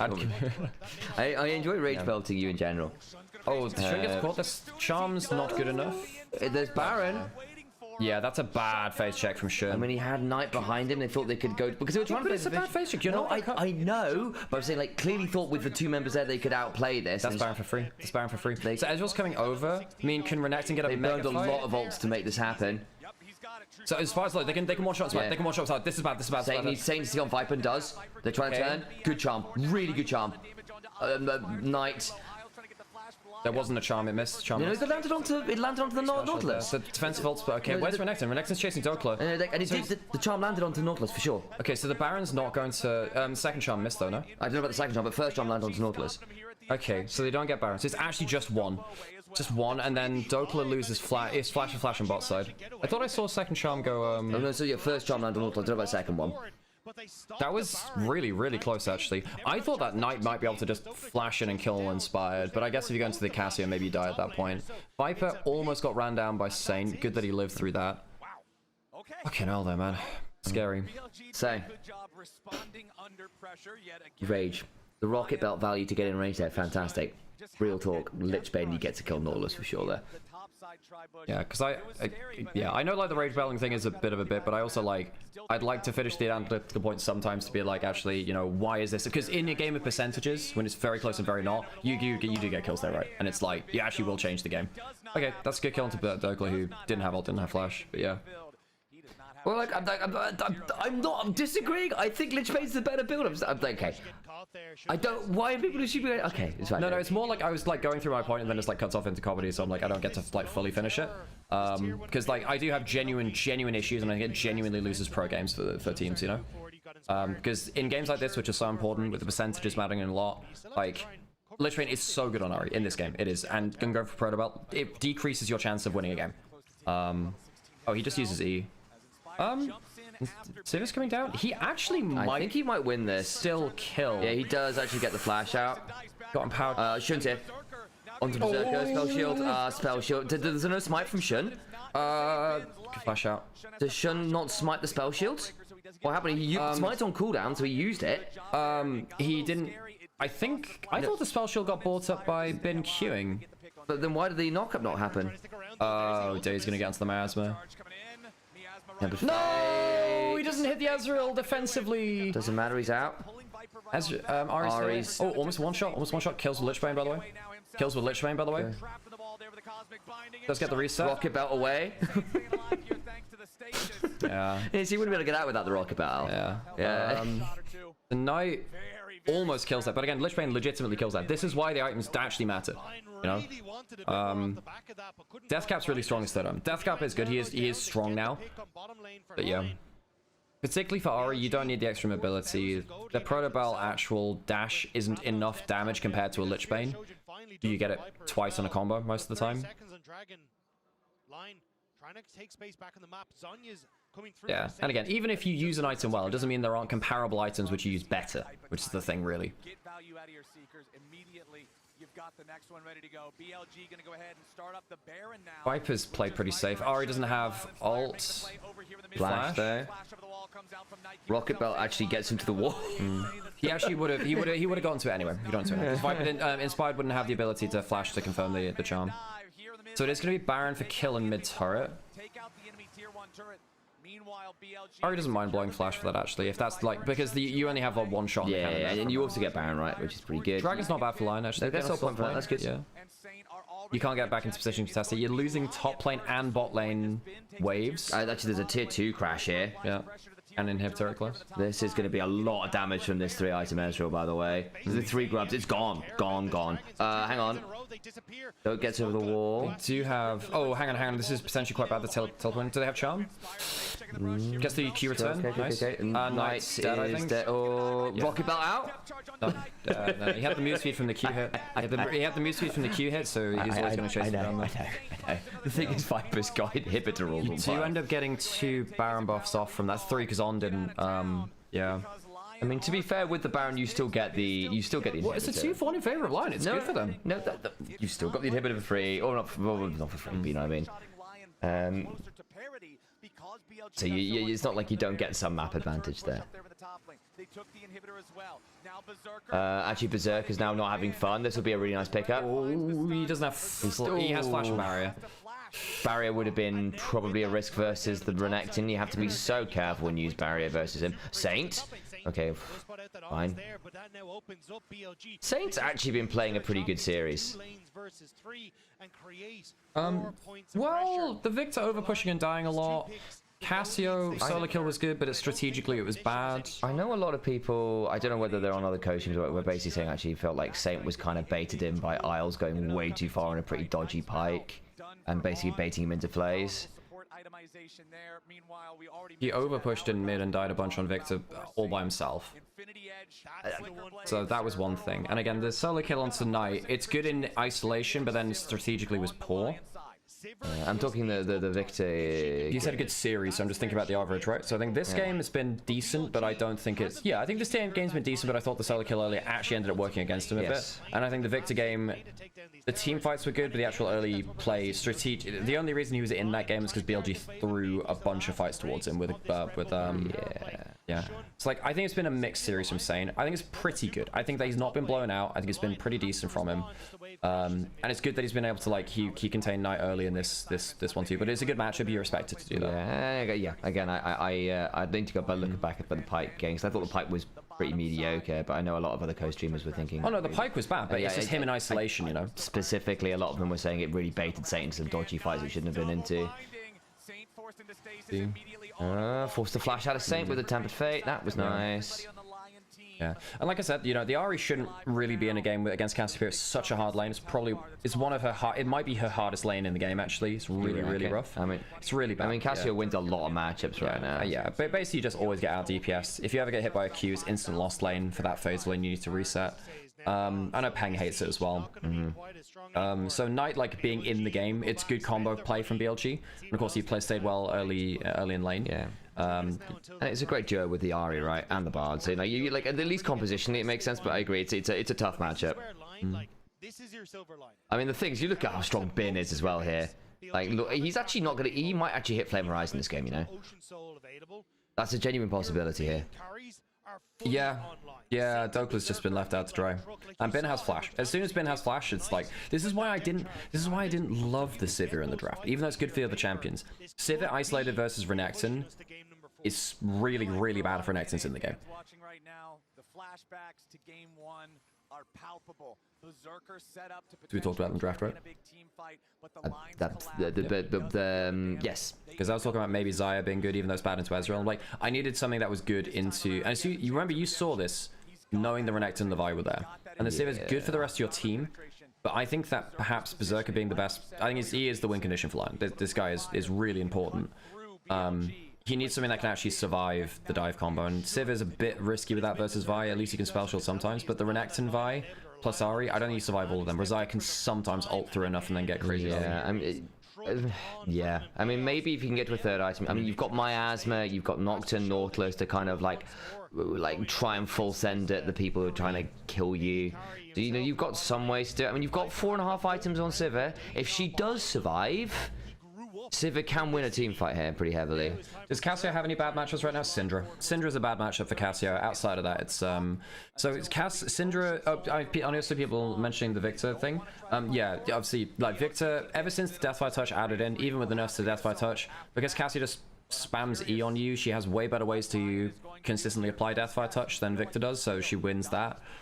It's not like a hard winning matchup after some of the nerfs to it, but it's still like a good matchup for Cassio. It's literally only Syndra where Cassio really feels bad. Vel'Koz's good against Cassio. Yeah, Vel'Koz's also good versus Cassio. Vel'Koz is a very good anti-mage pick. Yeah, it basically, if you can basically prevent her being able to hit you, like Wei, I think can be okay-ish if you use your current to run away from her so she doesn't land the Q, and you outrange her pretty heavily. So I think Wei can be alright too.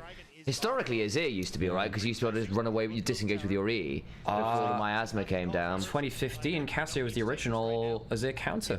That's what EasyHuman was doing into him at MSI 25. I remember that, yeah. But like, my understanding was you could just like run away. If you ever get hit by... The thing is with stuff like Hwei and Azir is that your cooldowns are a little too long compared to Cassio. It lasts Cassio Q, which is really scary. So I have the opposite opinion that weirdly. Yeah, because with the thought process that basically, since you don't go Ryalize so much as the Cassiopeia, you don't get quite enough slow to hold them in range. But yeah, you might well be right with the cooldowns. For laning phase, just hitting the Qs enough. You just burn them. Because you actually max Q versus those matchups.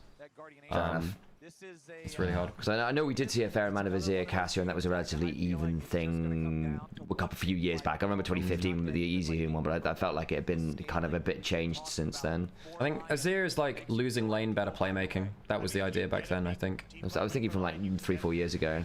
I remember that specific meta. Because we didn't... Yeah, we saw it in... And not Cassiopeia was like absolutely everywhere, and I think. So like 2020... Hang on a second. Vi has... I don't know if this is... Okay, they flash out. I almost wonder whether he just pops Dom... No, I guess if they go into the front to back. They don't want to take a single direction fight here. Yeah, Renekton flash being down is big. Good ult there from Ezreal. Xerath and Lux are surprisingly okay into Cassio from what I remember as well, again by virtue of being too far away, but then you have to play Cassio and Xerath from in games where you start to have to leave the safety of your tier 1 turret at some point. Ezreal going GA next. Doesn't need the Cyrildas, I guess, this game. Zhonya's for Saint. Lich Bane's coming now from Knight, but it's too late in the game. You want its second item, really. He's also not going to have Void Staff. I need it in this game, you're solo AP. Yeah. I mean, I think I still would have liked Void Staff, Death Cap, or like sort of Lich Bane, Death Cap, Void Staff. Yeah, that's like your high burst combo, which is nice. Yeah. It's going down pretty quick. Did they get the extra angle on it? Shun. That's a good bar roll. I don't think they can stop Shun getting in the pit. They see the HP now. He has GA. They're going to be a smite fight. Who wins it? Because he's in GA, he's in GA. So Look at Viper. Look at Knight, as well. The DPS not in the pit. Bin, GA, Knight. Oh, he gets him after the flash, So Knight's dead, but Bin's back up. Big stun. Q. Nice. One in there. So they get 2 out of there, but still a 2 for 3 fight in favor of LYON. Someone flashed into a charm. Knight ends up trading his life for that, basically. What got Knight killed in the pit? Was it just Cassio damage? Yeah, I think Sivir also got a fight where she wasn't killed. Yep. But Shun basically was dead at the time of the smite, so he couldn't do anything. Viper does not have a TP to get out. They might... Don't Q into the fog, man. Oh, he's hit by Q, he's dead. Yeah. You don't Q into fog, man. You don't Q into fog. He's dead. I don't know if that's a good flash. Because I think you have to charge the Q there in case someone is around. You don't. It's a fog, though, do you? So general viral is as far as I know, is you hold. You don't necessarily pull the Q, but you hold it just in case. Basically, because you hold the Q. You don't Q it until you see something. But it's basically just in case someone comes out of the bush. So what happens to Knight? So there's the charm. Myaz has been used. Ult forced him back out. He's got the Nautilus on him, so he has to go back. So he's been Nautilus ulted. The Nautilus ult's good onto him. Knight's got full health. Q onto him. Goes in over the miasma. Charms onto the I think Dokla Q2 flashes. Yeah, it's a flash Q2 is really good because otherwise Knight goes over the wall again. I think you play that out. Maybe. Yeah, maybe. Berserker gets a Sivir fight. Yeah. Berserker gets a 6-0-3 now. Now Saint did flash in that last fight, so we won't have flash for Dragon, which I actually think is a mistake. I think that's a mistake. Yeah, GA's down for Shun. He's alive again now, 40 seconds of Dragon. BLG don't have flash on Bin. They don't have teleport from either. Lichbane's in from Knight.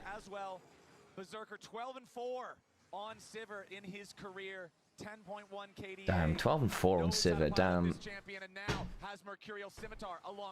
Also, we have hit late game Zahen now, and late game Sivir. Like late game Sivir with QSS as well. Well, yeah, yeah, exactly. So like, between those two, it's pretty nasty. Also, Cassiopeia is not exactly bad late. Oh, one of the best in the game. Yeah, sure. I think it might be a scaling diff.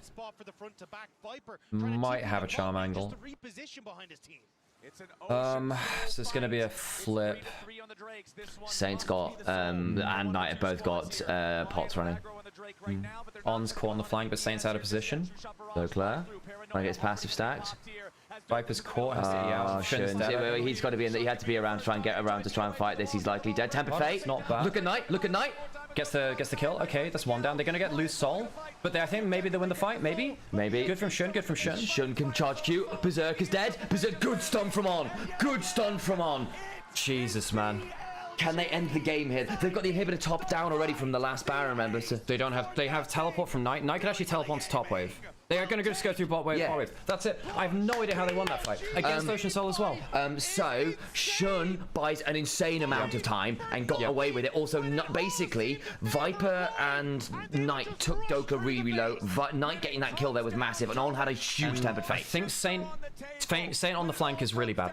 He was on the other side of the fight, and I think that ends up putting him out of position for the DPS. Shun, I cannot believe he Houdini'd that. I cannot believe he Houdini'd that. Yeah. So Duo predicted that LYON would win this series. 0-3.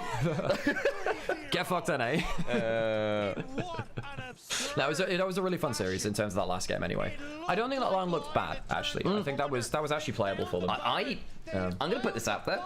I would not be surprised if I think LYON in this series could have won any of those games. There were angles in every single one of those games. Now, you know, if wishes and dreams, etc., but there is a real world where actually you go to the lower bracket as LYON and you look at the teams down there and you go, you know what, they're messier than BLG. Yeah. Do I see the angle? No, I actually don't see the angle. I think that this is actually a pretty low roll from BLG in this game, and they still ended up 3-0ing. Okay, let's go to the replay of. I want to see what's happening in this fight here. This is where stuff goes. We'll watch in the stats a little bit. So basically, they've got a ward in the back. The thing is that LYON don't have control in the back of the Dragon Pit, or they've got double wards from BLG. So watch Viper and Shun in a second, because they just take Dokla out on that one side. They try to use Nocturne ult to delay division anyway, basically. So Saint, I think the big thing here for me, Saint shouldn't be here. DPS Dragon, You don't need to be here. Threaten with Qs, threaten with Miasma. You have a Zhonya's. This is bad positioning. Means he's out of position for this fight here. So, and this is Viper and this is Shun. Yeah. Ari's across the pit. Sane takes a while to get back into position. So Dokes gets really heavily chunked. Hits misses no ult. one. Yeah. Hits no one because it forces Shun out. Temper Fate on 2+ Dragon. Night So, kills, yeah. gets the value there. And Temper Fate's good. Ben gets a huge... Ben gets into 4. Yeah. Huge from the Renette. So that Tempered Fate sets up for Bin to do monster stuff. Also, Isles tries to take Bin, like the CC Bin with the depth charge, before, just as the Tempered Fate ends, and I think it's a little early. CC onto Cassio, so they can't clean up that as well either. And then basically, On gets a really good stun there onto Berserker. If Sane isn't CC'd, Bin dies, and I don't think the game ends, or they still have... Yeah, I think Sane choosing to be up at this part of the fight rather than down in the central clump is a huge mistake for this point in the game. You're so strong late game.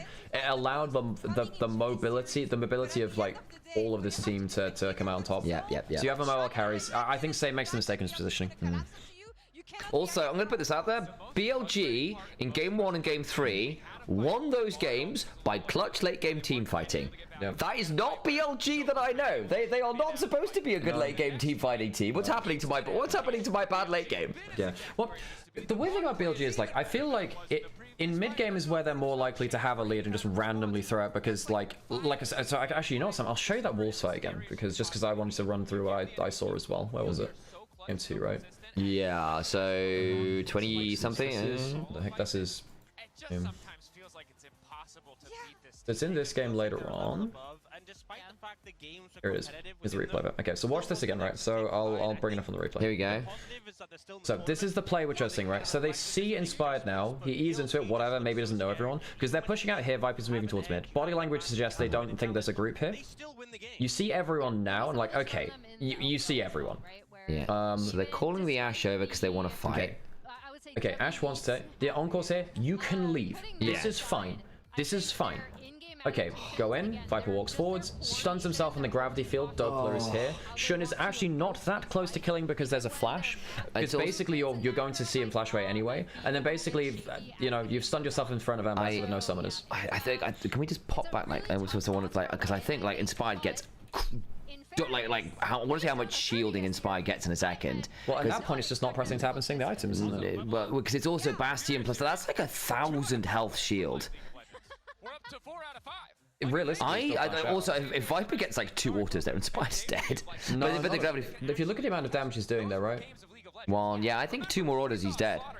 Yeah, but then he walks into the grav field. He doesn't have summoners to confirm that. Yeah, and even then, Saint is still alive. And if you kill Inspired doesn't do anything else for the rest of the fight. So even if you kill Inspired, what's the difference? You get 1 kill. I think does it not? Well, the thinking being that I think if. I suppose this is assuming Shun's dead, I suppose, at this point. On gets quick Q cancelled. That's obviously just bad flash. Saint gets out. So for me, this is like there is no way they win that fight. Yeah. They should just choose as soon as there's the encore hits. As soon as this hits, you leave. You just leave. There is no point in continuing this fight. You're in a 4v5 on the map because Knight's dead. They definitely think they can just pop Inspired, don't they? And I think that was a wrong thought. Yeah, I mean, like, to be fair, if Shun gets the reset here, they win that fight, I think. Well, look where Bin's nearly here, actually, if you look where he's at the top of the screen. No summoners, 4v5, no Narbar, and Bessa has ult. Flashless vibe, really good choke point. I mean, you have Ashe, zigzags. Yeah. You're not even close.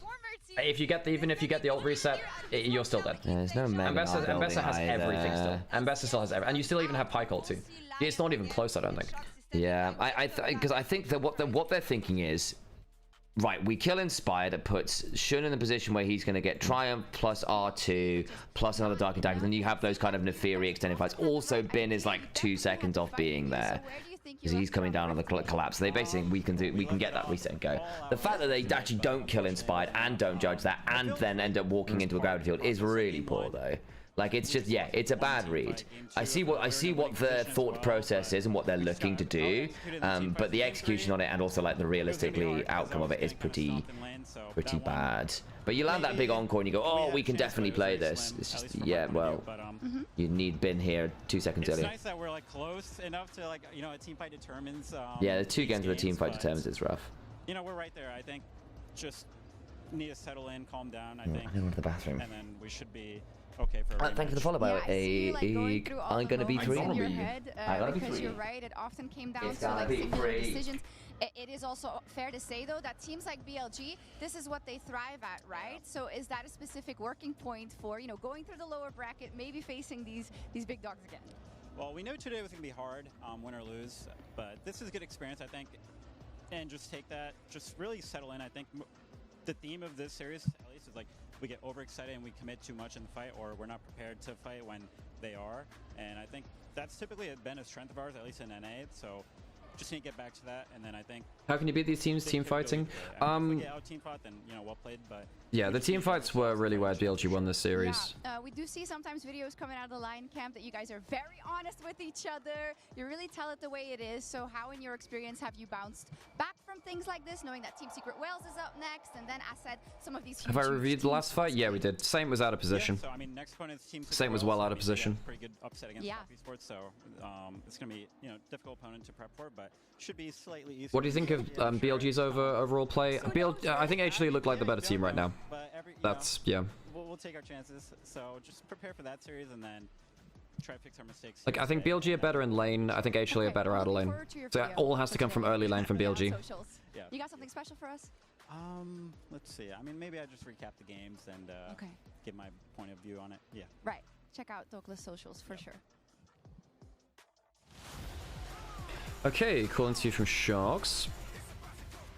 Okay, we're gonna have to put on ad break, and then we'll. Yeah, we did review the last fight. I think Saint was well out of position. I think Saint had like that really hypey solo kill, had a couple of good mid game fights, but on the whole, I think strategically struggled to play around side lanes and the bigger fights.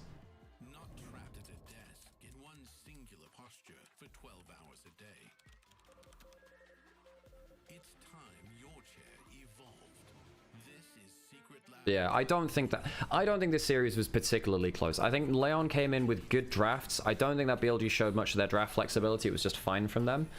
I don't think BLG did anything special in this series, and they still stomped them 3-0, you know?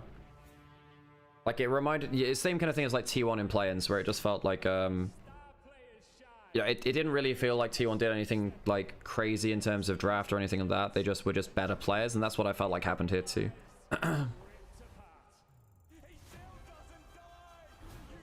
Disagree, of course. Wait, LYON kind of high-rolled this series. They kind of high-rolled this series, and they still got blasted. It's a 3-0. It wasn't particularly close, I don't think. And that's with BLG not looking great. It's like, it was the same kind of way with T1 and play-ins, right? Where T1 just kind of blasted through their opponents. They were just better they were just better team fighters and better individual players on the whole.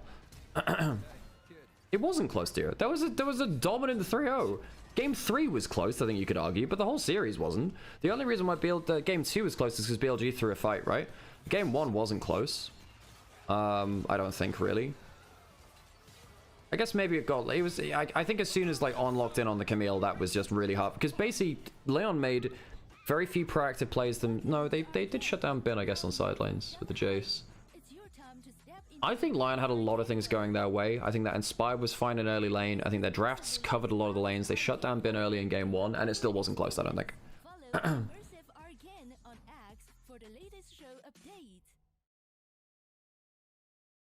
It's already been 3 hours? I know, right? Series over in 3 hours. Game 1 was literally On getting a random Camille angle, and still even then died in lane and like got messed up on the map by the Shen a little bit. And it was still just like, okay, occasionally lands a you know, big thing onto Berserker and the game's over, you know. Okay. On at the end? I mean, but that's the threat you have against Camille, right? But it's not like LYON were making many... They couldn't make many proactive mid-game plays, which is a big problem for them, sadly. Yeah, it's pretty even until then.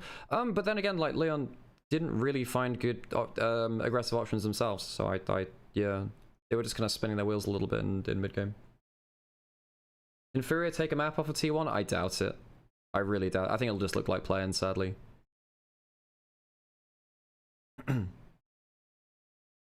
I think basically the team fights which LYON won, I think BLG just kind of did a bit of happy fun trolling, like in terms of the micro. So there was the pickoff in the Orianna game, for instance. There was the bot lane play where Ashe mistimes the arrow. They clump up for the big engage. That was a good fight from LYON, in fairness it was, but I do think that BLG misplayed a lot of the micro you wouldn't expect them to normally.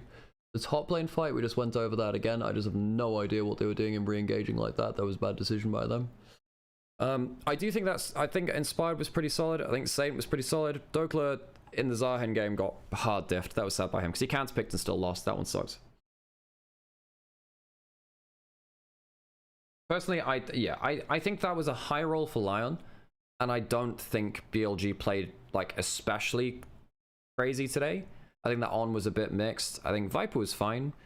Bin was pretty good. You know, just overall just out-brawning Dokla, really. Shin was pretty clutch, actually, on the whole. He was pretty clutch. Didn't love Knight's Ahri angle in draft, but he played it out well enough. Again, like, getting solo killed is somewhat expected in that matchup, sadly. I think it is Ahri's worst matchup. I don't think there's many champions I'd want to play against less than Cassiopeia as Ahri, but they played well around the side lanes. Problem is BLG's step up is not something impossible for sure. Like, I don't think this was a particularly good BLG series. This is, you know, I could see a lot of like sleepwalking into big plays, and they still ended up 3-0ing. So I think this was a pretty good series from LYON. I think this was a pretty meh series from BLG, and it's still a 3-0.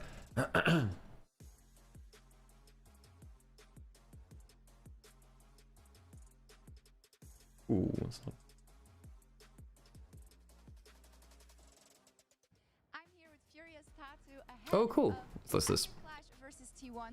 Now, Tattoo, you are in the lower bracket, so it's a very important match. But how does the team and you feel overall about playing the world champs? I mean, we felt that the last game against Lions, everyone was like super nervous because we knew that like we had a lot of expectations, yeah, about the match against Lion. So in the game, every time that like something goes wrong, we were like super mad with each other, and like everyone was feeling so nervous. So that's not how we did it like in the last MSI, in the entire tournament in Brazil. Yeah. Like we enjoy a lot playing the game together. We're a team that like we joke a lot in the game, so we're gonna just like face the match with a smile in the face and like enjoying the moment, because that's the way that we play better. We know that like T1 is a super strong team, and we need to play like a 9 or 10 to win, but we're looking for that 9 and looking for that 10, so we're gonna enjoy a lot. Yeah, what is it like for you as a competitor to play a team of the stature of T1, right? Because I feel like on the one hand, it's a dream matchup, but on the other hand, it's the hardest thing ever. Yeah, exactly. It kind of goes both ways. For me, it's a dream to play against Faker, like Nabil 5 and MSI. It's amazing. So if I win against him, we'll be like, woo. Life complete. Yeah, exactly. So I'm really excited. Okay. Exactly, Frank. Yeah, BLG did like almost what they lost against. They went 5 games versus W, then stomped top esports in the finals. They can just. So lovely Yeah. talking to Tatsu. Good vibes. Excellent, Good excellent vibes. vibes. Yeah. I love it. But I like that he says, hey, we need the 9 or a 10 today. A win would be incredible. Playing the best of 5s in Honor. And it is a tall task for these guys. But there's a lot we saw in that series, despite the fact that it was an 0-3, that kind of gives hope for this team as we look ahead. Yeah, and I also like what he told you about just being able to play loose and be Okay, I'm gonna go take my break as well then. Done a break. I'll switch over some. Have like a better performance by playing freer. Yes, I think one thing that really showed in that match versus LYON was that they have some of the right ideas, but then when it comes to the Barons, the most important moments in the game, they looked a little disheveled. There was a comment from Tut saying there that, yeah, well, in the scrims, we never get to those times, Ox. So yeah, honestly, how are you supposed to practice it? I think it's so difficult as well Hello, going to Jack. T1, not being practiced in the area, because they're a team where you can win mid-game, but it'll come down to those big moments around those neutral objectives. We call it T1 Baron for a reason. Yeah. And if you misstep there, the game is theirs. Yeah, and late game has always been the hardest part of League. Does Fury take a game off T1 or just speedruns them as expected?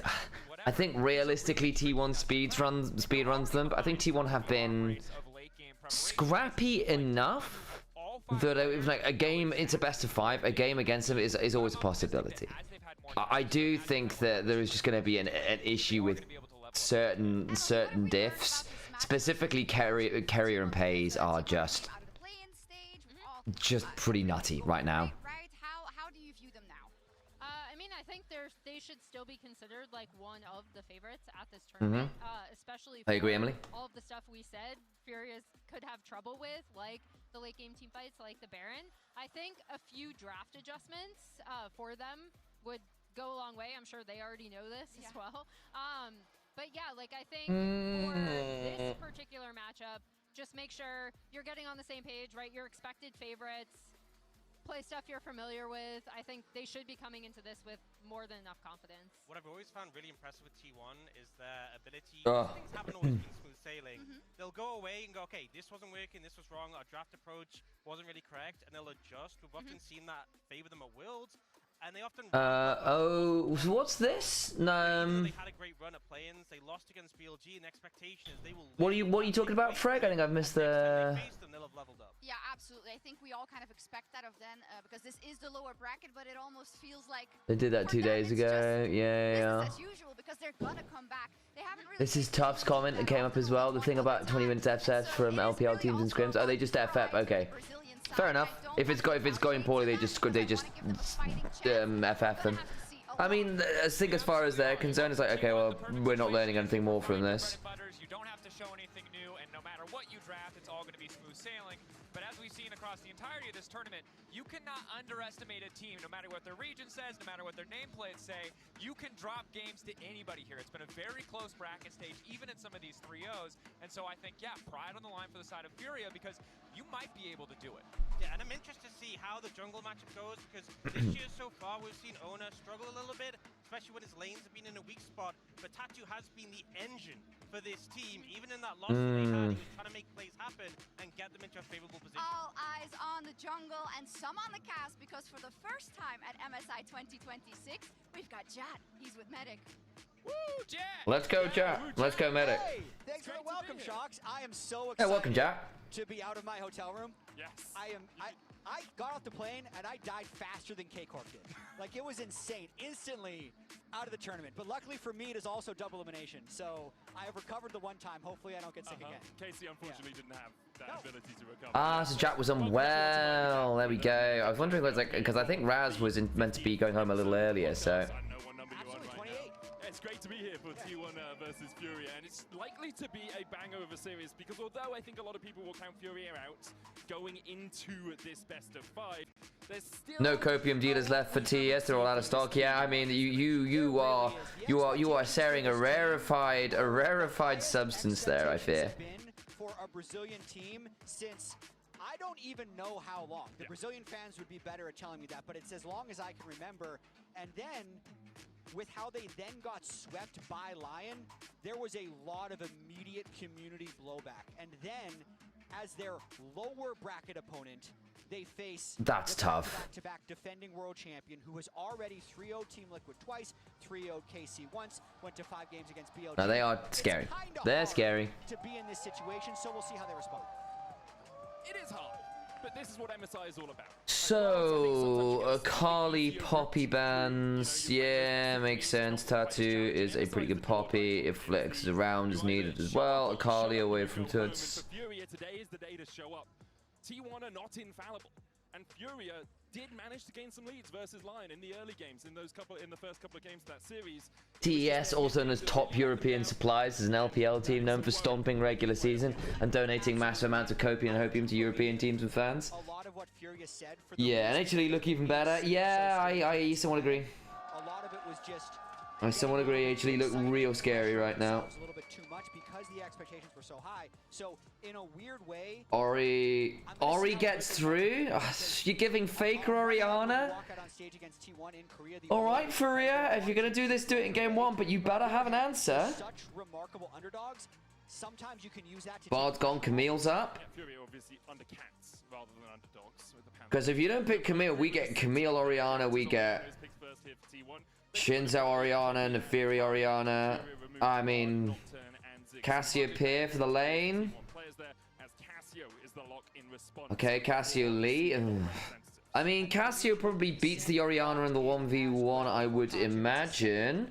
But it's still Oriana. I am nervous about giving Oriana up in general. powerful meta pick. And the Cassio, even though we did see them flex it to the bot lane, I think it's a good And they can flex it bot, worth noting as well. is going to stay mid. I agree with you, and I think getting the lead early, getting Tatu something he has agency on is so important for this team. They talked about it on the desk. He is the Jace as well. He is the conductor, whatever other superlatives you want to use to describe him. He is the guy that makes this team tick, and he needs to be the player in the early game that really stops T1 from exploding out of the gates. T1 alongside the Orianna are going to lock. All right, well, you get Camille as well. I mean, Al. Look at T1's first 3 picks. For the record, guys, Alex just stood there slightly dumbfounded in the doorway before moving again. Yeah. Camille Orianna is really good. And the thing is, in some ways, this is getting call me crazy. I actually think Camille Orianna is better with Camille support because Camille top with Orianna or jungle, you don't want them to die. Camille support, you're actually okay. You're actually okay with it. Camille's gonna die diving in anyway. It's fine. They exactly just commit to getting onto a character. If you trade Camille, do it for the bit, you know. If you trade Camille for Cassio, you've done your work here. You know, or even Lee Sin. Who cares? You know. And then the other thing as well is Camille is freer to join Orianna more regularly as a support than she is a top laner, because one of the issues that you ran into with like Galio Camille combos was particularly when Camille was topsiders. You do run into this issue of, well, actually, how often do you want your solo lanes in the same place at the same time? And the answer is not that often if you can help it, because you want them getting resources away from each other. You want them getting experience away from each other. Camille as a support, or historically as a jungler, never had that issue, because you want to be near your playmaking members. You want to be near your carries to get them fed. Okay, Medic Jack Curse, that's cool. Jack's back and being well again. OZL. He got off the plane, was immediately dead, so he's fine. Really? So I think that's why Raz was around a couple days longer. Oh, I didn't realize he was there longer. Because Raz originally, at least told me on Twitter, he wasn't going to be casting any going to be doing any LPL games. Really? Got to, which was that's cool. Great. That's cool. So you got to pull out the QG pin and stuff. It's like if I want people on desk or cast for like LPL, it's like Emily, Raz, Orcs, Dagda. Yeah. Those are the 4 I'm like, okay, they've put a lot of time into LPL. They've researched it really well. They have a history with LPL from being on broadcast as well. Those are the 4 which immediately spring to mind. So I'm glad that Raz got his chance to do that. Because if you're just kind of like in plans, you don't always get the chance to do that, right? Not that it's bad for any other cast to be on them, right? But those are the ones which I think have more of the connection to the region, and I liked hearing their historic insight on the region. Because like someone like Raz and Emily, they actually were there at the start of Knight's career. Same with Dagda as well. Like again, they were there just like at the start of his career, so you know they know what this guy can be. Yeah. Which is really important. Now, I've been there for most of his recent history, but I wasn't there for his like 2019 debut. It was like 2019 Summer Night is still arguably his best play ever. Okay, back into draft though. So, I mean, you've got. I mean, okay. Sion is good into Jace. This is the best matchup into Cassio. This is why last game, really, BLG should have picked Syndra into the Cassio rather than the Ahri. It works with the Vi anyway. They just would have been better. Oh wait, so where's the Orianna? Hang on, wait, hang on. Oh wait, you're completely right. You're actually completely right. Syndra bot? It's locked. Hang on, wait. This is Syndra bot, or is it Orianna bot to go with the Camille? What the hell? Surely you don't play Orianna bot lane and then you just lock the Syndra. No, but what? Huh? What? Huh? What have we done? Okay, it's Syndra bot probably. Okay. It's probably Syndra bot, but like what? It's typically a Syndra bot lane. It's better at getting a stun on target with someone else, and also you have 2 champions to stack off of. So if you get the double tap, it's better for stacks. Do they put this Cassio bot now? They put the Cassio bot. So we have 4 mages in the game. We have 4 mages. There's no AD carries. No AD carries. Both their moms. When was the last time? Sorry, I'll go. It's okay. It's good. When was the last time? What? When was the last time we had a game with no AD carries in? Earlier this event. Okay, was it one of the ones with the Cassiopeia? Yeah, we had one earlier this event. Okay, so it's like before this tournament then. When was the last time we had no? A while ago, but yeah. So I think I missed that because okay, fair enough. Yes, you were making jokes. My bad. Okay, let me put on a break. Because I wanted to. You want to what? Because I would be really curious to know the last time we saw. Yeah, we saw it at this event.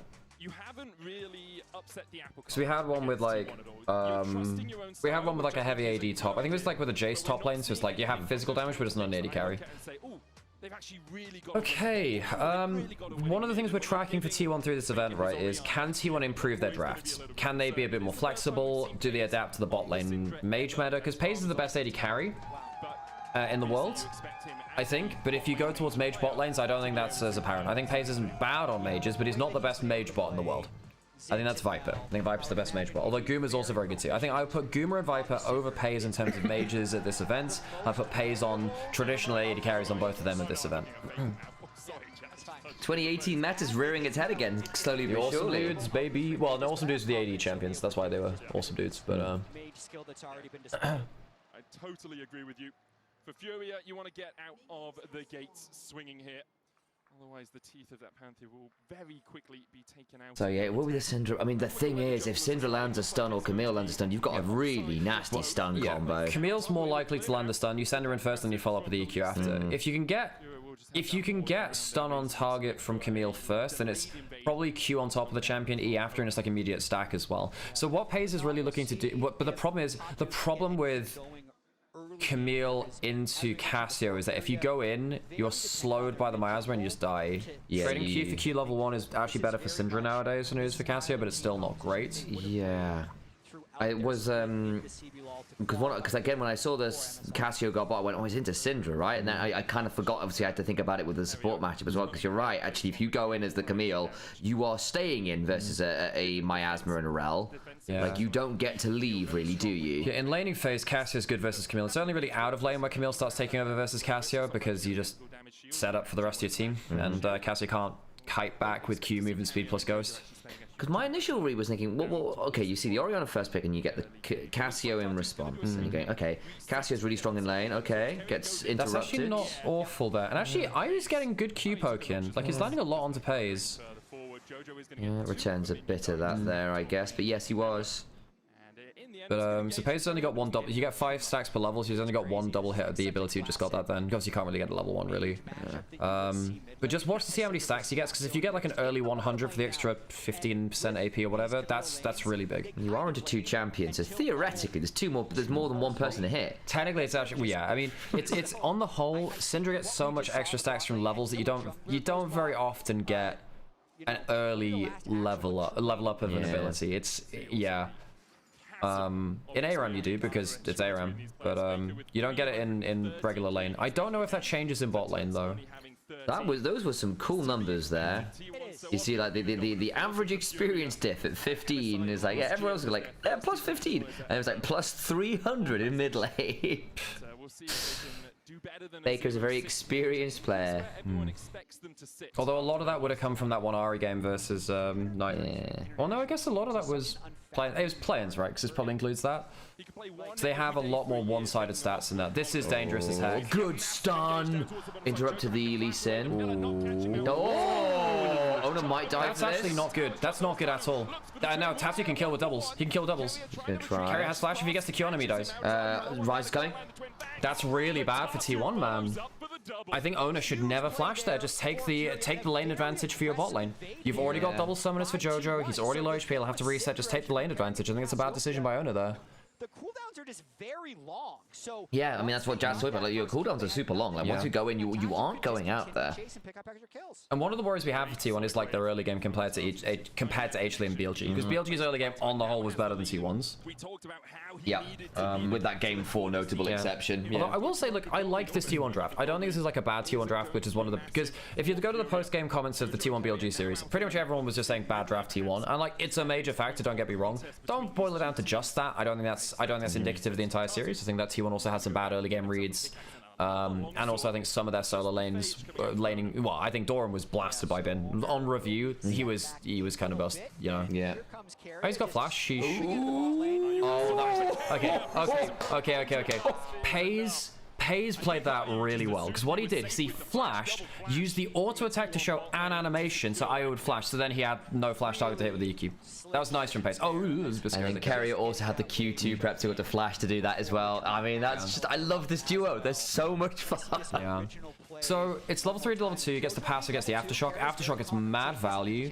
Pillar isn't good enough. You shouldn't flash for this, man. Or if you do, then Carry just back away. Just like, okay, only you're going 1 for 1. We leave. Doran flash top maybe. He's dead. Oh, okay, double flash, but that's a 3-kill Lee Sin. And also, we're into a pretty squishy comp here. You know what I'm gonna do? Just insane start for Tatu, but I think more crucially, I want to see if CJ is free to talk CBLOL. It will be 7 in the morning, but we'll see whether that's true. Whether They might be up. They also have like a job, right? Yeah. So. Yeah. Then the Scion can become rather unstoppable. Bot lane gets really scary if the Syndra can just stat check the Cassio. The Cassio needs to be able to just walk up and into like battle range, and then get Qs down consistently. Did go for it. He'd be a little bit too deep into the fight. Well, really, all eyes on Tatu for this early game for Furia. Even between the two teams in terms of gold, laning leads have been built for Pays predominantly. Okay, so where are we at? This will be Serpent's Fang first for Jay. So this is the tech into Sion specifically, because a lot of Sion's early tankiness is actually in his Soul Furnace shield. And if you can time your shot blast / to the skies, shotwave's back, oh, flash, last auto, oh man, it's a god shield. Okay, and he's still out of lane, he's still not happy. But yeah, that's tough. Giving Faker Orianna also questionable decision. I mean, I arguably would have preferred to have the Cassio into the Orianna, because at least Cassio's kind of a scary laner. Ori's not bad into Cassio, actually. Yeah, I just think Ori with the nerves, I think you have the extended trait is still good. I mean, obviously Clockwork Wind-Up's still annoying. It's a competitive matchup, you know? Yeah. And Ori still has ways to disengage with the shield and the dissonance and all those things, but still. Well, it's more, for me, it's more level 6. If you can just lead with Shockwave, chunk out, and then threaten with QWs after. Carrier doesn't have flash. He gets flipped. If he gets knocked down. Where's the miasma? Well, it doesn't Lee Sin kill now. Lee Sin gets at least 1 kill here. The question is whether they get 2. Yeah, I'm not gonna lie. Carrier wasn't great versus BLG, and he's definitely pushing it a bit far in this one. I mean, there's been the proactive moves have been really cool. But yeah, I think the first half was somewhat understandable. They were looking for the 3v3. I don't think On was that great.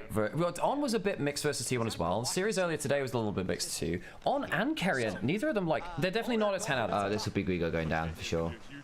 Can they?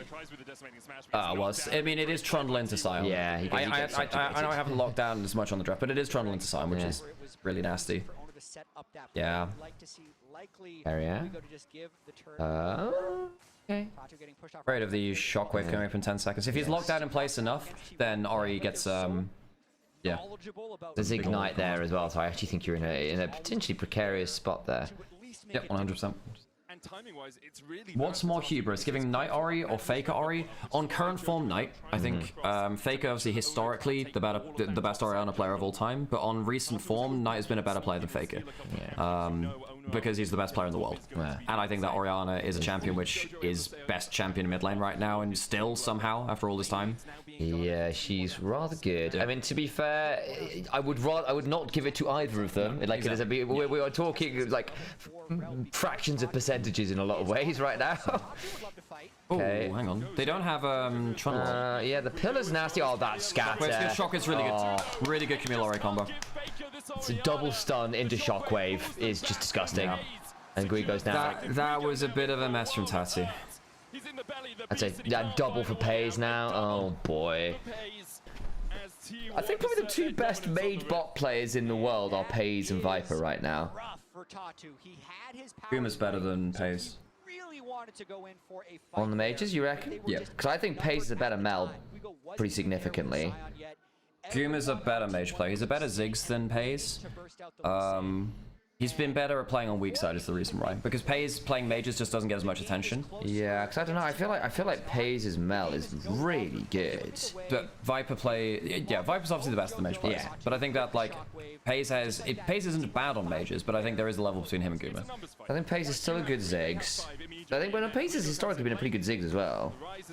He was playing that on like Gen G and stuff occasionally. Ooh, ult into top lane. Doran has flash.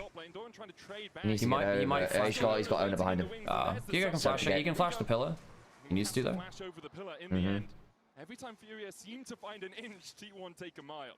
Yeah, because I wouldn't say that Pays is like that especially good on mage meta. Like he's fine, but like I wouldn't say he's like specialist at it. I think that Guma has become more of a specialist because he used to be bad at the Ziggs. And I know that some people say, oh well, T1 didn't play for it. Well, they did, and then he didn't play very well as well. You know, I think that's a bit reductive. You know, I think Guma Ziggs is now legitimately good, and I think he's leveled up on it over time. Whereas Viper, you know, he's always been a specialist at this kind of stuff. I wouldn't say that Pays is like up there in like best mage AD carries in the world. Like by specialty. I think he's just very, very good in general. And then I think Guma is better at playing towards weak side in the way that mages often are.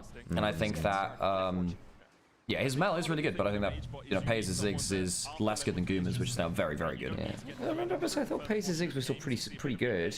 Not as good as Guma's, though. Yeah. I'm not saying it's not pretty good. I'm just saying you're saying he's best in the world with Viper. Yeah, I think so. I was like, I think what other mages does Guma play super well? I'm trying to think off the top of my head. I shall look at the duo and see what obviously Guma's Ziggs is now really good. I agree, but my thinking was like, did he have other really good stuff? Like the Mel was solid as well. His Mel was fine. Neither of them have shown that much variety, but then again, neither of them have had to show that much variety. One thing that's going to be very interesting is seeing basically when they have to get more mages, because we've only really seen mages in Road to MSI and then MSI and then the other thing. Even then, it was mainly just MSI. You looking up? Looking at Paze's mages. Look it up in everyone. Yeah. Obviously, we've got the Syndra now, but it's literally just Ziggs, Mal, and then the Syndra. This is the third one. He's got a game of Seraphine historically that was alright. Well, this is this year. So Seraphine's very different, right? Because Seraphine would have been the center Seraphine of of the past, or like something similar. Oh, Flashback and Paze actually. Guy who was this is kill onto carrier maybe. Oh no, they've not got it. Oh bloody hell! Good Marine Prison, very good Marine Prison. Try to disengage the Rise. That's really good. Fucking hell, that's close as hell. Because they try and disengage. So Faker tries to disengage the Rise with a Shockwave, can't quite manage to do it. Very good mobility with Lee Sin there. They burn 4 flashes to get that happen. I mean, to be fair, you burn 3 from T1 as well, and it's going to cost them a lot mid. Faker is going to be 30 CS up, like solid. You know? He just zoned Tuts out of like another half a wave too by threatening under turret. He actually maybe kill with another QW. He does as well. Not where you want to be if you're Jace Poke is going to do a lot. Yeah, probably Tuts only got an assist, he didn't even get any of the gold from that play. I mean, like, him roaming down still wins them the fight. It does. But it does come at the cost of individual advantage. Yeah, exactly. That's what I was getting at, because it's like he gets an assist, like then Paze just gets ran down by the Cassio. I think IU's been really good on Cassio. And we obviously got eyes on the Syndrix as a new pick from Paze. Looked pretty good in the early lane. Had a pretty good play earlier with the flash bait with the auto. Set up for the shockwave in the topside river with a double stun as well. So does he get out here, or does IU just run him? No, he does get out. Okay, so Paze is still 3-0-2, so he's still fine. Hang on. Oh, try to get in the way of the Scion. Oh, Doran flash for that. That's sad. Oops. Tatu will start up the Drake knowing the enemy junglers on the top side. Tatu, such a still, both solo lanes from T1 are now like a grand up. Paze up 400 odd as well. I mean, he is really the hope of this region for... Oh, by the way, if T1 go through the lower bracket and they beat Furia and then whoever the winner is between Sequels and then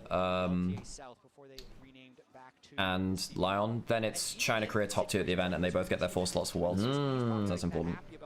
Which we somewhat expect anyway, right? But upsets happen. Where's G2 in the lower bracket as well? Face against winner of this series. Oh, sorry, they're in the yes. So if T1 go through Furia, then G2, and then whoever comes through from the other side, then it's top 2 Korea China. Cool kick. Well done from Carrier. So he throws up the hook shot, but as he's kicked, so he kind of has a Nautilus Spider-Naut interaction. What happens if NA top 2? Then they get 4 seeds of Worlds. It's the top 2 teams at MSI get 4 seeds of Worlds, and the winner of MSI auto qualifies for Worlds. Minimum is their 4th seed. If they qualify for playoffs in the There you go. It's just become so hard for you to find ways back into the game. Your chances move from 50% to 40 to 30. Yeah, Scion into Trundle is hard. Scion into Trundle is very hard. I really don't think you can ever lock Scion when Trundle's up. I just don't think it's fair to the champion. Yeah, it's pretty rough. And yeah, not bad. Tuts is not very happy here either. Well, that's because the shockwave, yeah. Yeah, and then he got hit by another dissonance after as well, so he's just having a tough time. Doran gets a turret top with the 3 grubs. Serpent's Fangs in. First tower of the game going over to T1. For Furia, at least they've got 2 dragons, but it feels like we've... I mean, you're nearly at Sun... I think Kerry is going to be at Sundered Sky probably on this back as well.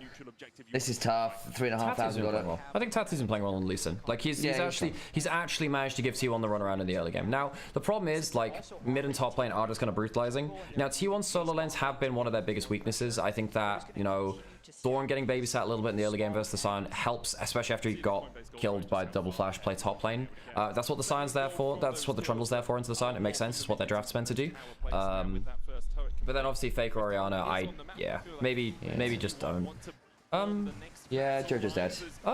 The question is whether they get anything back for it. Faker's here, Paze is here, Dawn's coming. Lee Sin just used Kit. Oh, he had safeguard, that's why he went for the safeguard. Okay, Faker. There's no Trundle. Oh, good body block on the Q. It's onto Doran now. Yeah, if it had been on Faker, maybe you could have played it, but that's unfortunate. Worth noting, none of the DPS was in position. Yeah. And they get mid lane turret as well. Worth noting as well, Doran's got a very good stack rate on the Muramana. He is 330 on the Muramana, so he'll have probably a 16 to 17 minute Muramana transformation. Because he's completed. He's basically been hitting the sound like continually. He's got a lot of gold reminder, so he's got a lot of gold to transform this early. So yeah, he only just picked up the Mana Mune actually as well. It's been tier mostly as well. It's been nice stacking. Yeah, but most of the times Jace takes like a lot longer to stack tier than most, because he just doesn't cast abilities that much. So you need to be fighting a ton to evolve it. Which in fairness, Doran kind of has been. Yeah, but I know that you like we were comparing Ezreal and Jace timings, and like he still doesn't transform it as fast as Ezreal. Like he is one of the people that commonly build Mana Mune. Jace is the slowest evolver of the item. Varus has got to be one of the Varus is up there too. Yeah. Although to be honest, Varus is kind of dead. Varus and Jace kind of similar timing, really. There we go, 1630, good timer. Probably, yeah, in fact Varus is a bit slower than Jace, but like they're both slow, basically. Yeah. You compare it to like Corki, whose cooldowns are lower, has more cooldowns to use because you have multiple rockets. Ezreal, which has just basically no cooldowns, because he basically cheats having it out. There aren't that many other people that build it in current meta. Even Hecarim just spams Q if he is building it. Yep. Yeah. Sure. Because I think But yes, mostly just noticing the fact that Doran done a really good job of getting it stacked. Gonna be honest with how Faker laned in tonight, he's playing much better than was expected. Yes, he's better than Road to MSI. Still worth noting though, he still lost lane tonight 4 out of 5 games. And like that was, and that's comparative to the matchup. In terms of lost lane, I mean I compare to the matchup. So for instance, you know, Knight went even with the Victor into the Cassio. Cassio's meant to beat Victor, and you can see that from solo key stats as well. Actually, Cassio beats Victor more than the average champion beats Victor. Basically, that's your metric. Now it is worth noting that Cassio loses slightly more to Victor than her average matchup, just because Cassio is really strong. But so it's like it's not Cassio's best matchup, but it's still a winning matchup against the Victor in terms of individual champion versus champion.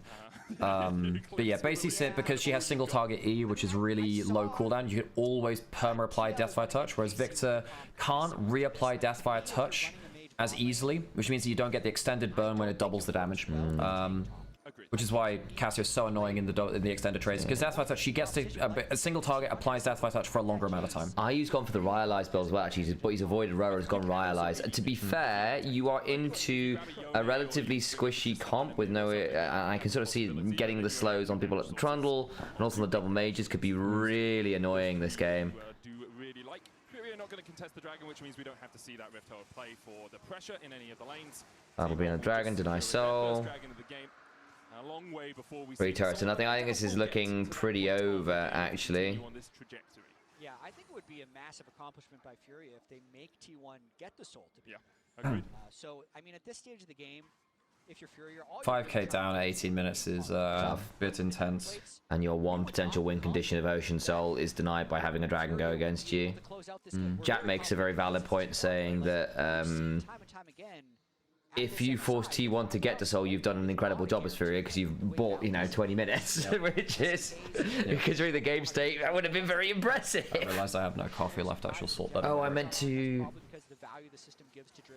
No, just not take your mug to go make coffee.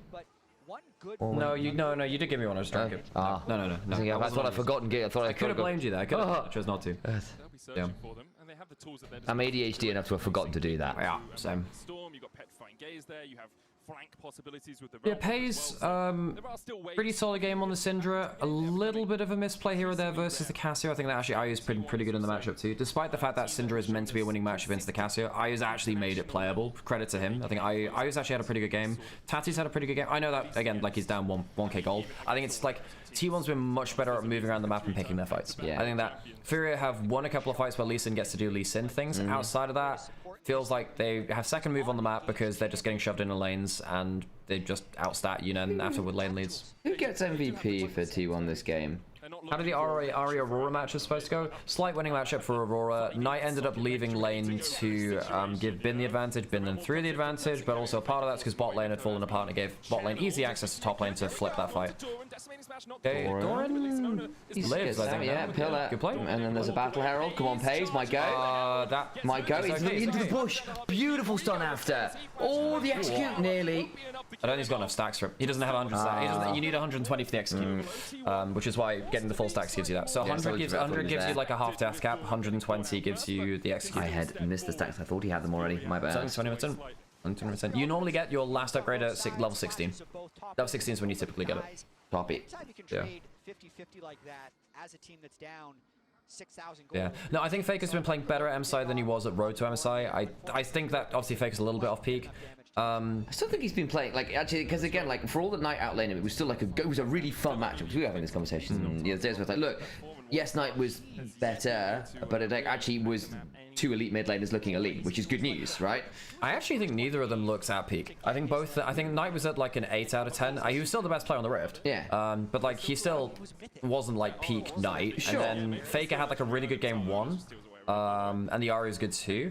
It's like, yeah, good two games out of 5. I think like were like, wow, okay, really pretty good. But outside of that, I don't think either of them were like 10 out of 10. I think like Knight was like an 8 out of 10. Fake was like 7. You know. Sure. I mean, I thought both of them looked good. Basically, was what I was trying to get at, which is, I think, fair. Yeah, no, that's so funny. If I was talking with Kyrie about this, and I think actually both of us will. Oh, this Shockwave means that Tess doesn't have the HP to battle now. Oh, kicks not bad. Onto the miasma. Oh, nicely done. Still 1 for 1. Hey, I mean, you get first kill to Syndra though. But yeah, I mean, obviously, like Faker's, we know it's not a ceiling for him. He's playing better than Road to MSI, but like, sure. What were we saying with Kira, by the way? Just that neither Faker nor Knight were like at peak. It's like, okay, yeah. Just like they both like Knight was still best player on the Rift, but it wasn't like fantastic from him. You know, limit testing his side lanes. Like the Aurora, like I think he just made strategically the wrong decision to go top lane. Like even though individually he was doing fine before that, like early level just instant prior versus the Ari. Like Knight was still better than Faker in that series. He was, but it's not like Knight was like a 10 out of 10. He was again like an 8 out of 10. Again, what I'm saying is I think both of them were good. I don't think either of them were perfect. Was what I'm trying to say. I think good is a perfectly solid appellation. Oh, hey guy, Kites, how's it going? Yeah, we have bot lane mage meta is here at MSI Kites. So we have like Vel'Koz. We had the first Vel'Koz of the urn from Viper. So he played that into Senna, and Senna was very bad into that pick. Now, funnily enough, LS rates Senna as in like a Z tier blind pick. I think if Vel'Koz is played into it, I think then Senna is no longer a Z tier blind pick because it's an available counter which kind of denies you stacks. Yes, unless there's an adaptation where you put the Senna into a different role and pair it with a champion that does better into the Vel'Koz. So like he was saying like, oh, Fizz Senna, which is, to be honest, like Vel'Koz is very bad into Fizz. Hang on, Jojo, mate, you need to crash down. You got anything here? Your aftershocks down? You can't crash down while the pillar's up. You have to hold your W until you use the pillar, because otherwise this happens. Shockwave. Ooh. Yeah, so you can't crash down into Trundle until he's used the pillar. Realm warp. It's not bad. It's not bad. Fake Ona's dead, I think. Subjugate. Uses the ult. He gets the Scion stats. Oh, he's buying a lot of time. Tanky. Oh my god, the time he bought. Scion stats, man. He just gets the Scion stats. If anything, Gigo should just run away and not let him give the stats over. By the way, Doran's just taking inhibitor. Yeah, Gigo should actually just not give him the stats. Just run. Yeah. His wallet with even more gold. That's ridiculous. Also, he had Spirit Visage in inventory, so the amount of healing he's getting there is insane. I mean, Spirit Visage into 2 mages plus stolen stats plus extra healing is nutty. Yeah. Nutty. Yeah. And I think this is a good draft from T1. It's a good draft from T1. I think that outside of a blip or 2 early game, very good moving first from T1. I think Faker Shockwaves have really shut down people's HP bars before they can fight. I think that Carrier Owner have been really good at just getting on the same part of the map. And like Fury have just been outstatted when they got to them because the lane leads have been too much. Owner's gank on to Gigo was really important top lane earlier on because it was potentially getting out of control early on after the kill on Sidoran, but I think Furia just let the lanes get away from them. 1 or 2 fights went wrong and they've just fallen into the abyss. Is Fizz actually a good player with Senna? No idea, but LS has been calling it out. I haven't seen enough gameplay of it to comment. I know that Fizz is good into Vel'Koz. Yeah, Fizz messes Vel'Koz up, so like, I suppose if you can play it. Same kind of thing with like Aurelion. Oh, Carrier. Shockwave, yeah. Camilo does Ignite, yeah. And Subjugate. Yeah. Pillar, little dodgy, okay. Sion ulted to get into position. Oh, I don't know. I guess he ulted mid lane. Don't know exactly what he ulted for. And gets wave control. So the problem is now you need that Sion ult to force a fight while the Subjugate's down. Yeah, they don't have a great Baron damage to T1, to be fair. It's not bad with Orianna Syndra actually. It's not that bad. It's okay. Low for T1, I guess. I think you'd be surprised actually. Double Blackfire Torch is like decent DPS. They're both DPS mages. They're not bad actually. Syndra does some HP scaling as well with W. The only reason I'm bringing this up is I know Jack and Medic are just discussing it now. Yeah, I mean, Trundle's not bad at it. I think it's actually not. I think it's surprisingly high. It's not high, but I think it's not low. Put it that way. Yeah, I mean, it's just like, considering it's T1, who are the Baron rushing squad. It's won them international events like 3 worlds in a row. I think as a team, somewhat. Baron setups tend to be pretty good, and with a 9,000 gold lead, you have the luxury. Yeah, it's not lethality Varus levels of slow. That's true. Lax, but they're still going through the numbers. They're still doing their due diligence here. Yeah, or Akali. Akali's bad at Baron. They're the best team around. Yes. Oh, Shockwave against R2. Oh, has to flash because the pillar. But like, what does he do? Someone's got to move in there, but. Rel, I guess. Yeah, maybe. There's vision. I got that one ward, okay. Okay, Tatu is still around. Now they spot the vision. Oh. Is going to continue clubbing that Baron as quickly as he can. 12,000 on it. Tatu low. 800 It's going, just not super fast. And again, you're not the tankiest of all time. Yeah, you see, it's not like slow. They're not like full DPSing it. They're just like leashing it. They want to bait in the fight first. Eye to the face. Grigo's just going to back away. They know that Sion not as tanky as they want. Good stop. Doran? He has flash. He should be okay. Don't land the Sion on him either. Angle's a bit rough. I think he could have flashed out before it landed just about. Bit tight timing on that. Specifically, Trundle being able to eat the subject. Trundle Jace also good Baron damage. Yeah, Jace is one of the better top laners for Baron damage in fairness. Yep. Is pretty impressive. Not burn summoners either. He just walked out. They didn't need to flash. It was well done all round. Very well managed game from T1. You know, as soon as they got just people moving around the map, they've been turning out to plays really well. And I think that's really important because I think versus BLG, like BLG were really close in game 1, stomped all 3 of their wins effectively. Game 4 was the one game where they got blown out. That's for that was T1's like real like magnum opus in terms of early game, right? And that was because of bot lane explosion. I don't think T1 were that competitive in early game and the losses. You know, the Trundle game in game 5 was obviously a disaster. Yeah. Let me think, do I stand by that? Oh yeah, and then they got decked in the Ryze Annie matchup mid lane. That was really not good for them, and things fell apart through mid lane. That was also the Jax Zarhen game, which was also really not good. So they just got destroyed through lanes. The Senna Vel'Koz couldn't play early game as well. Yeah. And then the game 1 was very even. That was very even. Yeah. We are. Okay, this might be the play. Tatu tries to break the cage with the kick, does, but still got pulled back. Actually, not bad from him. Yeah. Tatu's doing alright. No, well, they're making it really hard because T1, again, they're not actually. They're trying to, like, threaten a Baron, but haven't really been able to commit to it fully. So they've been stalling relatively well of Furia. They're down 9k gold. They can give 2 more dragons. They might. Hayes is becoming a real menace. Yeah, if you just hyperscale, but you're outrange. The thing is, you're going mage versus mage, but you have the 2 tankier but lower range mages. You're against like if Syndra lands a stun or Faker lands a shockwave. Yeah, Carrier sets up for either of those pretty well as well. I think actually it will be the other way around in this case when you go late game, because I think early game the Camille sets it up. I think later on you just fish. You just fish and you don't commit a body because you don't want to like miss your hook shot in. Yeah, I mean if you do, the thing is, I think if you do fully commit. If you lock down, say, IU or Tuts, especially assuming that there's no Zhonya's realistically coming on in at this point. You just blow them up because they're going to be Baron locked in. dating. They're trying to see because Casio technically could rush, I suppose. Yeah. They want to buy the subjugate and get out again. That's a lot of Jace damage. But yeah, I think basically late game, you just look for low cooldown, scatter the weak. You just keep throwing it out, just see what happens. And then if something lands, then or a shockwave as well. Thank you so much for the sub, by the way, Mookie, as well. Appreciate you. Appreciate you. Good to see you again. Hope you're doing well. I hope it's not a 3-0. We shall see. I believe it may be a 6-0. It might be a fast one. Yeah. On the midwave, so Doran's gonna probably grab that crystalline overgrowth. No, I think early game Camille is really a little bit scary there. I was actually wondering if Kerry get engaged onto him blow flash, but I guess you would need to pull Realm up at that point.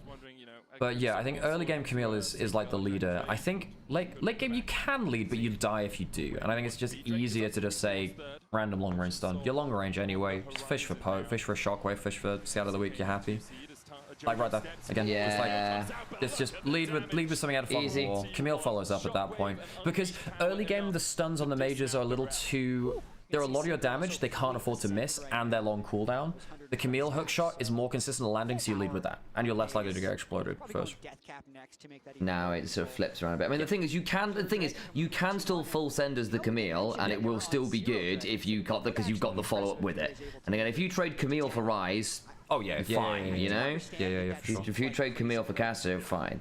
I think we are still running into, for all the damage, the Baron damage is surprisingly okay. It is not great for either team. Like Cassiopeia helps, but I think we are running into the issue of we are running into the issue of there like no AD carries in the game. I mean, you don't have the kind of like objective consistency you might have had with another option here. G2. And then if they win that, they play the winner of Team Secret Wells versus LYON, which if, you know, NA does us proud would be LYON, as I yeah, just the whole conversation going on with Kites and everyone else. Kites returns and immediately is being rage baited. TFC has chosen an enemy.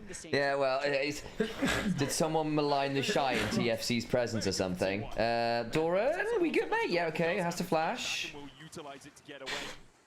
It's very, very hard for Fury to Alex. play. I've taken 2 actually. It's been pretty bad last day.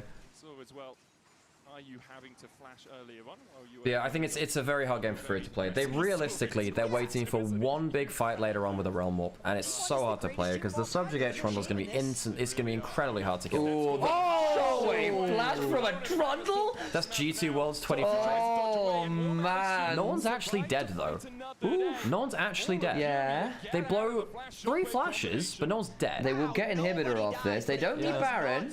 That is going to be a really aggressive shove. Can they? They can't go for it. No, defender's advantage. But they can turn back to Baron and look for the tier 2 top. I don't think you can go. Maybe you can actually. Maybe you can go Baron. Your cooldowns are not crazy long. TP behind. Oh, okay, but they don't have Shockwave or Subjugate now, and they don't have Flash on Trundle. Tatu got less real low. Okay, Guigo. There's no follow-up. He's not in range. Okay. You know what? The idea is actually not even that bad. It's just they don't get in range. Lovely. Torch gets a shield, but Carrier says you're not getting anywhere near my Orianna. Okay, strategically, the right call from Furia. Execution, couldn't get the DPS into position. Yeah. If you're going for a flank, I mean, we were talking about this the other day, actually, because that was about the Shen, actually, but, like, basically, if you're going to go in for CC, you need damage on top of your CC. And because you got stunned as Jojo went in. Well, exactly, there you go. Jojo goes in and there was no DPS follow-up because he couldn't make it happen. Okay, I guess one back. Yeah, if you're ever going to go for CC, it's like going for a randomized Nautilus hook is not good. Going for a Nautilus hook when you've got a Syndra behind you is great. Oh, is this around the Baron stuff? Oh no, this is the Shen thing, but like yeah. But basically, like if you have damage, that's when your CC becomes a threat. Yeah. Like, yeah, if your CC's buying you time to get Baron, so be it. But like, you're not going to kill anyone otherwise. And if you don't buy enough time, then it's not it's entirely pointless, right? Because it's very real to just trade your CC to die to not get the objective you're looking for, which is not great. Nice. Very fun draft. I enjoyed the draft.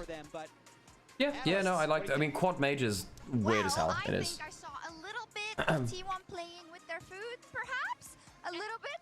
I think T1 were just playing it around like their longer. They were playing it around just like fishing out a fog of war, and just not throwing it into randomness. It was very structured. I don't think they were ever in threat of losing. They didn't lose a fight beyond the early game. Very structured game from T1. Yeah. Yeah, I'm actually gonna make myself a coffee if it's alright. What's that, sorry? I'm gonna make myself a coffee if That's okay. Yes. We'll run an ad break. Wait, do we need an ad break now? Whatever, I'll run. I'm gonna run some ads, folks. Thanks for supporting the channel. Appreciate you. Oh. Very good game from Faker. Like Faker, like Shockwave was everywhere. Very present, very good map movement from Faker. Mages in the bot lane. I want to show of hands who loves them. Who gets MVP? You reckon it's gonna be? I'm not sure because you know. Faker was everywhere. Destroyed lane. But yeah. Didn't have a miss so tell me, why do you love it? And Maybe Paige also had a really good Syndra game. When it doesn't work, using examples from this game. So I'll say, Go I on. remember when this happened in 2018. Yeah. And I loved it. I enjoyed it. Some of my I am glad. I think it has been a long time coming, but we've got some more creative players now in bot lane. AD carries are like, no, I don't want to play Mage's bot, but I think they're really, really strong, and I also think especially Taken long enough. Itemization. I would destroy you in Scrabble, not gonna lie. To be fair, Kites, you were one of our better words on stream players. That doesn't surprise me. It's so strong right now. Where's that? I think There you my go. concern for this game, both teams had Mage's bot, but I think it was very different because on the side of T1, you have that AD carry. You get the Jace to you can Jace to fake it in. Carry threat who does AD damage at the top side. You also have great setup with the Camille, and the lane matchup is good because you kind of keep the Cassiopeia at bay with a Syndra Sun. On the other side, though, you have a tank in the top lane. The only AD is that lead. Yeah, there's some truth that from Furia, right?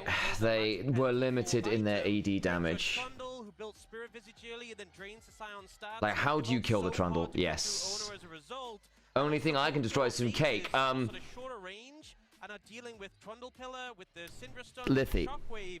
Friend. Even if this game was even, Gem Fury friend. would be on the back foot in team fights. The alternate meeting of cake may have come back to bite you here. Undermine the fundamental rules of drafting. You still need some. Just gonna put that out there. Just gonna put that out there.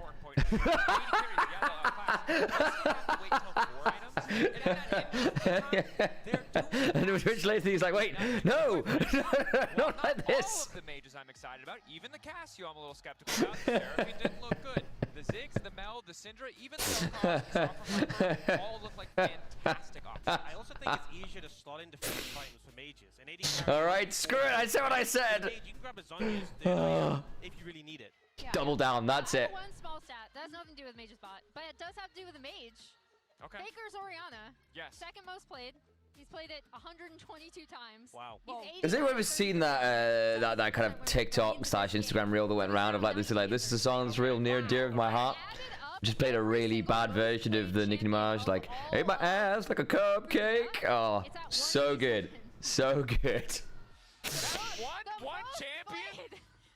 Phenomenal reel. Just in the New York subway with everyone else just dying on the train, laughter. So the top lane to me, you gotta commit. Correct! We already knew it was one. How was the BLG series? LYON had no chance, right?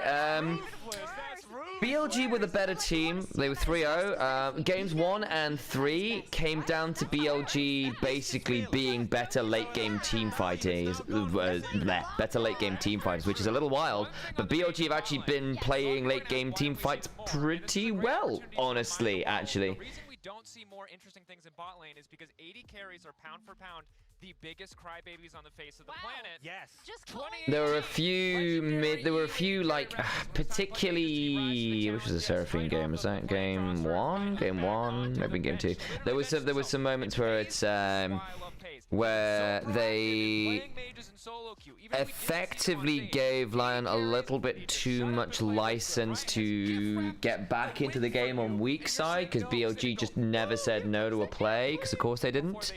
And they got themselves in some trouble. Moving on from the I don't want to move on. Does anybody else have something to say about ADCs? I mean, I have a lot. I don't think we have time.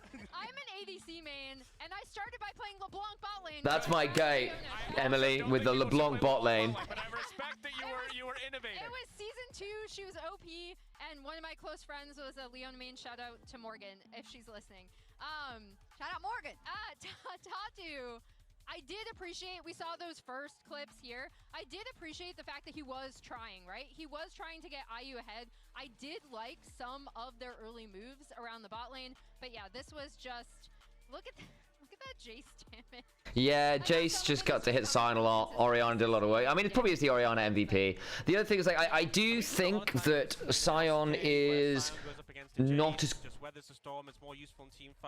good into Jace as he used to be in lane. Like, it used to be that actually you run a real timer to get ahead of the curve against the Sion. I don't think that's quite as true anymore because the Serpent's Fang tech has been very, very good into Sion. And because it's a cheap item, you can do Muramana, Manamune very early as well, which helps your transformation time. I mean, Sion is still good into... Oh, we got a bit of a hype train rolling there. That was amazing. Thank you very much, guys. I will say, I think no matter what happens in this series, no matter how good the drafts look from T1, we're going to come back to this question next time. Owner wearing his jacket, general style as ever. Does not leave those question marks answered, but it is good that we did see some much more stable draft. T1 picking blue side, of course they do. Alex called this out the other day. I think Al's got the right of it as well. I think T1 picked blue side because they want to be able to rush Baron, and it's easier to rush Baron from blue side. Much easier to rush Baron from blue side. Any adaptations you can see from the Furia side, Emily? I mean, it's tough, right? Yeah. It's just really, really tough. I was gonna say one interesting thing is how, if teams want to look at it, T1 are one of the few teams that actually prioritize blue side. Yep. And because if Emily calls it now, right, it gives you that kind of Baron control. So, there you go. Emily had the same call. That's really cool. There we go. Sometimes I see teams, if they think they're in a deficit, I will clip that one as well. So, maybe which game's worth watching today? BLG versus LYON was a pretty good showing in general. Trying to think. I mean, like, there was a really whichever the game with the Seraphine in was a really bloody game and very entertaining as a result. I won't necessarily say it was, like, the cleanest game of all time, but it was very fun. The shockwave pulls them back and pays. Secures the second. Guigo now in for a world of hurt. Tatu goes in with what was going on? I need to look back. Let me pull the scoreboards up. Actually, I'm having a moment here. I'm having a my brain is a little bit fried. This was a cool game because it was like no AD carries. It was double mages. It was kind of fun. Scoreboards. Bracket round. New.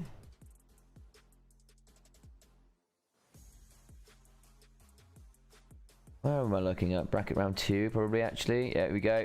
I'm trying to think what we've been there. Game 1, actually, was pretty cool. Basically, because we had, like, BLG not respecting Lee Sin Shen's response times quite a lot. So, it's actually been quite a close game. 2 was the most entertaining, like in terms of, like, wow, what a bloody game. That was very entertaining. Isles had a tough time on the pipe, but otherwise pretty competitive. Probably the best quality game was game 3.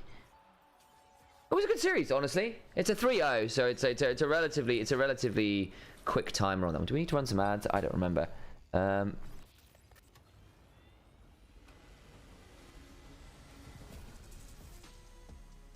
Where am I looking for on this? There it is. Found it. We don't run ads, right?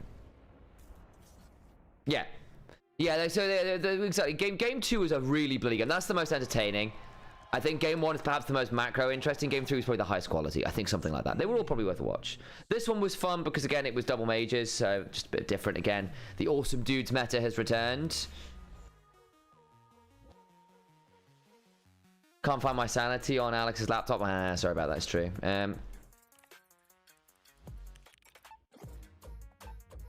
Anything to pull out replay-wise in this one?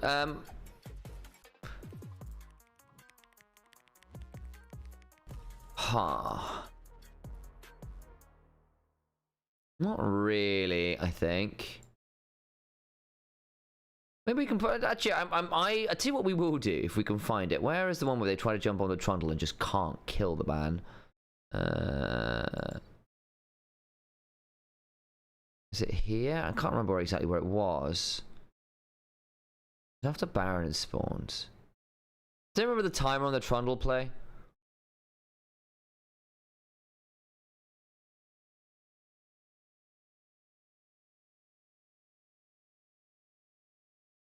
Because I don't remember it very well. Is this the one?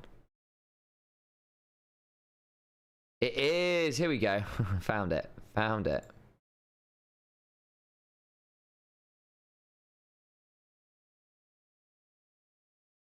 Right. So, let's hang on. Let's just skip a bit forward. So basically, it's at that point now where clicking on the timeline slows things down. Here we go. I think this is the one. Yeah, so Owner's going to run at Jojo here. So basically, he goes, I could just keep bonking this. And then he goes a little deep. They're trying to bait him out with the Scion. And again, let's pause it here and have a look at Owner's items. Owner is level 12. Rank 2 ultimate. But importantly, we've got a little item here called the Spirit Visage, which does a lot of magic resist into Arise and a Cassiopeia. This is your AD damage. This is it. Kind of Scion, but not really. You've also got Mercury Treads. So you've got a lot of MR, a lot of empowered healing, and a rank 2 ultimate with double mages. So all the damage is magic damage. Owner's health bar currently is about 2,500. I'm going to try and Realm Warp onto him. The Petrifying Gaze goes wide, and they basically spend... So we've had about... If we count the bit up here as well, about 5 seconds of fighting with Owner, right? So he's 2,000, subjugate, down to what, 2,000, 1,000, back up to 1.5. They just can't kill him.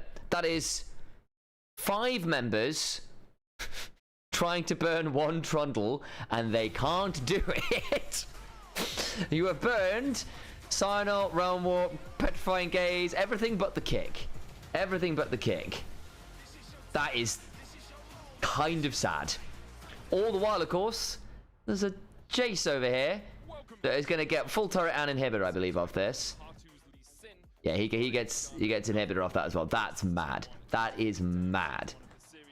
Ooh, punch the mic. Need to do it at some point. Against everyone but BLG, dominant so far here at MSI. And the good news for the traditional... Maybe should have burned the kick too.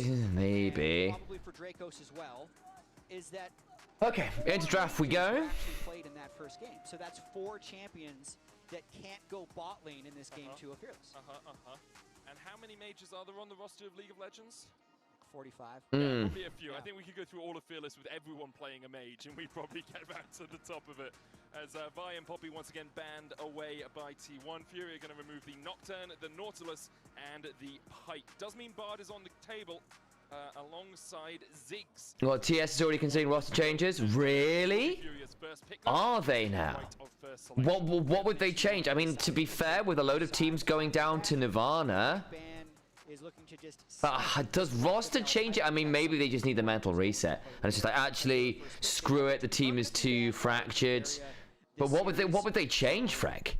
We're gonna have to focus on draft here. But if you've got some posts on that, if you wouldn't mind linking it in the Discord or just dropping it in chat, I'd appreciate it. So Vi, Neferi, Poppy, big playmaking early skirmishes from jungle, and then double hook Owner carrier champs away in Pike and carrier, plus the Nocturne away from Owner.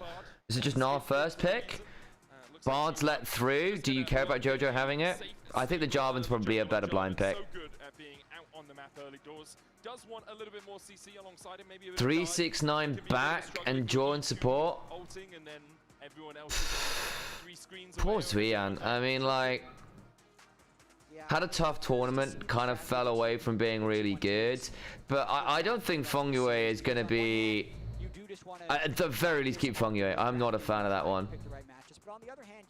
Are the opponent's flyers getting this tournament fair? Show so many cards as a result of going through the play-in, losing in the upper bracket of the first round of the bracket stage, and now going through the lower bracket. In fact, if they are to win this MSI, you mean LYON? play 9 best-of-5s. Yeah. Not Fly, because FlyQuest isn't here.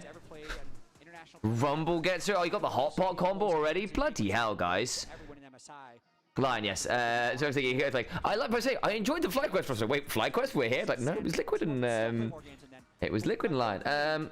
Is they want to vary draft as much as possible. I mean, if you're in the upper bracket, you are. Despite playing nearly every day. I guess the other argument is do exactly the same drafts every game. I think they've ended up with with the easier end of the draw, right? Because they've only played one LPL team. They've not touched LCK as yet. So that's always going to be a win in that regard. So you've avoided the two strongest regions for 2 out of your 3 matchups. I still think it's kind of fair by virtue of just being a bit of luck there, but I think they are still going to have to come against better teams at some point in the near future, right? And to be fair, otherwise it would have been Top Esports, right? They would have faced Top Esports, not Secret Wales, if Top Esports hadn't collapsed. So actually, I think that's then discrediting Secret Wales in their own run. Because then Secret Wales get the joy of facing LYON. It's like, okay, it's not another LCK LPL team. We just took down an LPL team to have this opportunity, which messes up your general seeding bracket. So I think on the whole it's fair. I need to look at it and think it through a bit more, but I think part of it, like, this is also then like not acknowledging Top Esports double fumbling best of 5s. So you get Annie for Faker, Jarvan with setup from Annie plus a hot pot plus AoE damage from Tibbers to go into the hot pot as an additional filling is pretty disgusting. Aatrox realistically into the Rumble. I don't think Aatrox is actually that much of a counter into Rumble. You could flex it into jungle, I suppose. Jarvan doesn't enjoy it, actually. You can mess with Jarvan pretty heavily. He can get mashed in his own Cataclysm with it. You can fight him over Raptors very early. You've got the ability to invade the Jarvan better than most. So it might actually be Aatrox jungle. Akali ban, Lucian ban. Yeah, you don't want to give phase Lucian. Can't do that. Just can't do that. Akali away from... Tuts, yeah, would have been alright here with the Bard Aatrox. Kind of, we want to try and outplay with some ability. This is how it feels to draft against T1, even in game. I think LYON will likely 3-2 Team Secret Wales. Yeah, that seems fair. I think LYON might even be cleaner on that front. I think they have been better than Secret Wales in the later game. Like, they've been a little bit more stable. I think Histo and Pun are going to be a really fun matchup there, because I think Histo versus Inspired. That is going to be a matchup. That's going to be a great matchup. Ambassador away from Guigo. Yeah, so they think the Aatrox is jungle. I think it's better in jungle here anyway, personally. Caitlyn, fine tonight. Is a decent enough lane. Caitlyn Elise, Caitlyn Lux, fine. Elise, obviously a tried and true combination. We also look at things like the Lux. Yeah, I'm thinking Caitlyn Lux here for pace carry. Have a little bit of fun with it.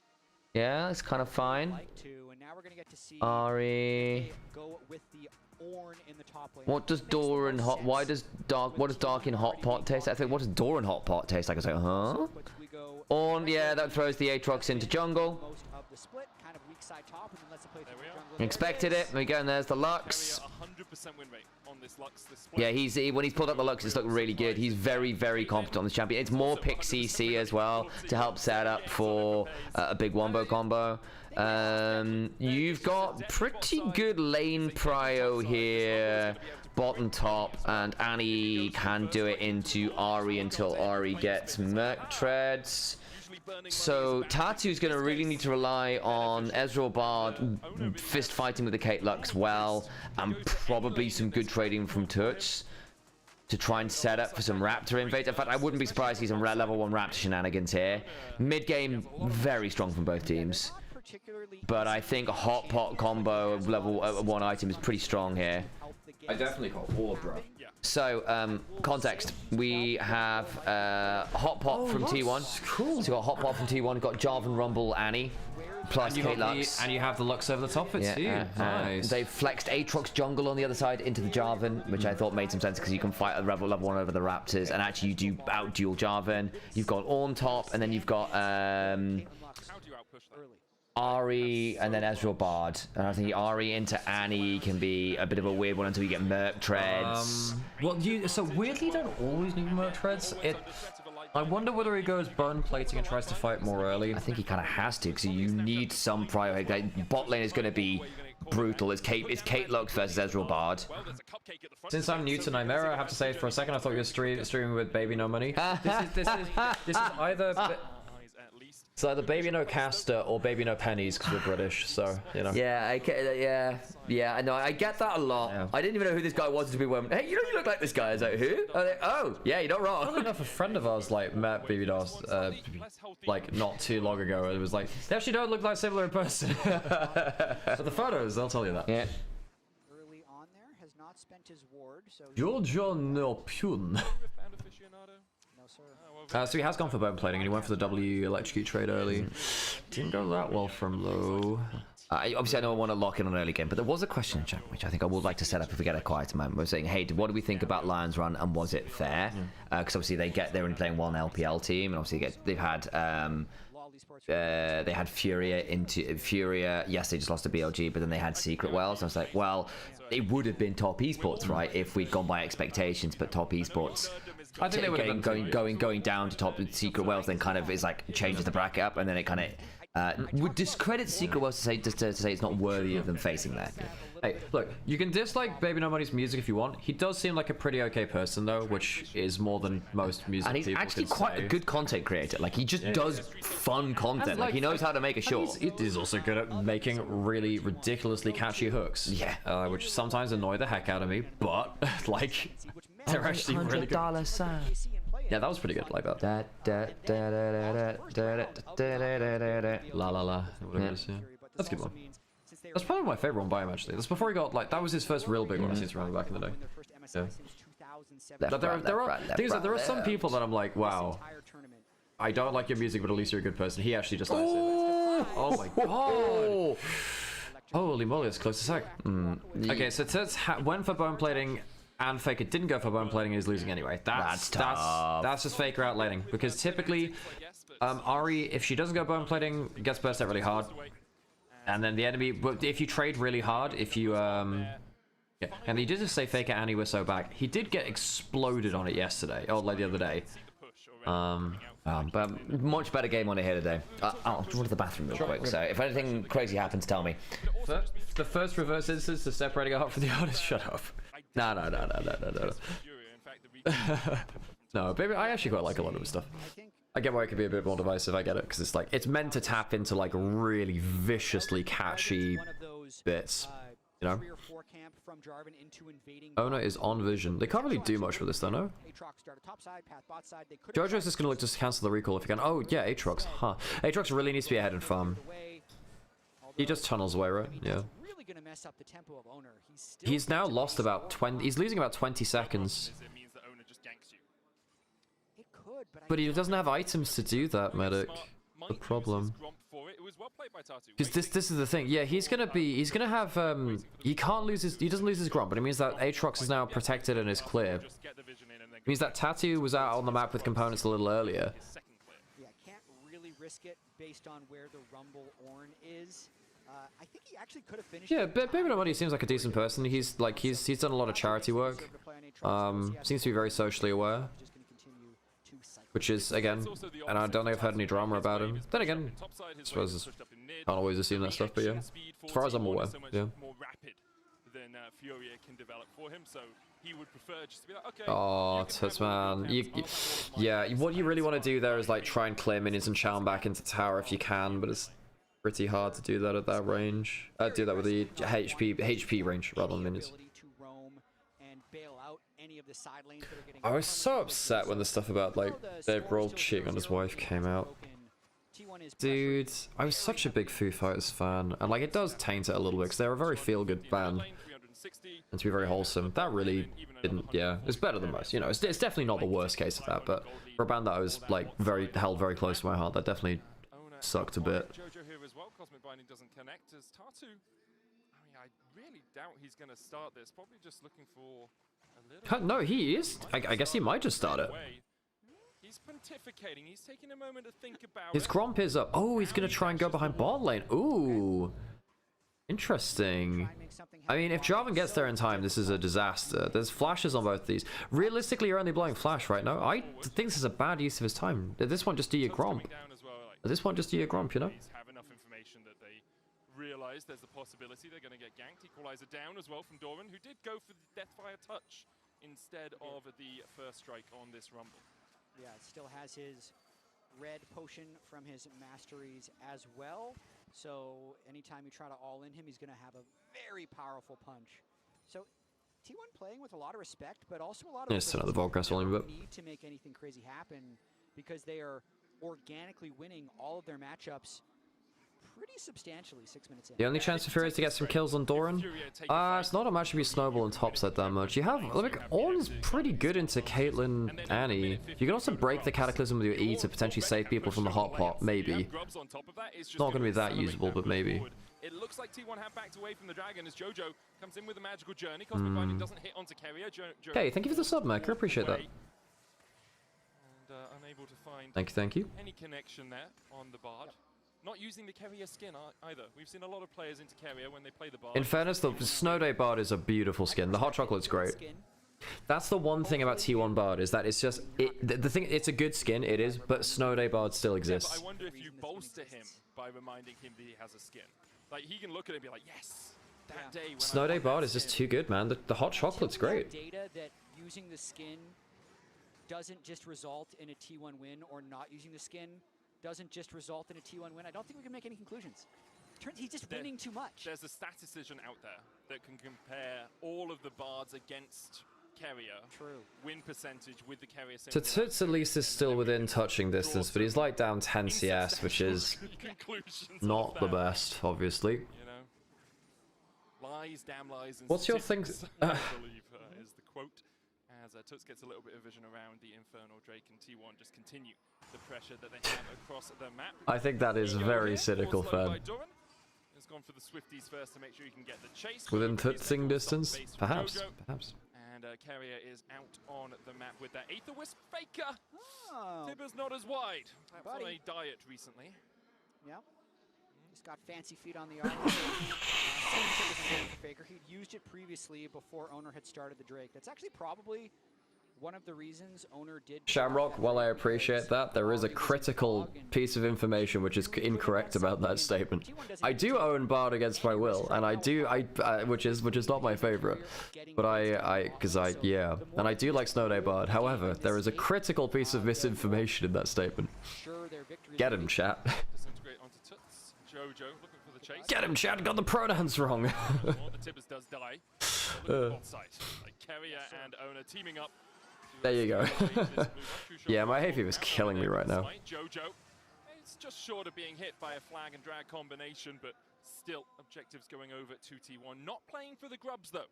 Instead, just playing for the towers and those tower plates. Whereas Tatu has actually started up the grubs himself. Yeah, it's there's got to be. We need to make a term. I don't know. Furia's comp is not awful late game because they have mobile carries into Jarvan and Rumble and they have an Ornn. I just don't trust them to not. I mean, they didn't get first dragon. It is a later first dragon than it could be, but it's not that late. Still before 10 minutes. It's true. It's more to deny the other team from getting the. Oh dear. Oh, good flash. Very good flash. Very good flash. Good teleport in. That's Ahri, right? They can definitely get a kill here. No Darksteel on Ahri, so not giving the kill participation is not as bad as it would have been otherwise. Doesn't have to use the ult. Okay, nice. That's dragon as well, no? That's dragon as well. Got experience for himself for that level 7 versus level 6 collapse, but they should be able to get the Drake as well. Will be a little tricky. Ayu is in base, so carrier pays are gonna. This is risky, no. Just okay. That stops. That's a really good defensive ult from Tuts. Basically, it forces them off a dragon. But Tatu is able to take that Drake. Uses the blast cone.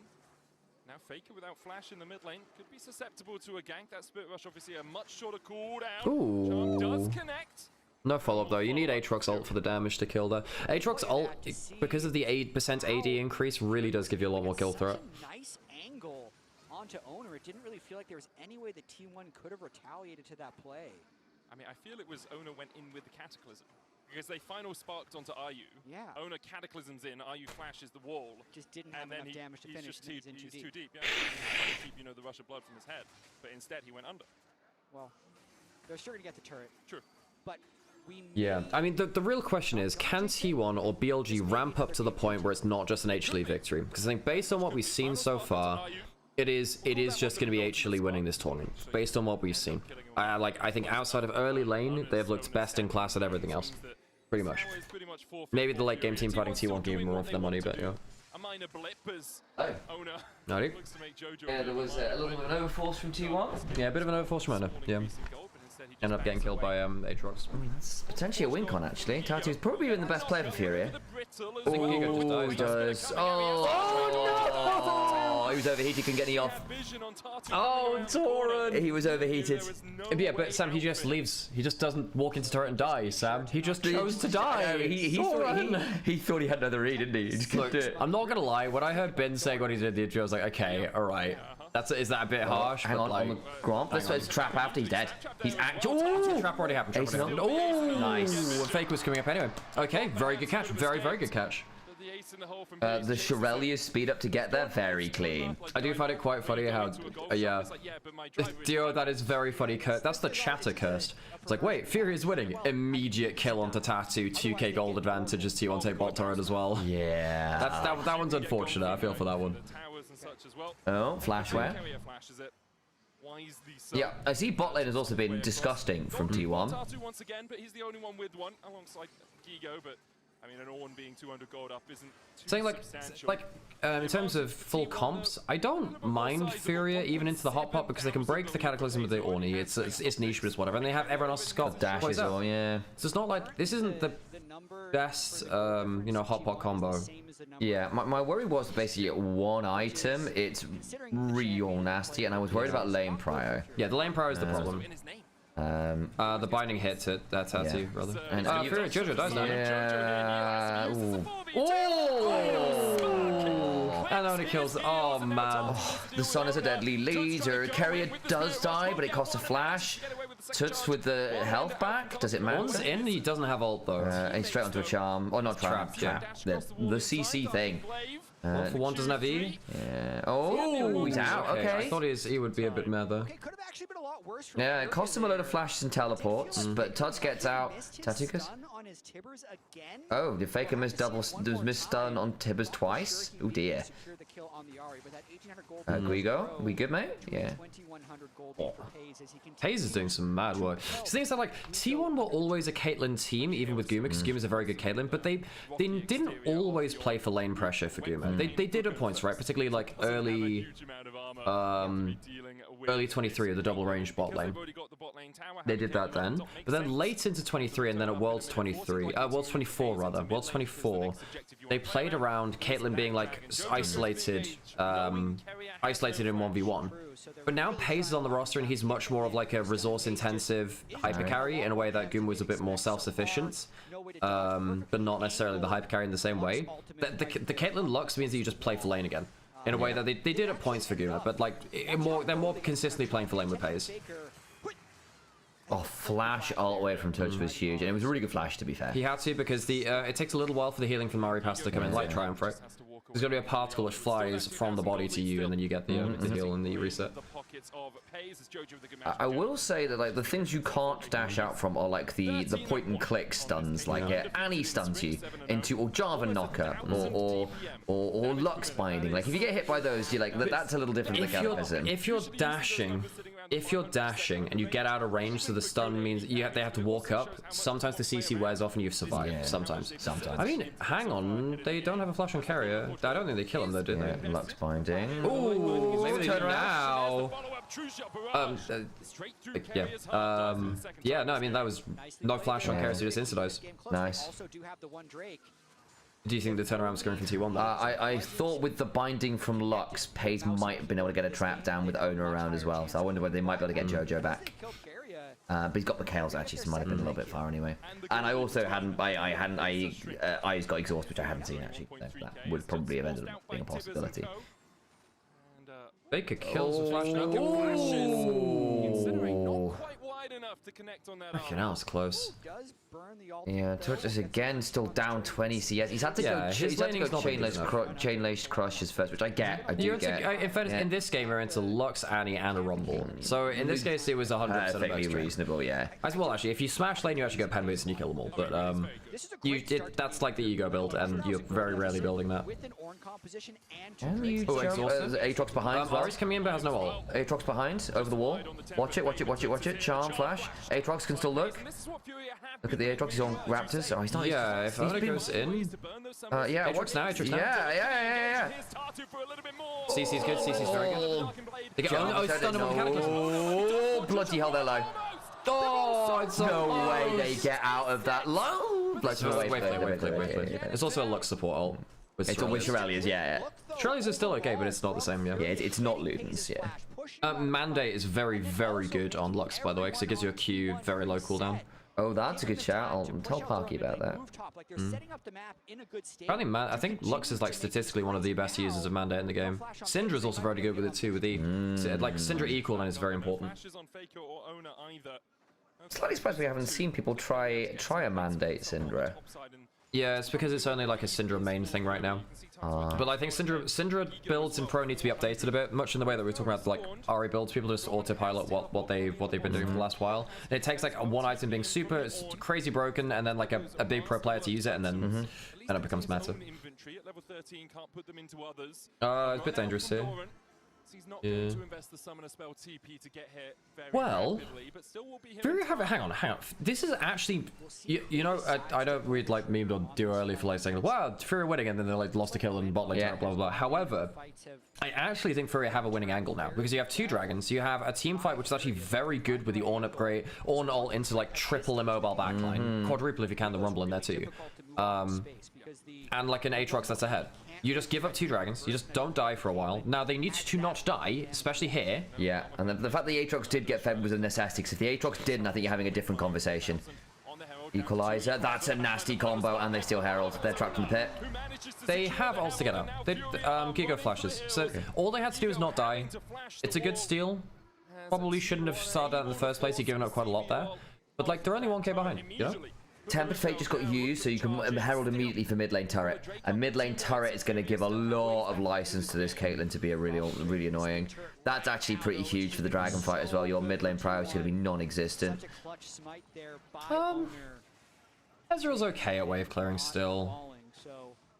But mid turret going down is always a bit of a challenge for objectives, just by virtue of what it provides. Yeah, for sure. But like, it's if you were like Varus or something, which is very immobile, it's a little worse. I don't think they should unleash this. Realistically, your job now is survive through to like hyper late game team fights. I know you have an Ahri and Ezreal which are mid game, but just like you've got Ornn into a static backline. That's good. And you're not that far behind, and Aatrox can be a win con against this comp. Yeah. Now, Aatrox is really strong when he gets the lead. If you remember watching like Rilek and stuff like that in LEC, it's kind of a... Area might have to be careful here. Okay. He does have flash, but they can maybe bait him by not going onto him, so they assume they're safe. This is one of the ways you can freak out top tier teams where you should punish them because they're shown on Vision XYZ, but you don't, so they think they're safe. So they think they're safe, and then you do this. Lovely. This is what you do. You freak him out by doing this. Doesn't die, but he doesn't. I don't think he dies here. Okay, yeah. True shot barrage. Ooh, good feat. But he's still down both summoners. So that's what you do. You don't go the first time. You go the second time, maybe even the third time if you really want to play around it. Jump scare rules. It was the Sam Vimes thing from Discord. It's like, hey, you. Go stand in the darkest corner of the room. No, wait. Go stand in the second darkest shadow in the room and see what's in the first. And see who comes out of the first. Exactly. Right, you are, sir.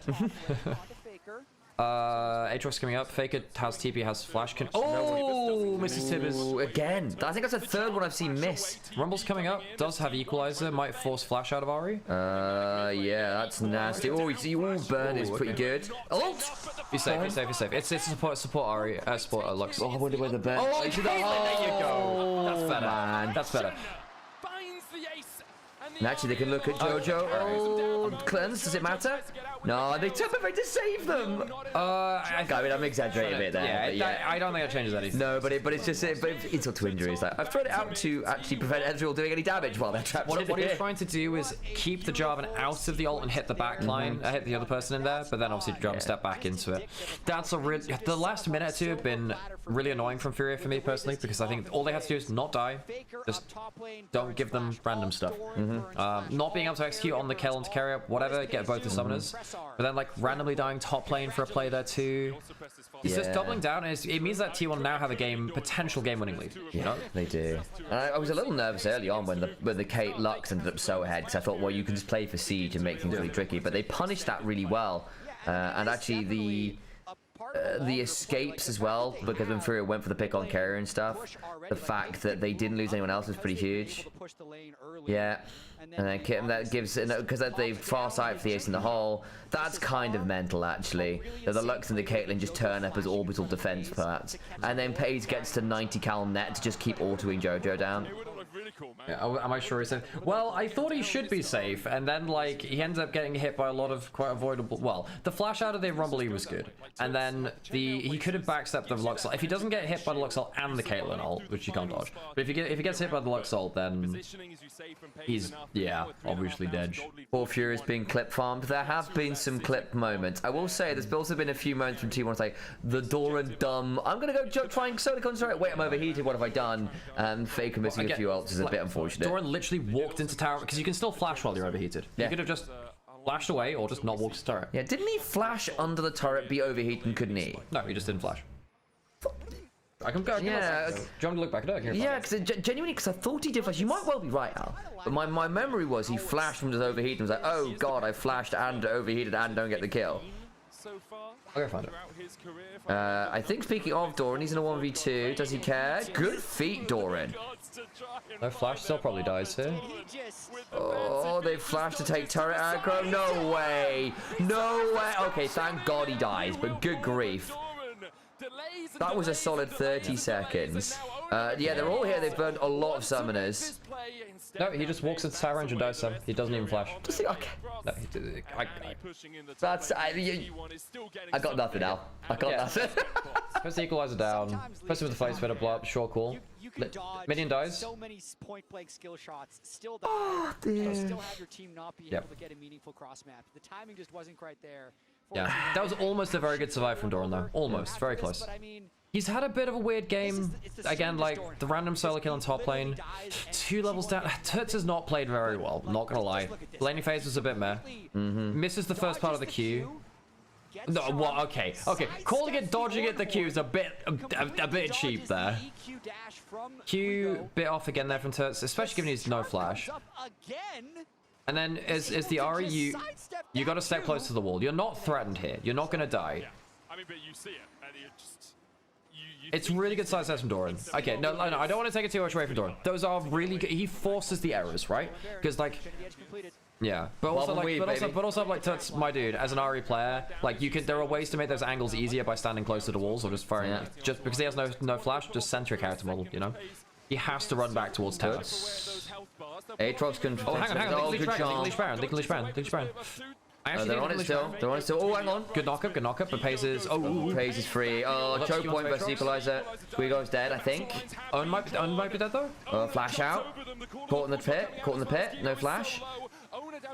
Oh, that's close as hell. Oh, light binding! Oh, the light. It's not quite enough, but Paze is on the autos. Oh, my lord. Oh, Paze!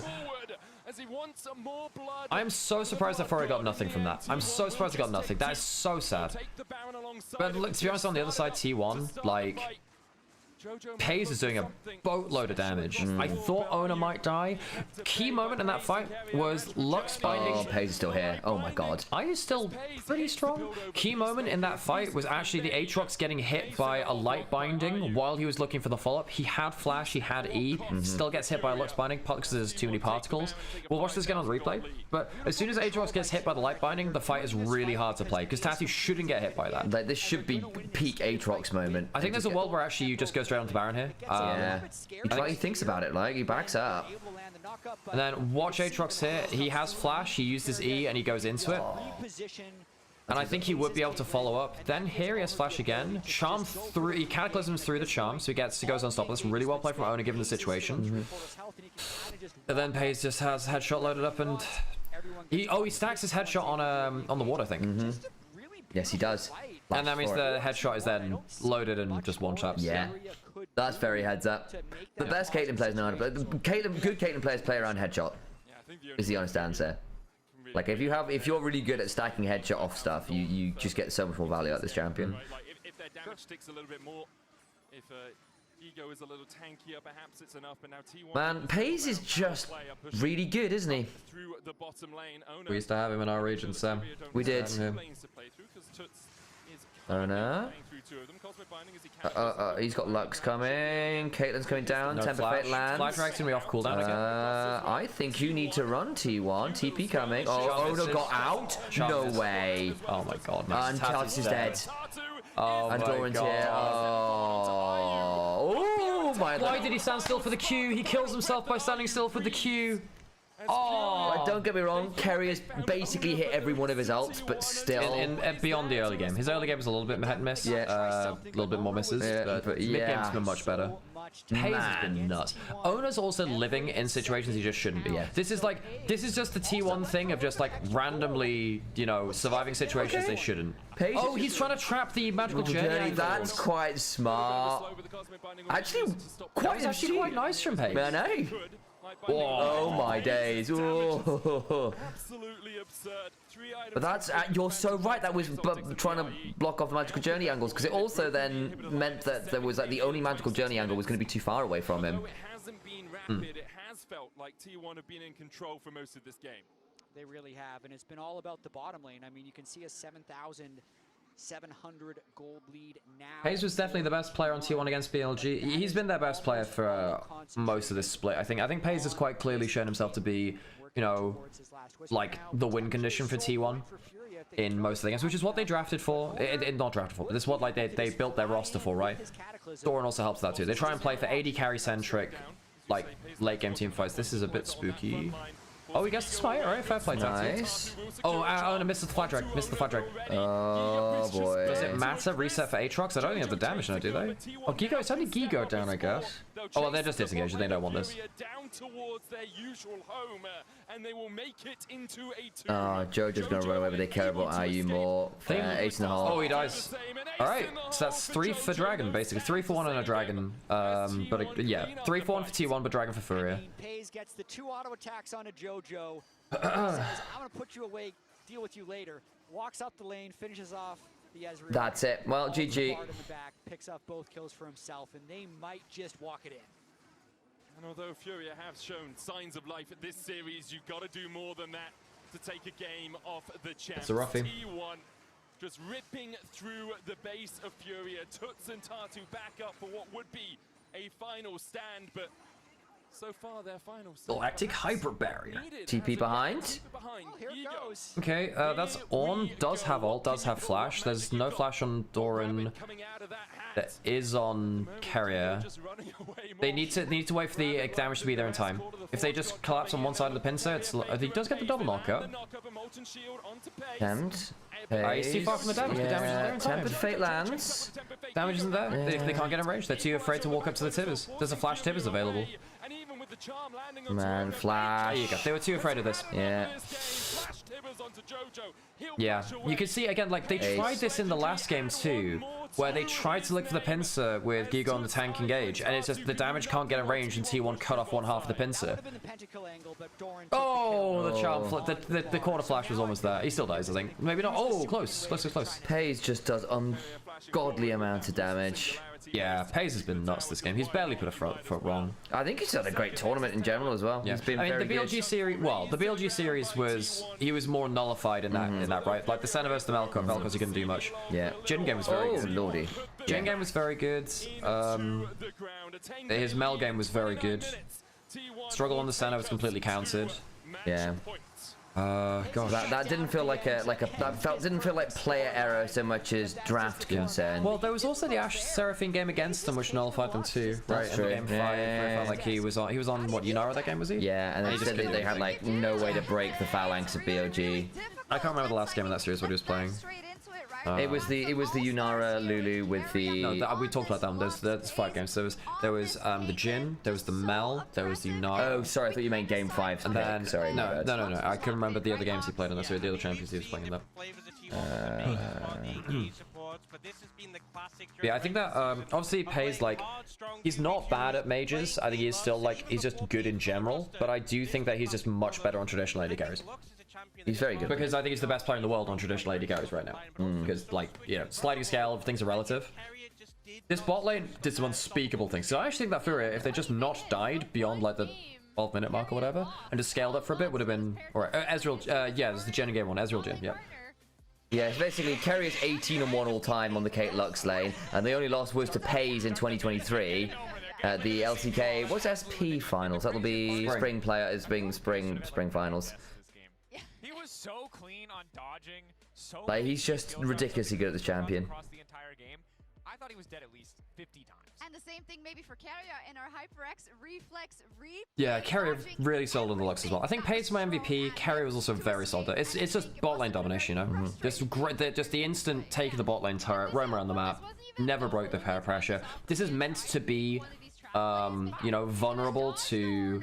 This is meant to be vulnerable to, like the Ornn being static, and just Fury couldn't execute. Oh man. I mean, if he gets hit by the R1, which is pretty easy to hit actually on Ornn, but Carry manages to misjudge it, like wrong for them basically. But if you get hit by that, you're 100% dead because the slow with no flash, you're just gonna do. Yeah, I'm gonna go put on air break first. Yes. Oh, good grief. That's nearly 2k damage. Well, it's 1.5, but still. Yeah, it would have to be 60k. So it's way off this. It's about 1.5. Yeah. A little under. I didn't realize it was 20. I thought it was mid-20s. I realized it was 29. It'd be about like 1.4 thousand damage per minute. That's still very good. It is very high. That's very good. Very high. Not knocking that one, that's all. Full-blown circus. This is like an opening act, right? We've seen much more craziness from T1. Al, yes. I might take this next game off because I've got meetings and I need to do some admin work just to make sure I'm a bit stressed about things that need to go in. All good. So I might need to bow out on this one. Do you want a coffee or anything? I can arrange that. Thank you very much. Chat, I leave you in the capable hands of Nymaera. That's me. Don't worry, our region knows it very well. But to move on, there was something that I noticed that was off the rift that could be an intimidation factor, and I want to pull up this image of Owner during the pick and ban. Right, let me roll this out as well then. Can we CSI? Well, we can do that after, but yeah. Good. Okay, let me change this around a bit then. Cool. Please, one more time. Is it, or is it? I think it's a tiger. Is it a tiger? It's a tiger. Is this tiger? Yeah, he's got like a famous necklace. This is tiger. He wears it like all the time. Yeah, his tiger is like he's always wears that. It's very famous for owner that necklace actually. He wears it everywhere. Furia trying to match T1's macro and they can't. The thing is, I actually don't think Furia's macro is that bad. I just think that their execution on it at the it's like, yeah, it's like the final third in football, right? Like doing that final third is the hard bit for Furia. They're just not able to like, no, probably a bad thing to be referencing today because obviously Brazil went out in the World Cup too. But yeah. The final third just doesn't feel quite as clinical. Like, you know, they have the right idea for the flank. Damage doesn't get in range in time. They can't make that work. Part of it's in the setup too. But I actually think they're largely making some of the right plays. I think the Herald, that was one thing which I'd just say is a straight up mistake. Yep, the famous foes. That wasn't originally Faker that did that. Obviously, he's very famous for it. I think there was someone at a convention that did that, like ages ago. Or maybe it was like Evo. I think it was like, that was ages ago that meme started. But then obviously Faker made it like more famous within League. How can we dare to dream then for some better showings? Because they oh yeah, folks, if anyone is interested in downloading Opera GX and trying out a new gaming browser, it makes a difference to us. If you download through this link, it makes a big difference to us. And yeah, we appreciate your time. And yeah, we appreciate your time, folks. We do. They're already in the mud. They're down the road there first. They're like, you're just getting to the mud? Because I want to highlight that game. It looks so one-sided. The only person on the side of T1 with a significant gold lead is Pace. Admittedly, it's a 4k gold lead. Every other role, it's like 500, 600 gold difference. And even when Pace wasn't involved in the fight, it is a little worrying. I have to say, it is a tad worrying that like things didn't go like as well as they could have done in like I was gonna say, it's a little worrying that Doran's still like getting like random solo kills and solo deaths. Also a classic moment. I was gonna say, here's one window in, right? Is Jackalove retired yet? No, I don't believe so. Maybe they have something absolutely insane that somehow they're tried to sign up again with my email, but Opera lied again. Thank you, Mike. I appreciate that. Why are the coach cam angles different? I reckon the coach cam angles are probably different because of the stuff about the draft stock world, I'd imagine. Yeah, That was tough. We didn't see the coach cam angles for T1 before, I don't believe. I don't think so. They're still picking blue side, so they're still gonna have excellent Baron. Yep, so Emily's picked up on the T1 Baron thing as well. I pointed that on Twitter the other day. Should Jackie Love retire? I mean, he's very good regionally, and he deserved to qualify. He was actually, on average, the best AD carry in LPL this split. He's just not good internationally. Laughing through the pain or the joy if you're a T1 fan, I think is just... So I think that Jackie Love has... I don't think there's any reason why he should be, you know, rushing for retirement or something like that. Yeah, we're back. We're so back. We're so back. Norway Bang, very popular in Korea. It so, is. you know, I'm not very good at it, but I'll try. Speaking of, we'll see if Tatu can make it happen, or if all the plays he made will be running through his head, running through his head, running through his head. We'll be right back. Nice shocks. Wait, to quote one Weibo user, do we need to see to... Oh, pfft. What the hell? Yo, what? I wasn't actually paying attention to the coach cam angles.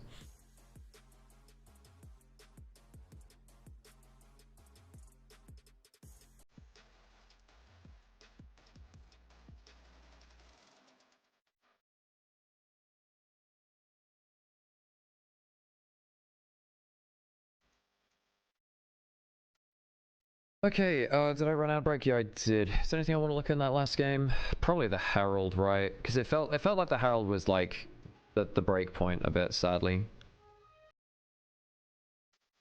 Yeah, let's go through the Herald. Let's go through Herald. So is this when they fight it?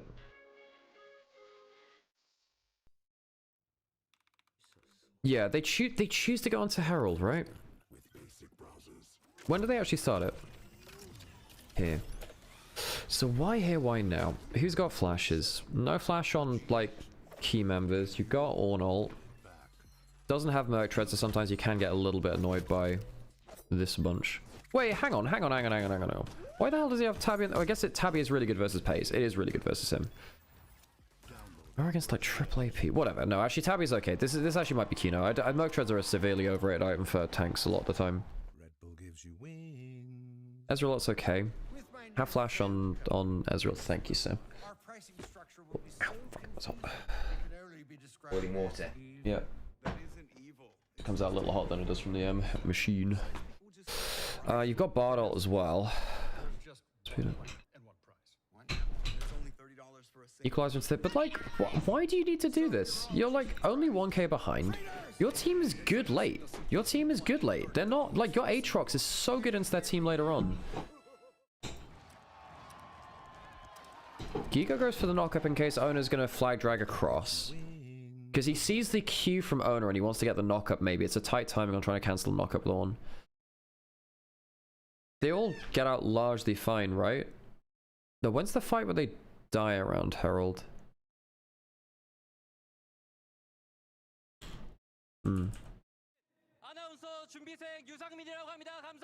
What is this? What is this? Oh, talking to fans. One second. 지금 현재 T1이 2대 0으로 앞서고 있는 가운데 여기 수많은 팬들이 대전의 큰 함성을 채워주고 있습니다. Okay.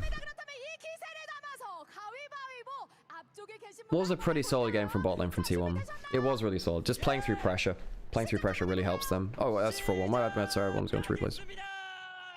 Why is Diana not arrived in pro? 2 Feast or Famine.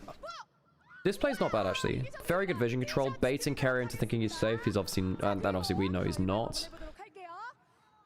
They get a little bit lucky here with him being out of the brush. This is really nice, because carrier wants to go defend that ward if possible. Ooh, close attack. And then... does he have vision on where he'll be there? Because you should wait until carrier's flashed, right? That is well off. Do they he has vision of him. He has no flash. Oh no, yeah, at this point he's just flashed at this point. That's just a bad ult angle. Because I know he's got Shurelius, but he should get hit by the slow, and at that point it's pretty easy to hit it. You've lost vision at this point, so you're just firing in the dark. So at that point they're both blind shooting. That's like a bad Ornal R1, really. It's still good side taps. I mean, you have to force the errors, right? You have to or capitalize on the errors, but it's a bit, yeah, Gigo a bit sad though. Thought Orn wanted to dive Pays. Not at full HP with barrier, I don't think. He still has E here too, right? Puts the trap down, puts 2 traps down. Still got E available. You can't really dive Pays there. He's got E and he's got barrier. And Aatrox would have to flash to even get in range at that point.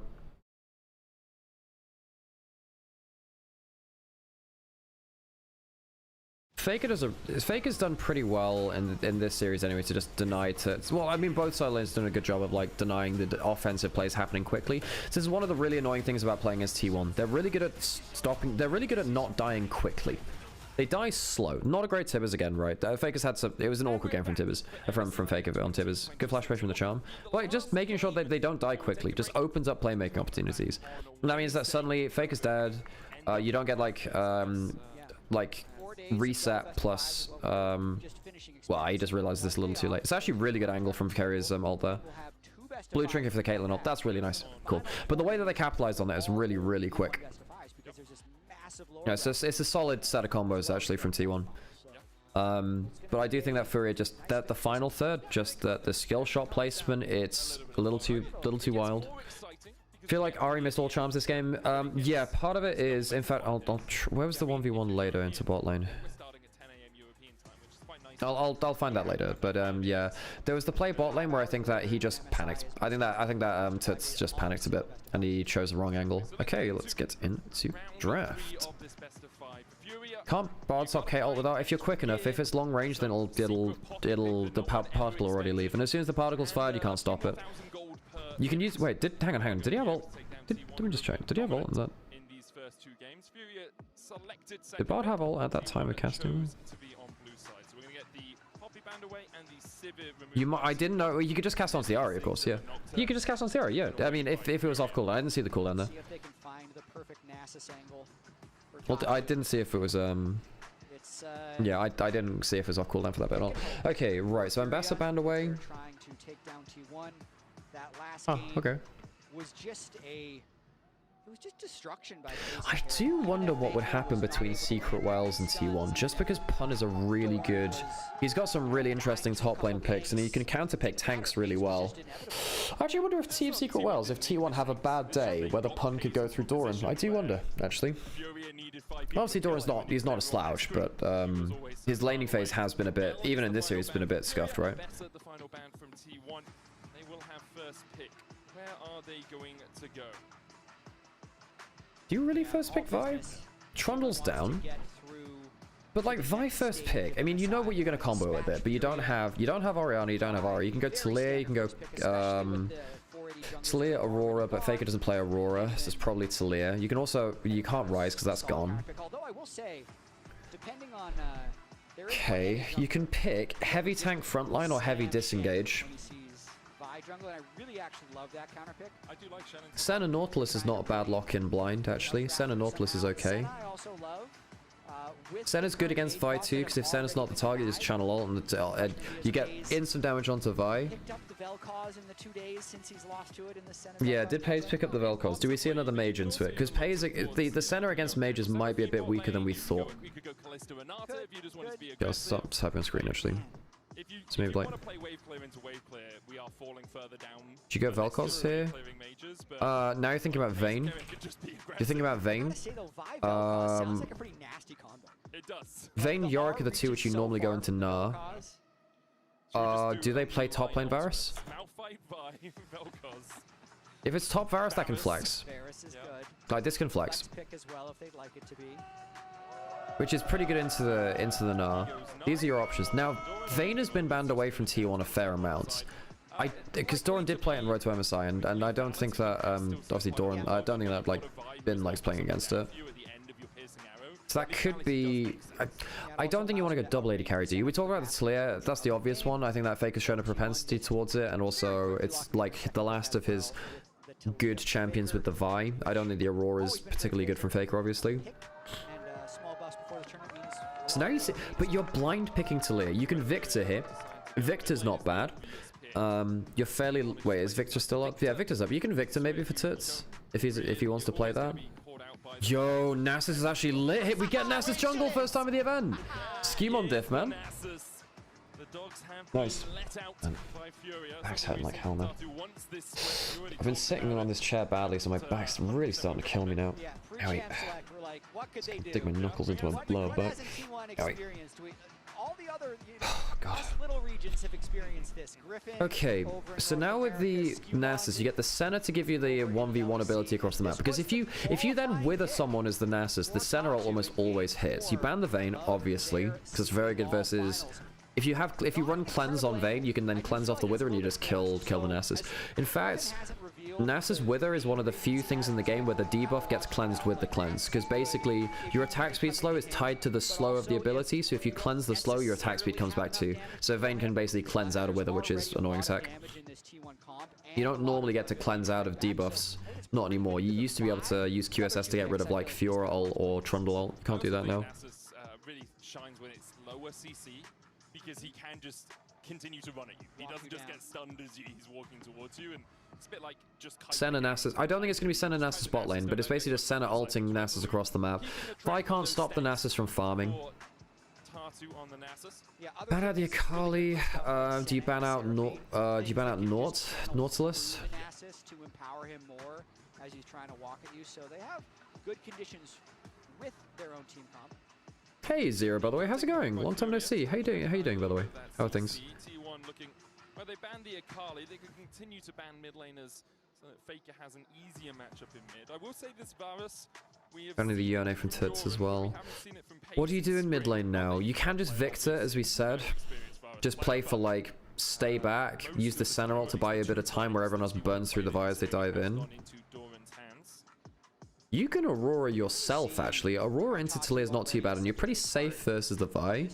You'd like a little bit of CC to help the Nasus, but follow-up... Yeah, you want a bit more CC, so maybe not the Aurora. Aurora's better at staying safe. It depends what your priorities are. Do you want to combo with the Nasus, or do you want to stay safe yourself? They do go for the Aurora. It's a decent matchup into the Talia. You can ult through the Vial as well, so you can be safe from that as far as it goes, really. Pretty solid. The ability to dodge away with that weirding, not get caught out with the seismic shove is really nice. You can buffer it, so you dash back on it. And then Is Nasus good into Varus Talia? If you close the distance, yeah, Talia can really struggle with that Nasus. Now that phase rush is gone, if he ever gets a wither on you, you die. Really. Doing good. Got every Wednesday off for next year. Awesome. Cool. Good to hear that. Oh, Callista Renata.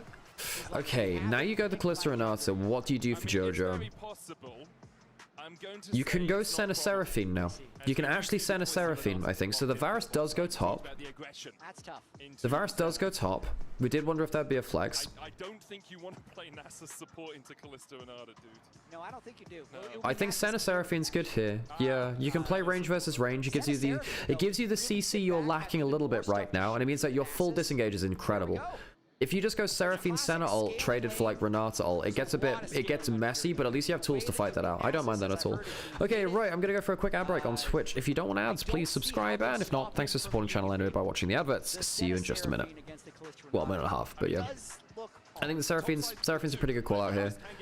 I'm saying it, I called that. Sorry, it's a pretty good pick here, and I called that out, but whatever, that's secondary. Lot of squishies to T1. If they get hit by Seraphine ult and Nasus gets to just wail on them, so dead. You're so dead. Even if Nasus just gets to farm, I think it's fine. This is a good draft from Furia. This is a good draft. A little bit low on the CC outside of Senna W and Seraphine ult, right? But it's not bad. It's not bad. You can play around that, I think. I mean, Pace is playing Callista because he wants to play Callista. Sure. I think that's as complex as this is going to be. Also, he's a really, really good Callista. I mean, yeah. In fairness, he is one of the best Callistas of all time, Pace. He's very, very good at it. MSI going back to the plains. And I think they're going to do it, Medic. Although, I give this Furia draft 5 stars. For how are you going to go out? Are you going to go out? Yeah, it's a good draft. And of course, Furia are now one game off the brink, as Jam mentioned as well. Go out on our terms. Go out on their terms. As you say, 4 top-tier Nasus games in spring. Griffin 3 times, Skewmon once. CBLOL not included in these statistics because it's... Someone's got to talk to Benji on Games of Legends Games of Legends, because there is a fifth, obviously, with Tatu having played it in their finals. It's the second time we've ever seen Nasus jungle ever internationally. So Tatu has played it in their finals. Yeah, Games of Legends doesn't have CBLOL in their top tier because basically historically CBLOL wasn't on wasn't top tier region. They were like tier 2, right? Because they're a minor region. Oh really? Yeah, he would have made it through that best of 3 quarterfinal, and he would have continued onwards. Unfortunately, he did not. Sad times. Sad times. Sad times, yeah. Oh. I can barely remember it. It's not a big deal. Geeko just looking for a little Oh man, Heavy was killing me today, man. Taking like 2 antihistamines. Okay, right. Let's lock in, chat. Let's lock in. Okay. NASA's going to be clearing bot to top. Vi's going top to bot. Where are the wards? We have wards in both sides of river. And we have one on Raptors as well. So T1 will have information quite soon that Nasus isn't starting top side. He's starting bot side, which makes sense. Basically, Nasus is better on the sides of the map where you can use single target damage a little better. I know that UAE is better for clear up points, but you really want to stack up your Q is a good amount of DPS too, right? The 5th most DPM ever in an international. And, you know, Hayes carried JDG on Kalista for like a whole year. He was also on Kaiser and Zeri too, obviously, though. But his Kalista on Gen G 24 was really, really good. I remember that sneaky game, by the way, for those NA fans that happen to be watching live. That was just an insane game. Caitlyn into Mystics Kog'Maw, quarterfinals Worlds 2017. He ends up getting crit 5 times in a row by a 50% crit. Kog'Maw dies in the last team fight. They lose the game. Go to 5 games, don't make it to semis. Not a big deal. Barely remember it. Jazz got some very good photographic memory for some of this stuff. So bot lane, not the they're losing the push. Jojo needs to be a little bit more accurate with those double Qs. If you miss a double ability on Seraphine, your laning phase feels really bad. Ooh, nice from Toads actually. If he hits next Q, he's really happy. He could actually flash for a Q here. He only kills him here. Oh, that's close as hell. That's close as hell. Extra auto would have killed him. Yeah, much better from Toots. He's been struggling in lane since then. So far, but yeah. Hey, Katari, good to see you. The later you get into the game, the more damage you have inherently, but the less you actually see your opponents, because you often only saw them at a neutral objective. Is Ona coming in for gank? Why do they be? Well, they see him now. It's too late. They can bail out. They can bail out. Did they get 2? Oh, the dice gone really wrong. Oh, that's close to sec. Did they get any follow-up here? Is anyone else coming in? No, no one's following. No one's following. Okay, so that's 1 for 1. Kill goes to Jojo. I thought that was going to be like 2 for 1. That's exactly the play. Got distracted. I think the draft's good from Furia, and like the early dive for the Kalista gets the Kalista a kill, but they probably maybe should have lost 2. What does Tatu do on the other side? It's a good double E. Bailout doesn't come out at the right time. They're lucky not to get away with 2 deaths there, actually. So what does Tatu do on the other side? Because Ona gets an assist. He gets 1 scuttle. He just gets a full... He basically just gets to say full clear. That's it. Nasus into Kalista later on as well. And double carry. Yeah, Nasus into Kalista, very good. That's why... so Nasus support was a thing into Kalista specifically for a while. Now, they've changed the way that... that slows work on Kalista. Let me finish the point. Sorry. Getting involved. Yeah. Yes, in a way, which is not helpful for my analytical point. Yeah, okay. To get the double tap, he does. Gets the stack from that. But yeah, basically, yeah, I think that, yeah, so still Nasus is still good into Kalista, but slows affect Kalista less harsh than they used to. Because it used to be unplayable into stuff like Ashe. CS pretty substantially in both top and bot lane. That is to be expected, really, with their current setup. Nasus cannot help you early unless the other laner... Yeah, I mean, if Nasus does get involved in kills and gets like a +12, it's so doomed for enemy team, but yeah. He's going... okay, Nasus, Noah's in chat. What's the build for... is it Protoplasm first for Nasus? Do you got like generic tank item? Mid lane are relatively even. Toots did a good job of burning Faker's flash early doors, but again, you don't have to punish that, which is part of the issue. Toots actually has to be a little bit more... Yeah, is it Protoplasm first? Just because it's like cheap tank item? I guess he had enough gold just for the initial HP, but it means that he's much... he can just outstat you now, just run at you with Q damage. So this time Faker's coming down. Aurora's coming down too. They can dive this, but I don't think that T1 wins this dive. I think diving a Seraphine is really hard if she gets a double up ability. Here comes, now they're coming in now. Okay, where's the Nasa? Nasa's here. Wither onto Faker. Faker has no flash. They get one kill, but Faker's going to die presumably on the other side. We'll see. Get the, they want to get the +12 if they can. They get the +12. They get the +12.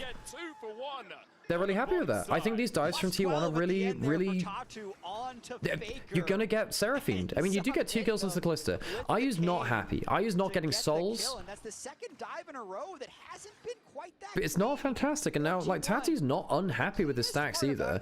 Like, it's still not... It's not awful from T1 because Paze is getting all the kills. And this is... And Callista...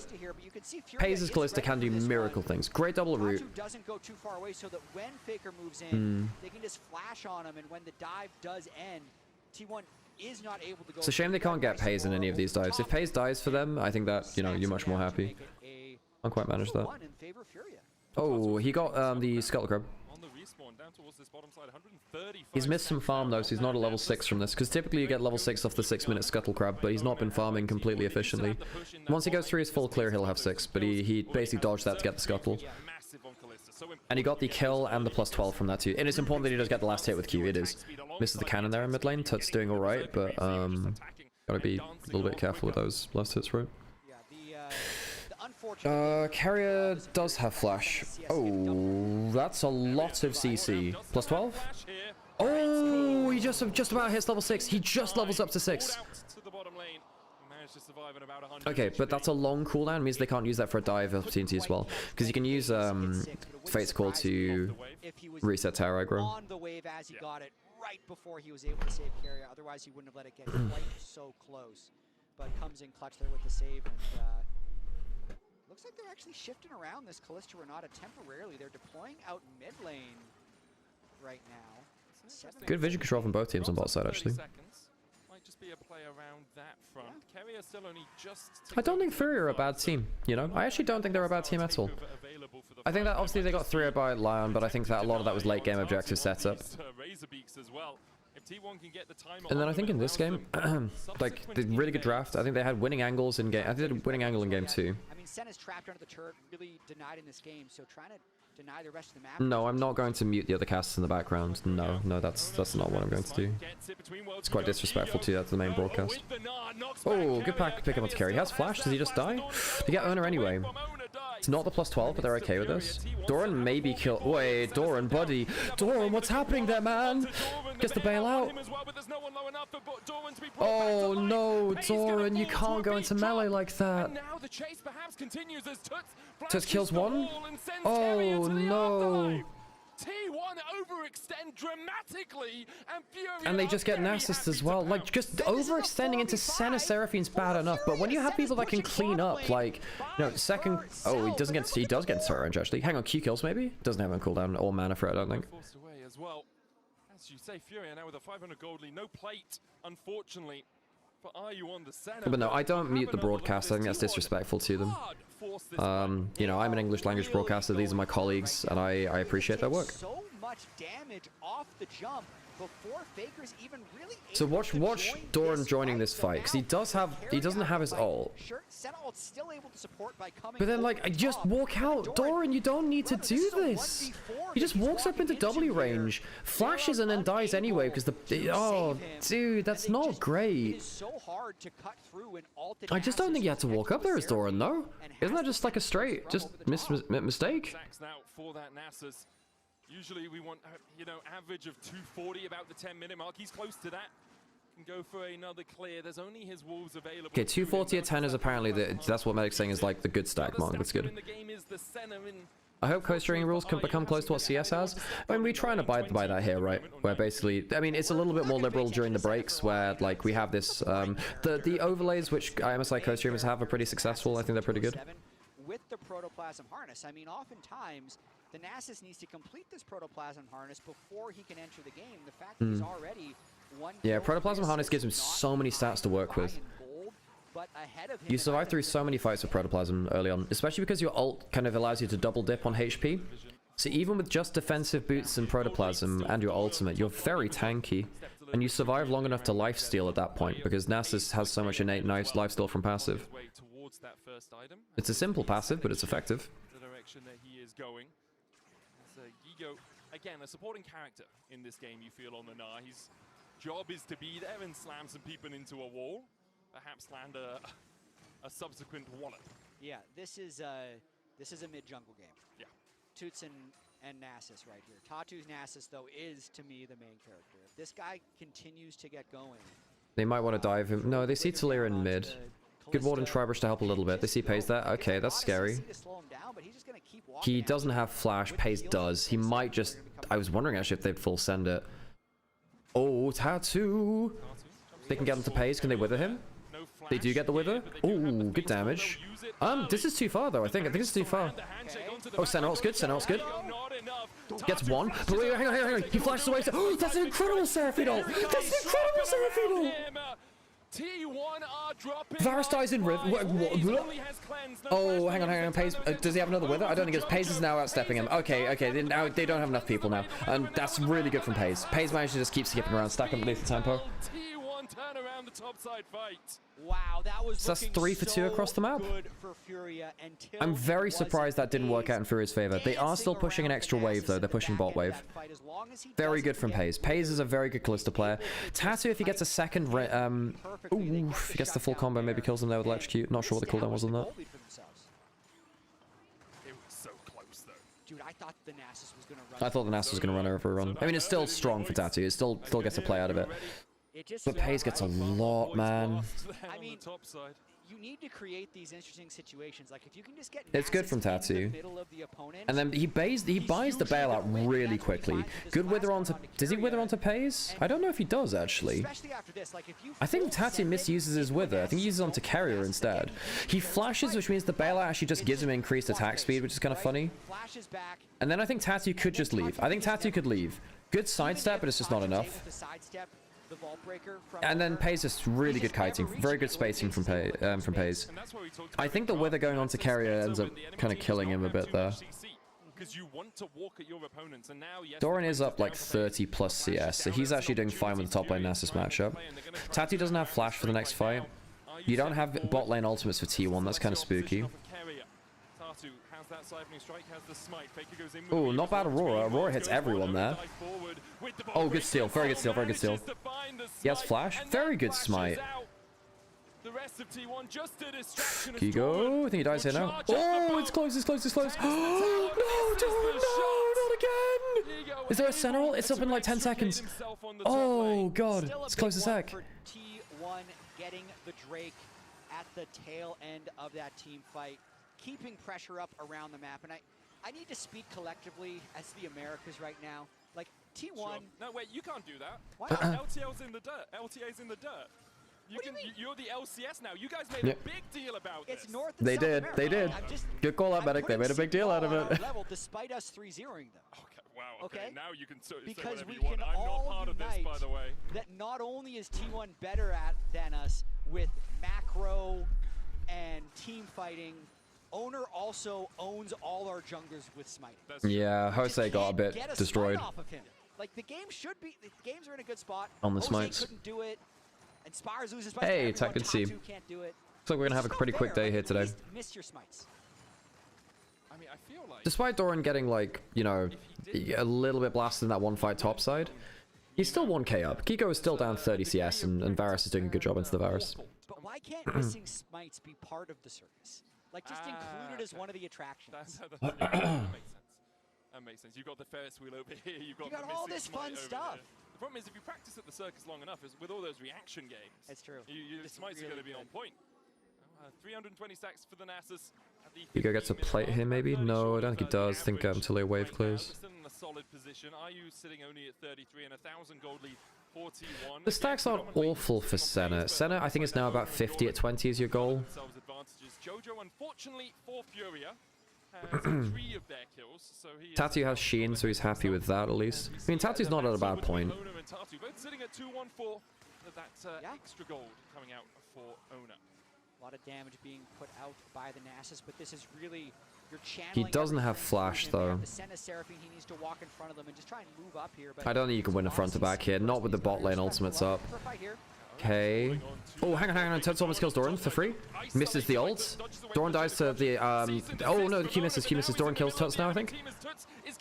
E. Sentinel. Doran just got 1v1 by the Aurora. The Aurora was really fed, but yeah. I didn't check the other side of the fight. Fake is alone bot side though, so it's a 4v5. Herald still goes to T1. Owner dies. So it's like 2 fair Herald and a bot lane push. Tuts should actually go Magi's with the 10 stacks. He should do that. I think Tuts should believe in himself and just buy a Magi's. How else do you win these? Okay, let me watch the other side of the fight now. Because Tuts ends up like just 1v1ing Doran, even with missing a Q. And then just the rest of the team disengages. They realize that they're not like getting much out here. Gigo obviously leaves the side lane to do this, and it means that Kalista, Talia do get a free push in 2 lanes. Yeah, 400 stacks at 20 is it 400? Is 400 stacks at 20 the average? Obviously it changes between lane and jungle as well because you have different amounts of things to hit. Hey, thanks for the follow, Zeph. Appreciate it. Seraphine's here. Oh, close. And this is everything, man. Gigo, man. Oh, he's actually in a bit of trouble now. Yo. Yeah, same Zero, same. I've never really tracked. There was one point where I knew Nasus stacks because I played with a friend who used to play a lot of Nasus. But not for a while. Hasn't mattered, right? This has really been the Pays show so far with that Caitlyn game, and could end up being on this Kalista as well. I will say it could matter in this game, right? Shiv Kalista is so strong. Yes, there's 2 Drakes to nil, but there's 2 Grubs to Furia, so they have been able to get a little bit of an early neutral. I think the problem is, and something you actually brought up all the way back in game 1, is T1's team fighting tends to be top-notch. Yeah. Right? It is rare that you see them totally misplay a team fight. Skirmishers, on the other hand, they do misplay from time to time. Yeah, and I also got to say, I think from gold deficits, T1 is the greatest team fighting team in the world, maybe that I've ever seen. Like, they just find such remarkable... I think that you have to compare it to 2016 SKT, who I think were better. I think 2016 SKT were better at fighting from gold deficits, but T1 at this point are still one of the greatest of all time, yeah. JDG 23 also had that aura about them too. Good mini stun into the Varus. Varus gets a lot of poke out of this now. Can Tatu get some lifesteal off of his passive? Is there a plant around? Doesn't look like it. You do have Seraphine for enchanter value. Not bad damage onto carry. Oh, they forced out the ult pretty quickly there. Now they might have to like quick force a fight. Oh, hang on, carry flashes for the handshake. Gets onto Ayu. Where's Tatu? Tatu's taking a lot of damage. Doran, what does Doran do against the everything? Hang on, Tatu doesn't get the last Q off. Gigo's close, does get 1. Hang on a second, there's 3 dead from T1. Hang on, whoa, hang on, does he have E? Does he have E? Gets killed, just gets nailed by that. Does he have Wither? Giga doesn't have, he does have ult. Lifesteal, oh my god, Dragon's out there. Dragon's killing Faker, Dragon's killing him. Holy crap, it's close. Oh my god, hang on, if he gets a flick over the wall, he can still kill. He can actually still kill him with a flick over the wall. This is actually getting really spooky here. They have red buffs to regen, and they have, like, jungle item plus lifesteal. Guess this might. Freaking hell, man. Dragon's back, gold's back to even, no soul points, 400 stacks for Tatu, 425, so he's well ahead of where he should be. Gold advantage in top lane starting to go down because Gigo got the kill into Doran. Doran is struggling to activate himself in team fights. The team fight Varus is actually, it's been quite hard to activate. And I'm surprised that Pays didn't, like immediately like get exploded, but I guess bailout worked. So what happens with the Kalista? Because I see that Aurora died as well. Managed to get the, because basically the center W lands, it forces out the bot lane ultimates. 3-man combo from Tuts, who then tries to backline. In fairness, it's pretty well played from Tuts and IU. So how does Tuts die at the end of this? Did he just get hit by? Oh yeah, sorry, he gets killed by Doran. Yeah, I remember that now. It's not even the cleanest fight on the Nasus, you know. Very nearly hits the Q on both. Dies before the E comes out, which makes it a bit spooky and story in the end. E not quite up for early enough from Faker. Very close to killing from the Talia. Close, close, close. So close for Fury. The real question is now, would LYON just Goomba Stomp T1 as they easily beat Fury 3-0? Yeah. Hey, the first two games in that series were pretty good. Oh, Seraphine ult goes through, but the CC's not really landing that much. Not bad from Toots. Not bad from Toots at all. Toots is doing a lot of work. Needs the autos to the passive. I think he just dies to an arrow now. Oh, close as hell. Owen is still here. Ayu's down, so you don't have any range left from Fury. How the hell does the Seraphine end up, you know, surviving? Weird. What? How did T1 get 2 there? It looked so disastrous. Yeah, it looked really bad at the start. I mean, they did get the Seraphine ult at the start not being like the best helps. This is a T1 moment right now. No vision. No. I mean, they did come away from that fight with the numbers advantage. Tattoo doesn't have flash. Okay, they peel off it. But again, this is why they pick blue side. They pick blue side so they can go for this kind of quick Baron and force the enemy team to just be, you know, reactive. Specifically as well, what Kalista Vi can do to a Baron. Watch this one more time. They start so it's a really good combo. One-shot the Senna as the turret dies. Oh, sorry, into the center. It wasn't the Seraphines. They get Senna for free. Didn't have flash. Tattoo on Nasus is Bonk. still looking Plus 12. Dorman has so much damage though. This is the thing. Dorman has a ton of damage, but he's actually struggling to get a lot of it off, I think. A lot of his damage is going to be inflated by just, you know, being top lane Nara into a bruiser, right? Into a HP stacker. I think T1 probably will just clutch it out in team fights. It feels like it's one of those just T1's just going to clutch team fight again, which is sad because I think that actually Fury have actually not looked awful at this event, which is, yeah. No, this team shouldn't be overlooked. They're actually, they're doing all right, all things considered. It's a little bit behind the curve in terms of where we've seen the average for stacks at this moment. 20 minutes, 5-3-5 is usually where you want to be, and so you can see he's 2 minutes short of that, and that's predominantly because Owner and T1 have been constantly invading his jungle and stealing away these camps, and when the fight's more bloody as well, you don't have as much time just to get the reset. Yeah, easy 3-0, it wasn't necessary. Yeah, I think LYON, game 3 was easy, but I think the first 2 games between LYON and Fury were actually pretty close. It was just the late game clutch from LYON, which he gets off in time, just about. Half his HP so quickly though. Can they? Also, by the way, Nasus has really good Baron speed. Has really, really good Baron speed. Uses the Wither on carrier again, not using it on Kalista. Oh, that is not a bad Seraphine ult, but they don't have the follow-up. They're struggling to get onto the Kalista consistently. Oh, shitting out. Hang on, Pace on the flank, Pace on the flank. Good flick, good flick. And Pace is now full HP. Giga can maybe wall stun. Oh, really good handshake. Yeah, it's just a clutch from T1. Very good clutch from them. And that's probably game. If Toots isn't there, it's very hard to play. So now it's just on Toots. Can you get like a 4-man combo to one shot? I don't know. Misses his comp. It misses his Q. Once the Q's gone, your threat's gone there now, really. Because you need that for your easy passive. You might be able to ult for a random sneak. Just throw your ults and stuff at it. Yeah, they shouldn't be missing that, but yeah.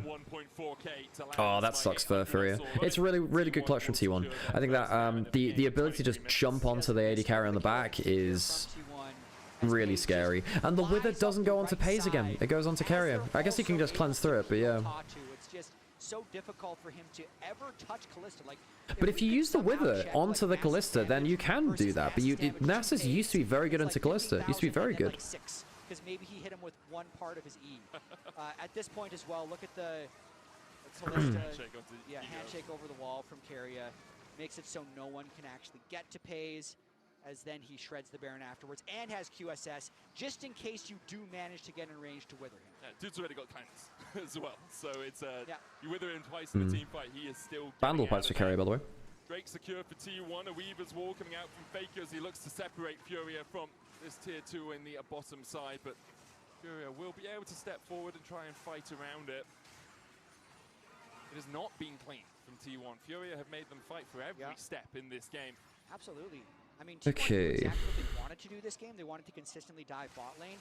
So 3 to Paze, like this Kalista build is really, really nuts. The AoE damage you just randomly get from getting stacks on everyone with your Shiv is nuts. Really pushing the pressure. He's so accelerated. Because Kalista used to be a Hurricane builder because you could get your Ren stacks on everyone.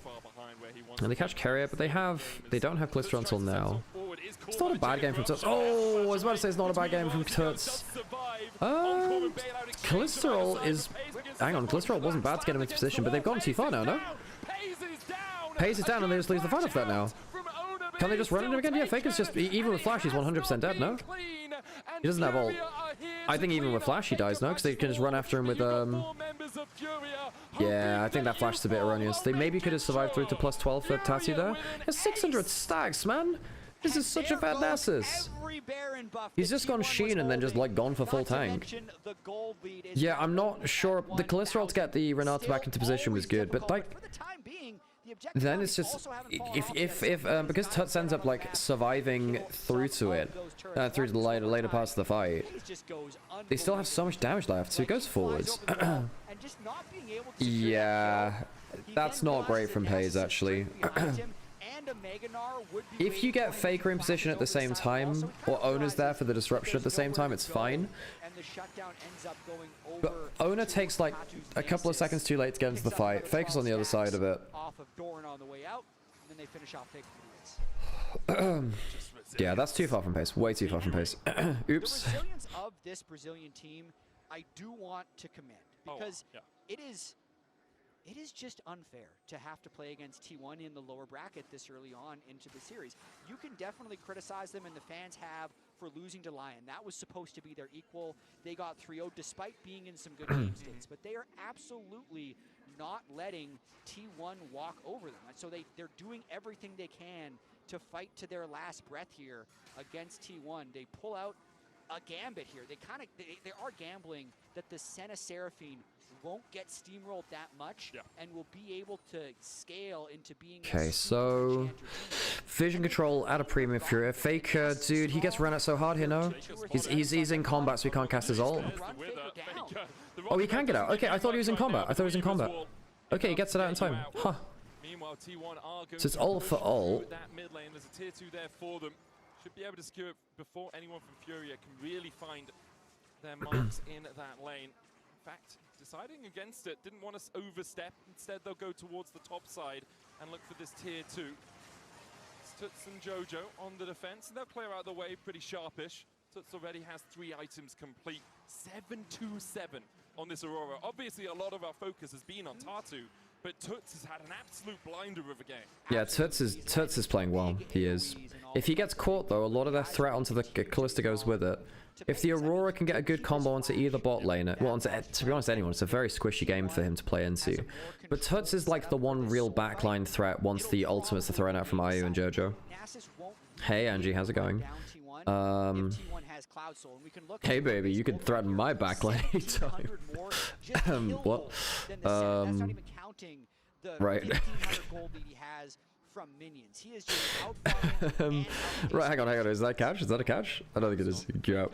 Overextended. They'll leave Ona. Oh, Faker TP out. So his teleports. Oh, his teleport's gonna be down for Baron and Dragon contest. Faker TPs to the top side, and Tuts is going to try and react to clear out that way before. How are you doing, Angie? How are things? Drake up in 45 seconds would be sold. Have you done your? Wait, it's only 10 AM. It feels so much later for me because I get up at 4 AM. You know. So far this game. Waves are in a decent spot right now in terms of getting set up for this. Just woke up again. Well, I hope you rested well. Okay, so 3 items for carries on Furia. Not 3 items for Faker. He's 0 and 3 on Talia. I don't think Faker's had like a bad game. I just think he's struggled to impact. It's just not an easy draft. I think it's really problematic that T1 don't play. I mean, Faker not playing the Aurora hurts some of their drafts. Like, basically when they got to that point of the draft when they had the Vi, I'm like, well, only the Talia is his good pick left out of his regular champions there. Okay, no teleport for Faker. Zoran teleport flank is not worth it. Tatu wants to keep his deadman stacked up if possible for the move speed. Furia are maybe a little bit afraid to go into River. You can see how they don't want to hold position in River. They're afraid of where the Vi is. They're afraid of like the full combo. They're using the Senna E quite well there. Another Wither onto Carrier. Oh, good W to the side by Tuts. Hang on. This is actually not bad for Furia. Doran's flashed over though. Aurora's out of position, but so is Paze. Paze not doing damage. Paze isn't there yet. That could be a problem. Doran dies, I think. Okay, so Paze is back in position. It's like 1-for-1, but the Seraphine's down. Good wall stun! Cleanse. Enough is so close. It's so close. Holy crap, that's close. It's 1-for-1. 1-for-1, but T1's very low. They're very low and they can teleport in with a Nas. Oh, that's a really bad CP. He has to flash out immediately. He has to like insta-flash. Maybe chant, maybe combo? No. Oh my gosh. Yeah, the Doran, basically this build with the Varus only does damage when you hit abilities. When you hit the auto attacks, it doesn't really do that much in mid-late game. Oh my gosh. It's even. It is. We are 30 It's an even game going into late game, and Furia gets a dragon. And this is a 700 stack, 8 and 2 Nasus. Why are we not seeing this Nasus more this event? So the best teams from behind are T1 versus old T1. You could argue down 1 as well. Down 1 like 2020-21, although they snowballed so hard. Like basically in slower poke games, down 1 in 21-2020 were really good. Weirdly, Samsung 2016 were really good at grinding you to a halt and then fighting late game, so Samsung were a good team from behind. Who else is good from behind? G2 were at different points in history. Nasus is so powerful. Yep, Nasus is ridiculously strong if he actually gets melee range. It's a very squishy game. Oh, good flick back. Very good. Oh, they catch the Aurora, it's a really good combo. There you go. That's the Faker clutch moment. They were afraid of the T1 Baron. And now suddenly with the Aurora down, T1, the whole map is theirs. Baron's up. This is just a free Baron, though. The Baron, because the enemy jungler was up, or in this series at least, but Tatu doesn't have any easy access. Can you go to the shops? Anyone want anything? I'd like an Aurora that doesn't face check around Baron, please. Sorry, is that too much to ask? I think they just give it up. Just give it up. Like, you lose it, but you need the Aurora to teamfight. You can't teamfight without it. I think people are underestimating how good LYON are. LYON are good. LYON are good. They're yeah, I think that they're, you know, they're competing pretty well. I think they're a pretty structured team. I think the drafts are pretty fine. Yeah. I think that their objective fights late game are not awful either, for sure. In this economy, yeah, I know. In this economy, asking for an Aurora that doesn't face check dragon. Well, he's really fed at least. So at least, you know, we got a bargain on a really fed Aurora.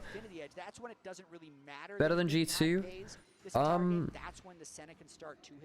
G2 are going to look very different in the next series. G2 are going to look very different in the next series.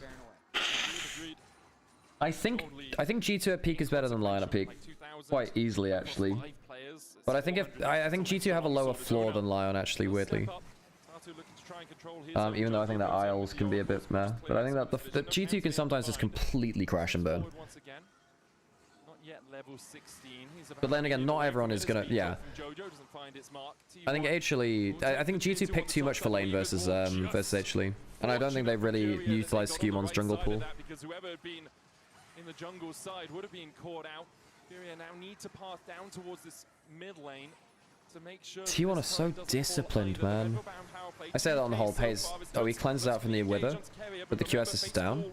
Can always pull carrier out of a tricky situation. Doran continues to push in top. The wave in mid now. He has flash. He doesn't have flash. He doesn't have exhaust. He does have exhaust. He doesn't have flash. He has to teleport out. Yeah, in fairness, I think he's afraid of just getting ran out by the Nasus. If the Nasus actually carries him, he's so dead. Pace did burn the QSS on that last Nasus Wither. Still has the cleanse, and QSS will be back soon. Carrier not going for the Mikhails. 84 stacks for IU at 30 minutes. Could be worse. If he gets to 100 stacks, he can't get 100 stacks even close to it for the next fight. I actually think that IU should be... Yeah, he is farming towards Infinity Edge. It is pretty huge for him, I guess. Yes, I see. That's good. You got a lot of those. Oh, yeah, it's just words. Just to be honest, just words. Trying to feed some stacks to Nasus. They actually missed the cannon there. He misses a +12. That's bad. Really want to get as many... Yeah, if he gets to the point where he like 2-tap someone, then yeah. Obviously Nasus is tad scary. He just used his Q in front of a Nasus. That's a bit spooky. Using the Talia to stop the wave play coming through, not that I think it was completely necessary. Oh, really going on? I'm not loving that. Good. That's a very good encore. But there's no follow-up. The Aurora's not there. The Aurora teleports behind them. So Aurora's going for the big teleport. Ego almost had the flank position. Doesn't it? He's not in range just yet. Oh, Meganar, but they get Faker, but Tuts is dead. The Talia ult, the Renata ult's good. Tuts doesn't have ult, Tati doesn't have ult, that's it. Okay, better discipline from T1. The engage from Furia was a bit too split. The problem is the ultimate from Seraphine was so good, but because they'd already committed to the flank, they didn't have any follow-up in position. Oh, it sucks for Furia. I actually don't think Furia are a bad team. I think this team was actually pretty legit. I like their draft in this last game. MSI is ruthless. They're a very good teams in this event. I think that the LYON series just kind of sucks for them because like they were very close in 2 of those games. But yeah, the Americas go 0-6 today. 0-6. This is now the 4th sweep that T1 has accomplished. But I think that Furia they're not a bad team. Realistically, I think we probably could have seen like Furia, maybe even like Secret Wales in play-ins as well, or you know, obviously top esports, right? The seeding for this event's a bit weird just because yeah, obviously top esports not the strongest second seed, right? From LPL, they choke internationally.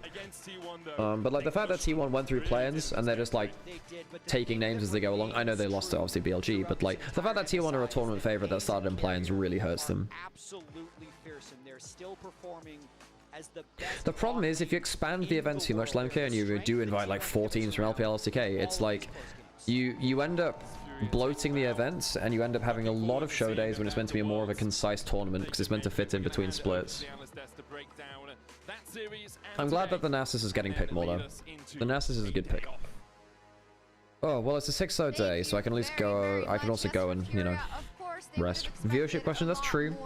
Yeah, viewership is better when you have international representation for sure. Hopefully, again, later on, we'll be able to talk a little bit more about their performance here and perhaps get an interview as well. But first, let's button up the best of 5. From T1's perspective, back to sweeping.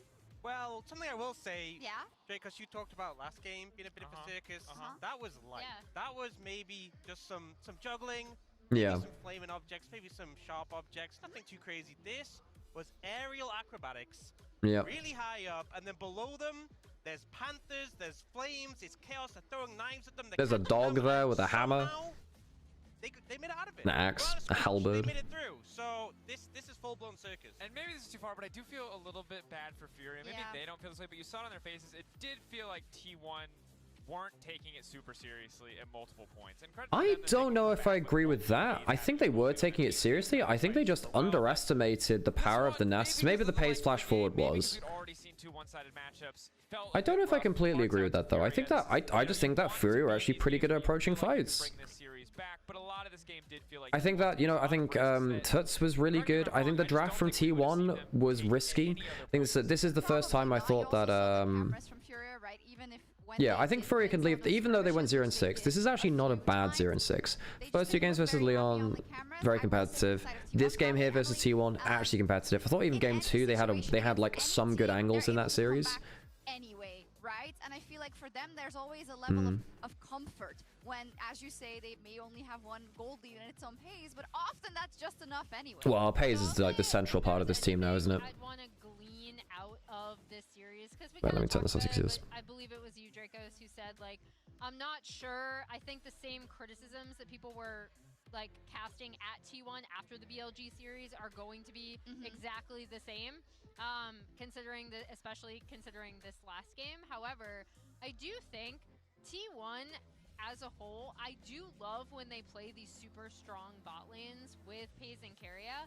And if they are somehow able to bend the meta to their will as opposed to what we're seeing out of HLE, what we're seeing out of BLG, you saw shades of that. I did like one of the things we brought up for T1 in the BLG series, counterpick bot lane. We saw that going on a few times, which I also liked, especially with the Kate Lux. So yeah. Unbiased opinion on BLG versus HLE. I think BLG are better in early lane. I think that HLE are better everywhere else. So BLG have either got to like, particularly on, has to like lock the fuck in, and their drafts need to be really good, or it's not going to be competitive out of lane. I think that you know, Kanavi and BLG know each other very well. They played against each other for so many years at this point. Kanavi is not an unknown quantity to them. Will it be asked? But like Bin needs to lock in, On needs to lock in. They need to show their best side of themselves, because if they don't lock in, then it's not gonna be particularly close. I think that the drafts are good from BLG. I think today they're a bit worse, but they've shown that when they lock in, it's good. MSI 2026 bracket stage lower bracket round 1 batch 2.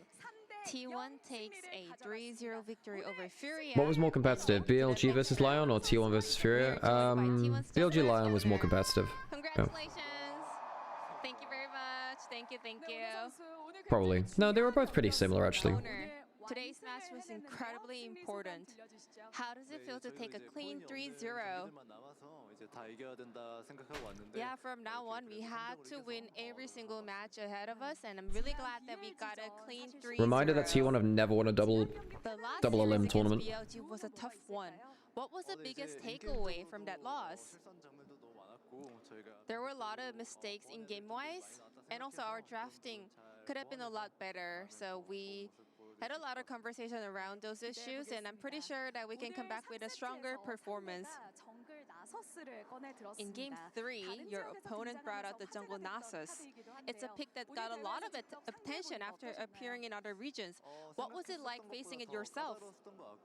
It was even trickier than I expected.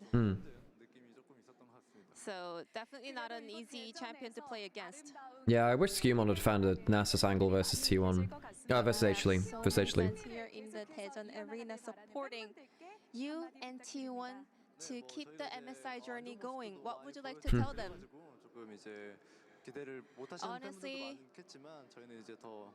we were underperforming a lot recently, and I know some of the fans are disappointed in us, but you know, T1 gets even stronger when we have no lives left, so we will make sure that we can work hard. I actually don't think that's true, because they've not won a double elimination tournament though. Please give it up one more time for Owner. I suppose they're better in single elimination if he means it that way, but I mean T1 have still never won a double elimination tournament, right?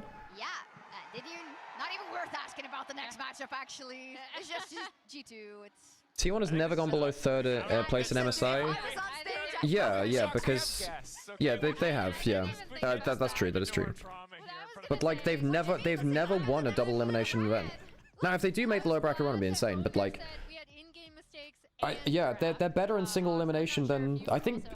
They are better when life's on the line, and they are better at longer tournaments. But I don't think double elimination has been favored. I mean, because they lost MSI 23, and MSI 24,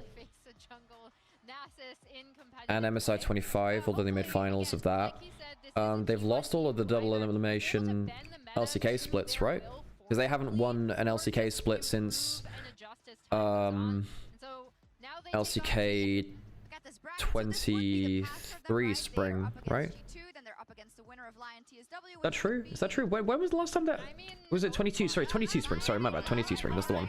I was trying to remember who first seed was MSI 23 from LCK. CSW took down the second LPL seed, you know? True. And That's not mentioning who it was. So good. Yeah. Conventionally, that is what it is, but yeah.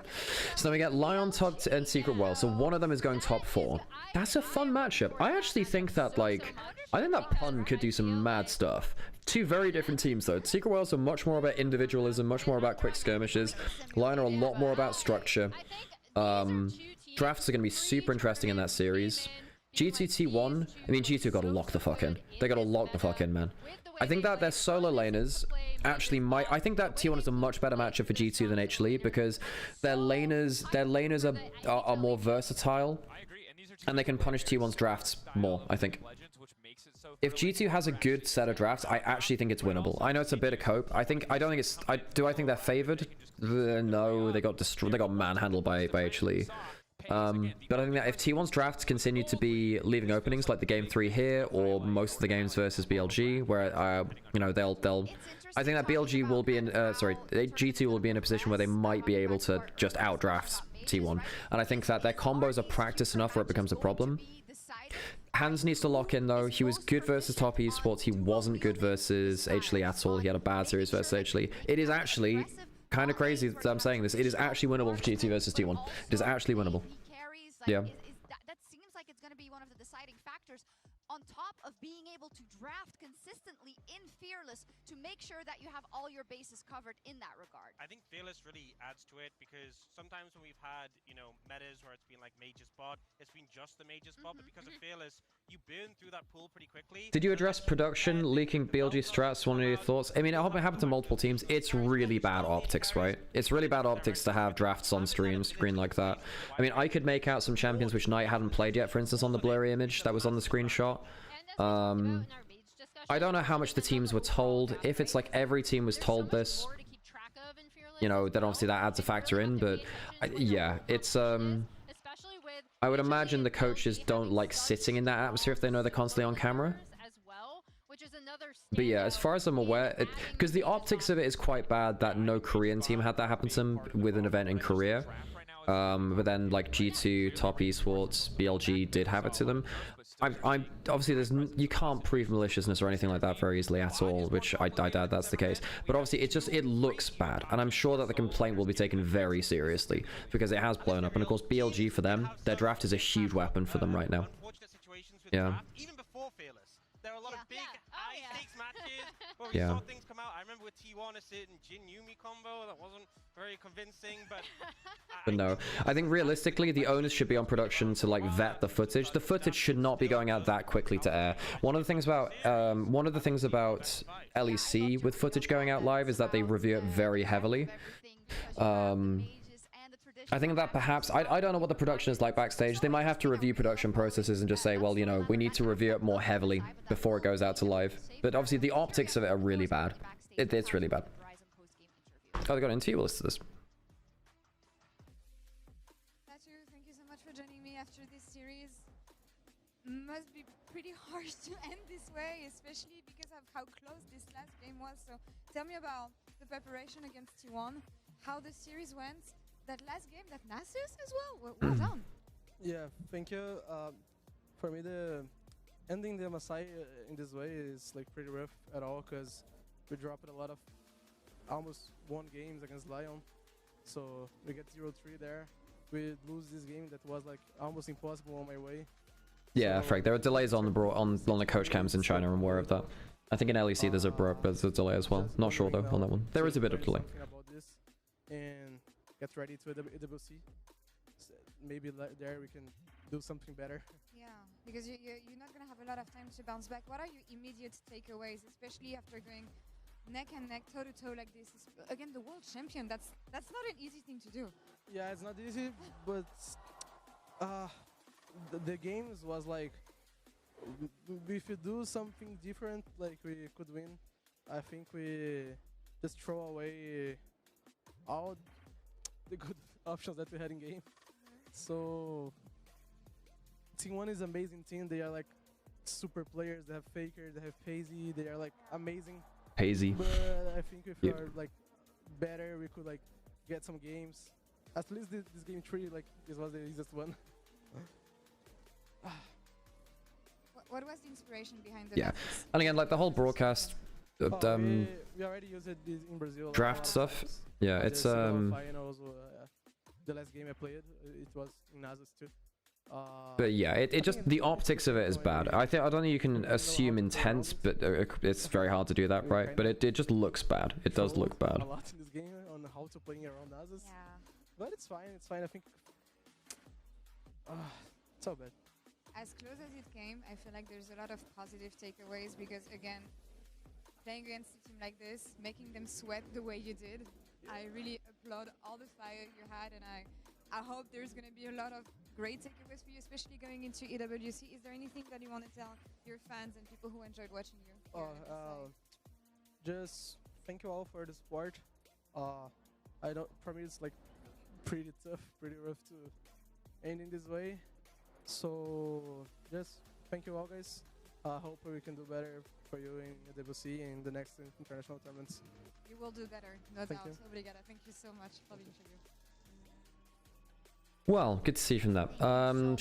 Furia, I know they went 0-6, but actually I feel like they had a pretty decent showing comparative to what it could have been. You know, the LYON games were all besides game 3, the first 2 were winnable. There was not actually a very blowout, but I think it looks like the clean feeds died a little bit. 1 second.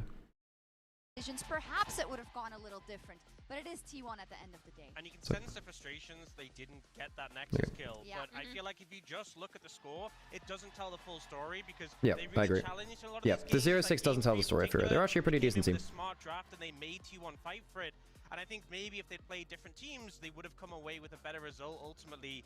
But I think it's, as they said, as Tadu said, a time to take away from this, to grow from this, and look forward to see what they can do next time around. And shout out to him for doing a loser's interview. It's always a hard thing to It's very hard to do losers interview. That's a fair point. Yeah. talk about that, you know. And we can hear he doesn't have all the immediate answers right now, and I think it's perfectly reasonable. You're feeling a little shell-shocked. For the second series in a row, you find these winnable games, and we've highlighted it, right? For better or for worse, history will remember the 3-0s and won't often give you the context of what could have been a one game, of what could have been an incredibly close series. But I also like the mentality he talked about. Look, bouncing back, looking ahead towards the next tournaments, looking ahead. Even if he doesn't have those answers now, I'm sure he's going to be able to look back at this tournament with his team and find a ton of ways for this team. Okay, what games we got tomorrow? What do we got tomorrow? I feel like this is one of the strongest representatives in the history of the CB wall, and I can't wait to see what they look like at Worlds. I have no doubt they're going to qualify. They're going to be demons in the Swiss stage. Okay, so tomorrow we have GTT1 at 5 AM, and then we have LYON Secret Wales. What is actually leaking our we don't need it anymore. Do you see what's up with this? It was spray painted. Oh, really? By a mangy panther, we spray painted a very normal panther. We're not trying to be. It adds charm, adds character. Yeah, it's true. What the heck? Yeah, we'll keep him around for sure. We have a break day tomorrow. True. And then Oh, sorry, not tomorrow. So we have a break day. Okay, cool. We have a break day. Nice, cool. One break day, and then it's GTT1, then LYON Team Secret Wales the day after that. Quick analysis, please. I think LYON are getting better and better. I do think Team Secret Wales are the biggest surprise for me in the context of this tournament, but I feel like LYON overall, despite so many individual mistakes, always seem to have a competitive late game, and that is the thing against a team. Yeah, thing is that, like, yeah. I mean, like, it doesn't tell you when the champions will get picked, but it does tell you champion pools, which is important. Like, if you, and it allows you to practice some 1v1s, which you might not have known about before. So that might actually genuinely impact things. The champion pools and practicing 1v1s. That, for instance, how much have you played against Vex or Zoe or Morgana or Malzahar? You know, champions which Knight hasn't played for a little while. You know, it is actually quite significant. They did have good game plans and drafts, and they even knew exactly how they wanted to execute it. It's just the minute parts of the execution wasn't there. It just means you can throw a couple of extra 1v1 practices in there, right? And that going into this matchup against Team Secret Wales, who we know are can be such a strong, especially mid-game team fighting team. One little thing, I just want to copy-paste that for G2. I know we're going to talk about the second copy-paste. Don't mental collapse. Okay, yeah. Copy-paste what Emily said. She said it very well. I couldn't have done better. So copy-paste. No I actually think G2 is winnable versus T1. I think that T1 solo lanes are still, they're a little off the boil still. I mean, Doran's obviously struggling individually. What the heck? I think Doran's struggling. He's getting random solo kills against him, and I don't think his team fights have been particularly good today either. Yeah, Doran's not playing very well, I don't think, sadly. I don't think he did play very well versus BLG. His Cassante game, you know, outside lane was fine, but yeah. And then today, just like getting randomly solo killed as Rumble versus Ornn. I agree with you. I also yeah. think like Hansama on the mages, right? Is that going to be something we're going to see more and better of then? Yeah, that's the thing. I do think that actually, like, bot lane is so good from T1. Faker is playing better than he was in Road to MSI. Doran's an issue. Doran's an issue. I think their drafts are still a little off. They're getting better, but they're still off. For sure going to play Mel Ziggs. Maybe he doesn't play past that, but I'm sorry, that Seraphine looked rough. When it was bad. The Seraphine was bad. The combos, the timing on the ultis wasn't good. I'm going to just gloss over the mage. That doesn't give me optimism. I would be happy to be wrong, but he's not getting the mage pass anytime soon. Outside of Mel Camille, I feel like T1 are going to want to go for like a hard 2v2. It's gonna be I think they should do, but the thing is though, if the worst thing is if you go for like a hard 2v2 and you get mage supported to stop the volatility, then you just end up getting neutralized and the enemy team has a more useful bot lane in mid game, which is often where the mages come online. Tomorrow at 1 AM if you're in Europe, at 10 AM if you're here with us. But if you want to watch League of Legends, we'll be back on Wednesday at 5 AM CEST, 8 PM PDT for LYON versus Team Secret Wales, followed by G2 versus T1. We'll see you Oh, GT1's the second series. Okay, so they've changed the order around. Okay. Is there a difference on the timing? Okay, well that's interesting. Okay, folks. Well, thanks for joining me. I'm going to raid you over to someone. Appreciate everyone. If you're on YouTube, the show will end here. Reminder, folks, you can download Opera GX to support the channel. You can also donate to the Ko-fi if you have any cash spare as well, but you don't want to give money over to like Bezos or whatever, I guess. But I appreciate it, folks.